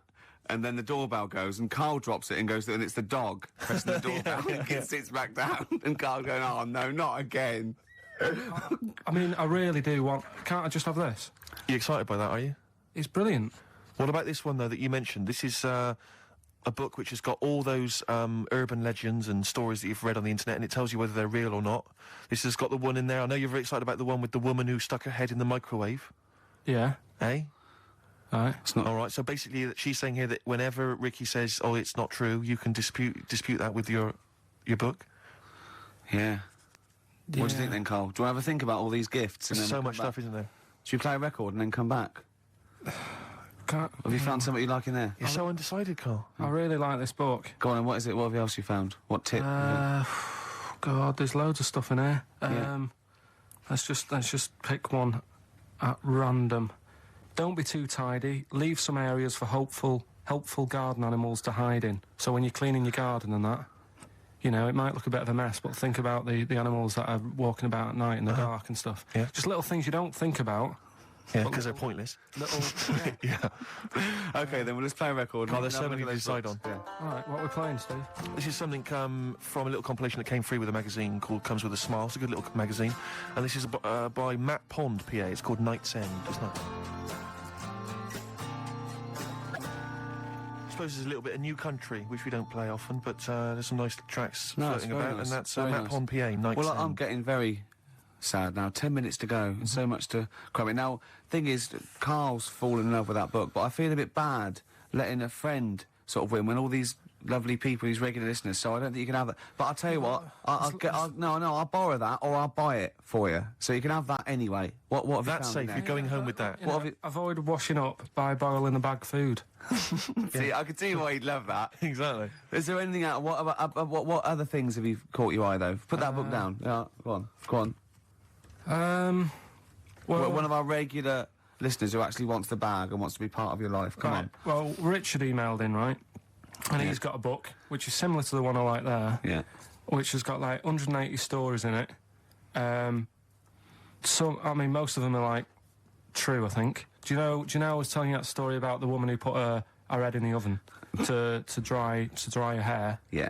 Because she liked the way... And she boiled her brain. Yeah, she stuck it in a microwave. Avoid washing your hair by boiling the brain bags. So she put her head in the microwave? Yeah. And boiled her brains? And boiled her brains, because she thought she'd get the same result as she did from the oven, but it all went wrong and that. And what do you mean? She used to dry hair in the oven? And she just, like, went modern. Apparently, it's like what punks used to do. You get a different sort of heat off an oven than you do off a hairdryer, right? Sure. So she thought, well, I'll do it in half the time, use a microwave. Sure. She was busy, I she don't was late. understand how you can get your head in a microwave. It only works when the door closes. Yeah, but you jam the little thing, don't you? Well, don't say that. Don't say that. Don't tell. I don't think it's possible, but don't. Of course it is. Yeah, But well, anyway, don't but do that. he remembers that story and said, I've got a book full of stuff like that. And he sort of sums up a little story that's in the book about this girl who, she had long hair, right? And she used to always mess around with it. And she's sucking on it. Do you know, like how girls do with the long hair? They sort of mess around with it and stuff. Yeah. And she's sucking on it all the time. And she was doing this from the age of, like, 10. And then, I don't know, she's probably about 30-odd. And she's doing this all the time. Guessing. And she goes, oh, God, my belly's hurting today, mum. And she goes, oh, what's wrong with you? She says, I don't know. You're 30. Yeah. So she goes to the doctors, and the doctors do an X-ray, and nothing's coming up. And it's like, I don't know what's wrong with you. You know, you're just being a bit moany about nothing. She's like, no, honestly. He's a very intolerant doctor. Yeah. She said, this is... Piss off. This is really hurting. I don't know what's up with it. So anyway, they found out some sort of system of looking at what was going on. Yeah. And apparently, X-rays? No, it wasn't X-ray, because X-ray didn't show it up. Okay. It was something else. So, anyway, it's only gone and turned into, like, she's been sucking her hair for so many years Sure. that little bits had come off. She's got a giant airball in her belly. Wow. Right? Yeah. Which was, like, huge, the size of a rat or something like that, right? The size of a... It's so interesting what he chose. The size of a rat. No. Well, the funny thing is, when they eventually got it out, Yeah. the mum was like, you know, oh, God, it was terrible. And she actually said it looked like a dead rat. Oh. Right. And it was in her belly, and that's, like, what was causing all the pain. Sure. And apparently, your belly acids don't kill hairs because they're so fine it can't handle it. Yes. Right. So I you reckon go for that book, are you? that's the one I want, Who's the yeah. winner then? Who's the winner of the lovely BAFTA What's his bag? name there? Richard Scholar, is it, or something? Yeah, Richard, Scular or Scowler or something else. So he's the winner. So check it out. You're going to get that book coming to you. I'll borrow this book for you. I need Oh. an email within, like, 5 working days to sort of... So what's your clarify email? this. It's carl.pilkington@xfm.co.uk. Okay, lovely. I want an email from this guy, and I won't be sending the bag out until I receive the goods. Okay, right, good. enough. Well, we've only got a few minutes. I want to play Suede, and I want to end with the Smith track. So let's play this. What is it? Suede, Stay Together. Lovely track. My favourite Suede track of all time. There. Well, we're oh, that's nearly it, Carl. Right, what's your last Room 101? Oh, God. It was, holidays. Holidays. You want to put holidays in room 101? People who are sort of annoying on holiday. Oh yeah. Do you know when you go away? Oh yeah. It's sort of touched on this before. Is this going to be the Scouse guy? Yeah. Go on. Oh, it's so long, though. I mean, it was a holiday when we went to Tunisia. And the Scouser pissed you off. Surprise, surprise. Yeah. Yeah. But the annoying thing was, you know, when you go on it was a cheap holiday, and, like, the lesson here is, you know, if you want a good holiday, you got to, like, spend some money. Yeah. And we didn't on this one. We spent about, I don't know, 400 quid for 2 of us for, like, a month or something ridiculous. And we got there, and, you know, you get to the hotel and you go, we have made a mistake. You know, it's a ropey hotel.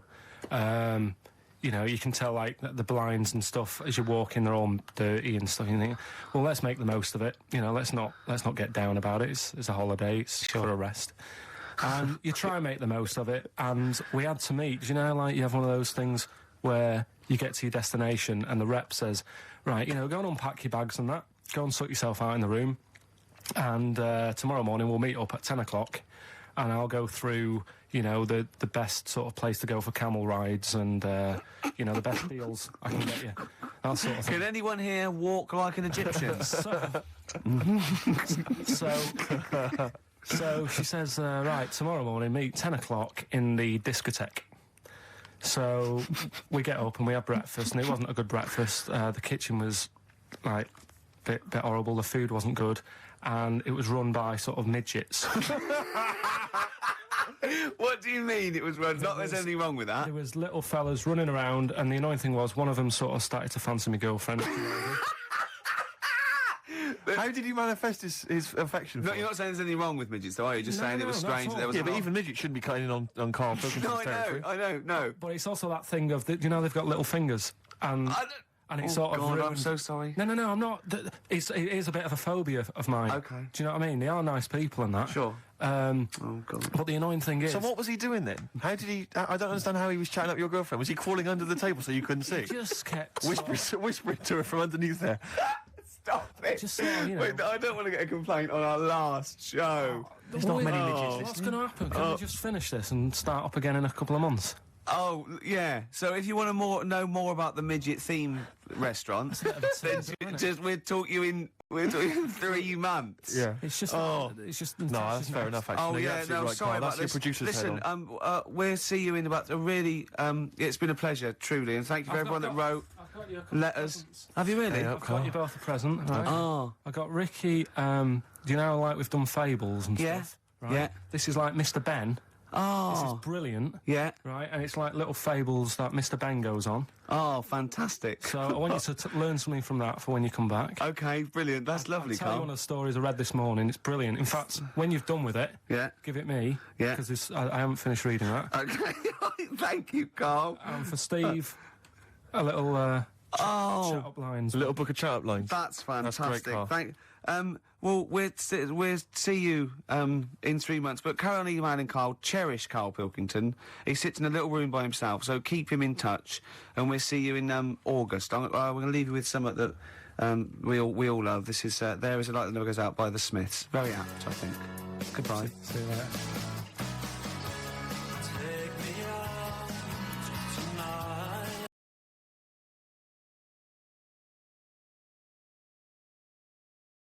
This is Audible.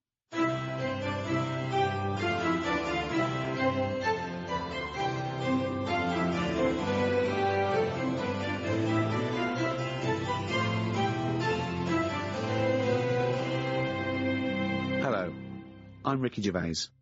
The English biologist Thomas Huxley once wrote, "To a person uninstructed in natural history, his country or seaside stroll is a walk through a gallery filled with wonderful works of art, 9/10 of which have their faces turned to the wall. Teach him something of natural history, and you place in his hands a catalogue of those which are worth turning around.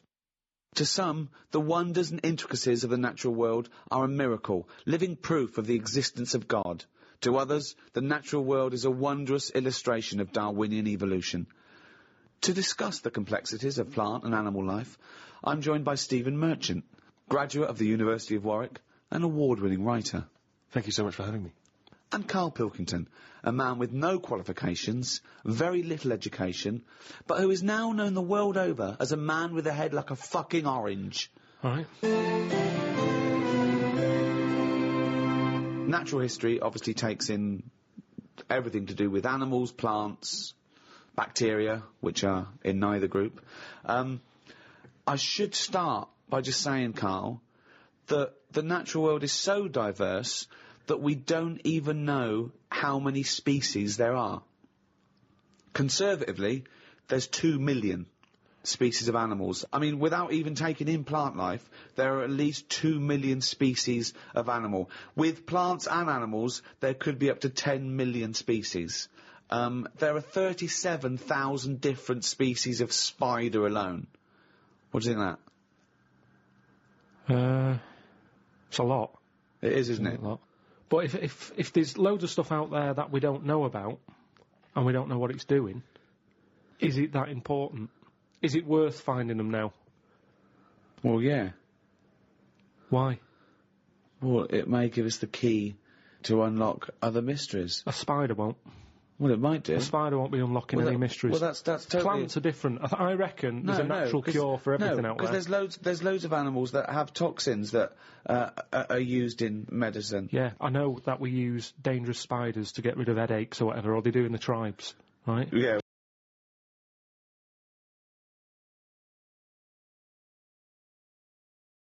Do you want to just expand on that point? It's just that's what they do in tribes. They've got all these tribes. They've got all natural remedies. They go, what's up with you? You got a sore ankle? Chew on this twig, and it works. I've seen it. They sent women out there, and they couldn't believe the stuff they can do with twigs and trees and hedgehogs and stuff. It I'd wasn't say an in-depth analysis, was it?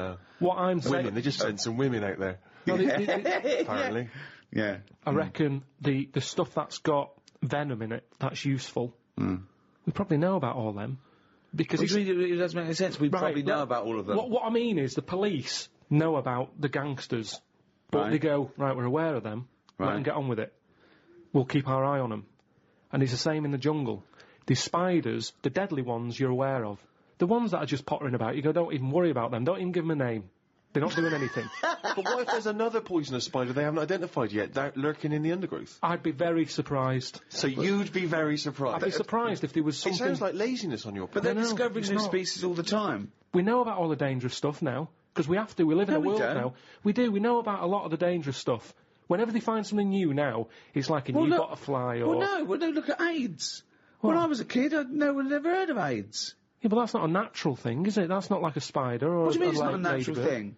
It's not a natural thing. It's not something that's... AIDS hasn't been, like, living under the soil for millions of years going, I'll wait till the 1980s and I'll come out and kill a load of people. No, but it is a natural thing. It's a new thing. It's new. Yeah, but loads of animals are new, aren't they? Evolutionary terms, there's new animals in evolution. I'm sure there's new stuff deep down that's just like, almost like bacteria, sat under the soil, it'll never come to the top. Right? It's like having an old woman who's a neighbour. She never goes out, she doesn't bother you. Let her be. But what if that old neighbour could unlock the secrets to... I don't think she can. Just even to us understanding the complexities of the universe, of the way things have developed and grown. Because we know about it. Well, why would we know about it? Because I never understand, why is it you want to stop researching and studying now? Why is it that you're happy to just draw a line under everything else? What if people had said this back in the 19th century? We've done this. I think someone in the 1900s said everything that's going to be invented has been invented. And then look what happened in that century. Yeah, and I've said to you, look at the stuff that is being invented now. The frisbee and stuff like that. It's all stuff that you kind of go, it's all right, it's a good idea, but we don't need it. Yeah, but the frisbee wasn't being worked on by the top brains of our generation. That was some novelty toy that some manufacturer made. Yeah, but it's like, look at the fuss we made over that fella who came up with a Dyson vac. Everyone was like, he's up there with Einstein. Well, he's not. It's a good vac. It cleans up floors well and everything. Who said he's up there with Einstein? It's PR people. In one of those programmes where they did, like, great inventions of our time, it was easy early on. You go, Einstein, Newton did this, Archimedes, Dyson. And they started to run out, because it is harder to come up with something new now. Because everything that's needed... Remember, the things we've invented are things that we sort of go, we could do with that. Inventors don't sit there going, what can I make? Oh, I need a toaster. They've sat there, they've burnt the toast under the grill, and they've gone, I need some sort of device here. Well, somebody, yeah. And what can it do? I'll shake Necessity it like that, is the mother of invention. Yeah. However, there are people who sit around going, where's a loophole in the market? Where's a niche? Here's something. About a year ago, I came up with a see-through toaster, so that you can see how much the toast is cooked. Right. I found it about 2 months after that. Someone had done it. Right. So I'd just been beaten to the post. Yeah, but all you're really doing, Carl, is modifying an existing invention. What other examples of being pipped at the post are there? It's got to be one that hasn't been done. Or it's not your theory. But also something that unlocks a mystery. Or helps the world. What's causing problems in the world at the moment that needs sorting? Well, cures for things. Faster transport, anything to do with security, anything to do with well-being. I mean, obviously environmental concerns are a big issue. People trying to design automobiles that can run on different alternative fuels. I met a bloke on a conference once who sent a drawing to Blue Peter. It was their design a car of the future, and he sent them a drawing that was a car, and the only innovation was that you can have a shit while driving.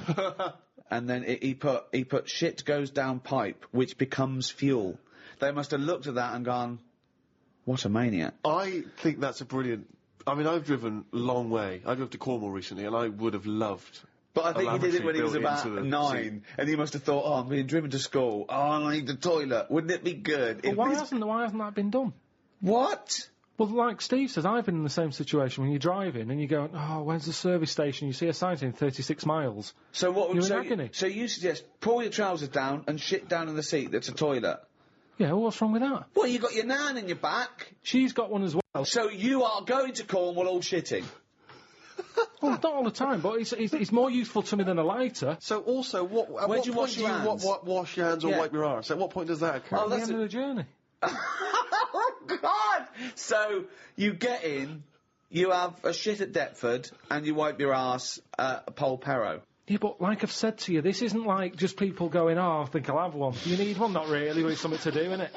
I'm sick of playing I Spy, I'm having a shit. You have it when you really need one. When you have to pull off a motorway, it's a lot of messing about. There's probably going to be a queue at the toilet. No more queues at toilets. 10 minutes, Rick, that takes, doesn't it? 10 know, minutes yeah. to 10 pull off, minutes. have a quick shit. Driving along. It's just going on. It's just going on. Don't even know about it. Radio's on. Everyone's happy. Doesn't matter. I don't know. I mean, we all do it as well. That's the thing. Anything else you'd come up with? I mean, so far you've come up with nothing. That was a 9-year-old boy's idea.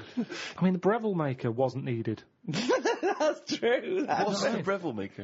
Like toasted sandwiches. But there's so many things, chocolate fountains, anything like that. I just go, what are these? Who's invented these? Who's okayed this idea? And yet I can't have a shit on the motorway.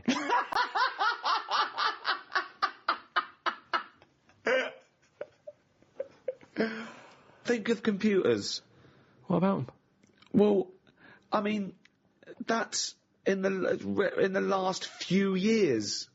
You know, in 100 years in our existence. Okay, they've been dabbling with anything even close to a computer. Nothing before that. Yeah, computers are a good thing, and it baffles me as to how they came about. When you think a computer chip is just made out of sand. Now, for someone to come up with that, you go, there must have been some sort of alien involved here. What do you mean? Why do you think that? So I love it. So the Frisbee, rubbish. Anything too clever, well, it wasn't an invention, it was an alien. So there's nothing between Frisbee and computer chip. What I'm saying is, it's not even an idea, is it? What do you mean? A computer chip, where's that come from? Oh, it's amazing. Well, it's astounding, yeah. So you think it was an alien? What are you talking about? Great. Because I can't believe that someone would go, right, I want to make something that will hold information and be able to do, I know, let's use some sand, we've got loads of that. You'd go, what, you don't... Well, that's what genius is, though, But isn't Carl, it? there's no alien involved. No, but when I say alien, I don't mean an alien came down here and said, you know, oh, do you want to buy this? There could have been Yeah. a spaceship crash, right? Right, yeah. And there's all them rumours, isn't there, in that hangar. They've got the spaceship, they take it apart, they go, yeah, wheels, we've got them, yeah, steering wheel. Yeah. And then they go, hang on, what's this here? And they find the chips, and they break it down, and they find Carl, it's sand. but that as an explanation to human genius is nearly as ridiculous as the Adam and Eve explaining life on Earth.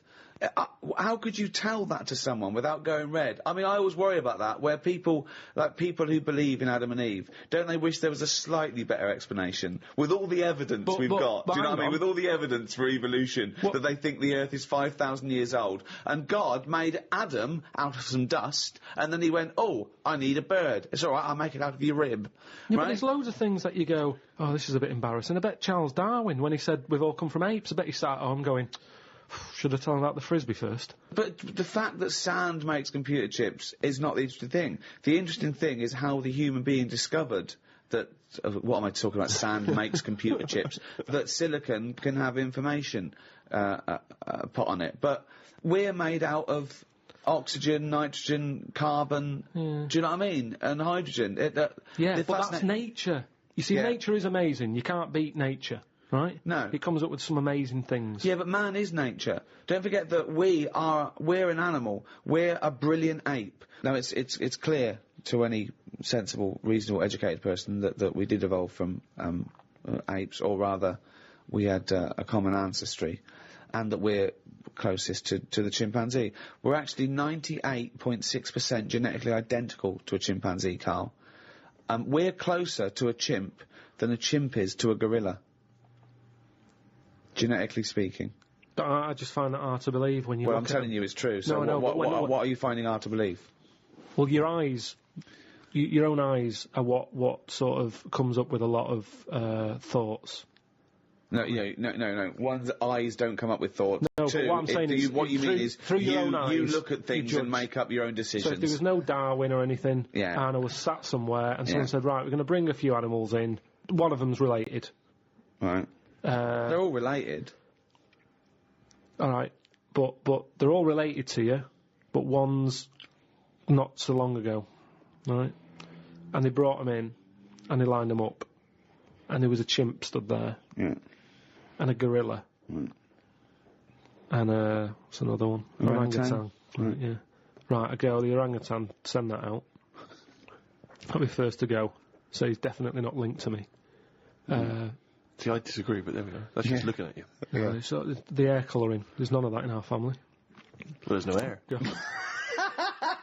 I like the fact that it loses out because it's ginger. So that's gone. Right, so I'm left with a gorilla and a chimp. Yeah. I would go for the gorilla. Well, it's a good guess, but you'd be wrong. So we are much closer to the chimpanzee, okay? 98.6% genetically identical. Think of that. We only differ on 1.4% of our genetic makeup. That must be the arse.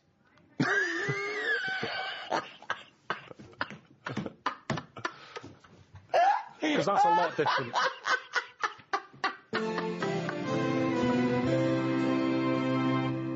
Animal rights is a hot topic. It's a big issue.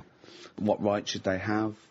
How do they compare to humans? You know, it's a well-known fact that we test on animals with the assumption that humans are more important. We test drugs on animals, and we're basically saying if they die, they die. We'll learn something from them. People do make distinctions between animals, right? They know that it's probably more acceptable to kill an ant than... punch a cow. Yeah, exactly. You know, I think that comes again from how close are they to humans? Have they got a face? But that's are they furry? I told you, didn't I, about my dad's mate who had a monkey and he had to thump it. What? Well, two things there. One, why did he have a monkey? Two, what sort of discipline is thumping a monkey? What was the monkey doing? He was annoying his wife a lot and sort of, pinching her arse and stuff like that. Right, No, that's wait not a minute. true. We've It's never not heard true. this before. How have we had all these years of I'm sure I monkeys and told we've you never about heard it this ages before? ago. Your dad had a mate who had a monkey? Yeah, I'm sure I told you. Why did he have a monkey? Just for a laugh? Well, it was back in the day when people did. They all had, like, odd sort of pets and that, didn't they? In, like, about 68. Oh, 1968, when everyone had a monkey. But he had to thump it. Now, the weird thing is... No, that's weird enough. Is this is all the story? This is the entire story? No. You've got all the information you've got is he had a monkey and he had to thump it? Yeah, my dad told me about it. When he found out that I was into monkeys, he said, oh, Benny thumped one. And, Benny thumped one! Oh, my son's into natural history, particularly simian variety. I've got an interesting fact for you, Carl. Sit down. What is it, Peter? Benny thumped one. Brilliant. But what was interesting is the way that people are thumping other people all the time. No one bats an eyelid. Thump a monkey. People go, you thumped a monkey. Yes, they do. They do go, you thumped a monkey. So that's what's weird, isn't it? But this chimp doesn't want to be caged and kept in a fucking council house in Manchester. No, he was quite happy. And if It he wants to wasn't live like a happy. human... I mean, in the 70s... there were all the teabag adverts and all that, and they were loving that. No, they weren't And people loving it. interfere. People go, that's unfair. Now they're in like a cage in a zoo. It was better when I was pushing a piano up the stairs. They weren't really. They weren't actual delivery men. They weren't really sitting down and having a cup of tea. It wasn't a documentary. A week in the life of the monkey delivery men. I love that. Chimps in a zoo now going. Okay, now at least we were free. Remember when we used to drive a van? And we're on 58 quid a week. Yeah. They're not meant to be kept in a house in Manchester. It's cruel to keep a person in a house in Manchester, so it's fucking cruel to keep a monkey.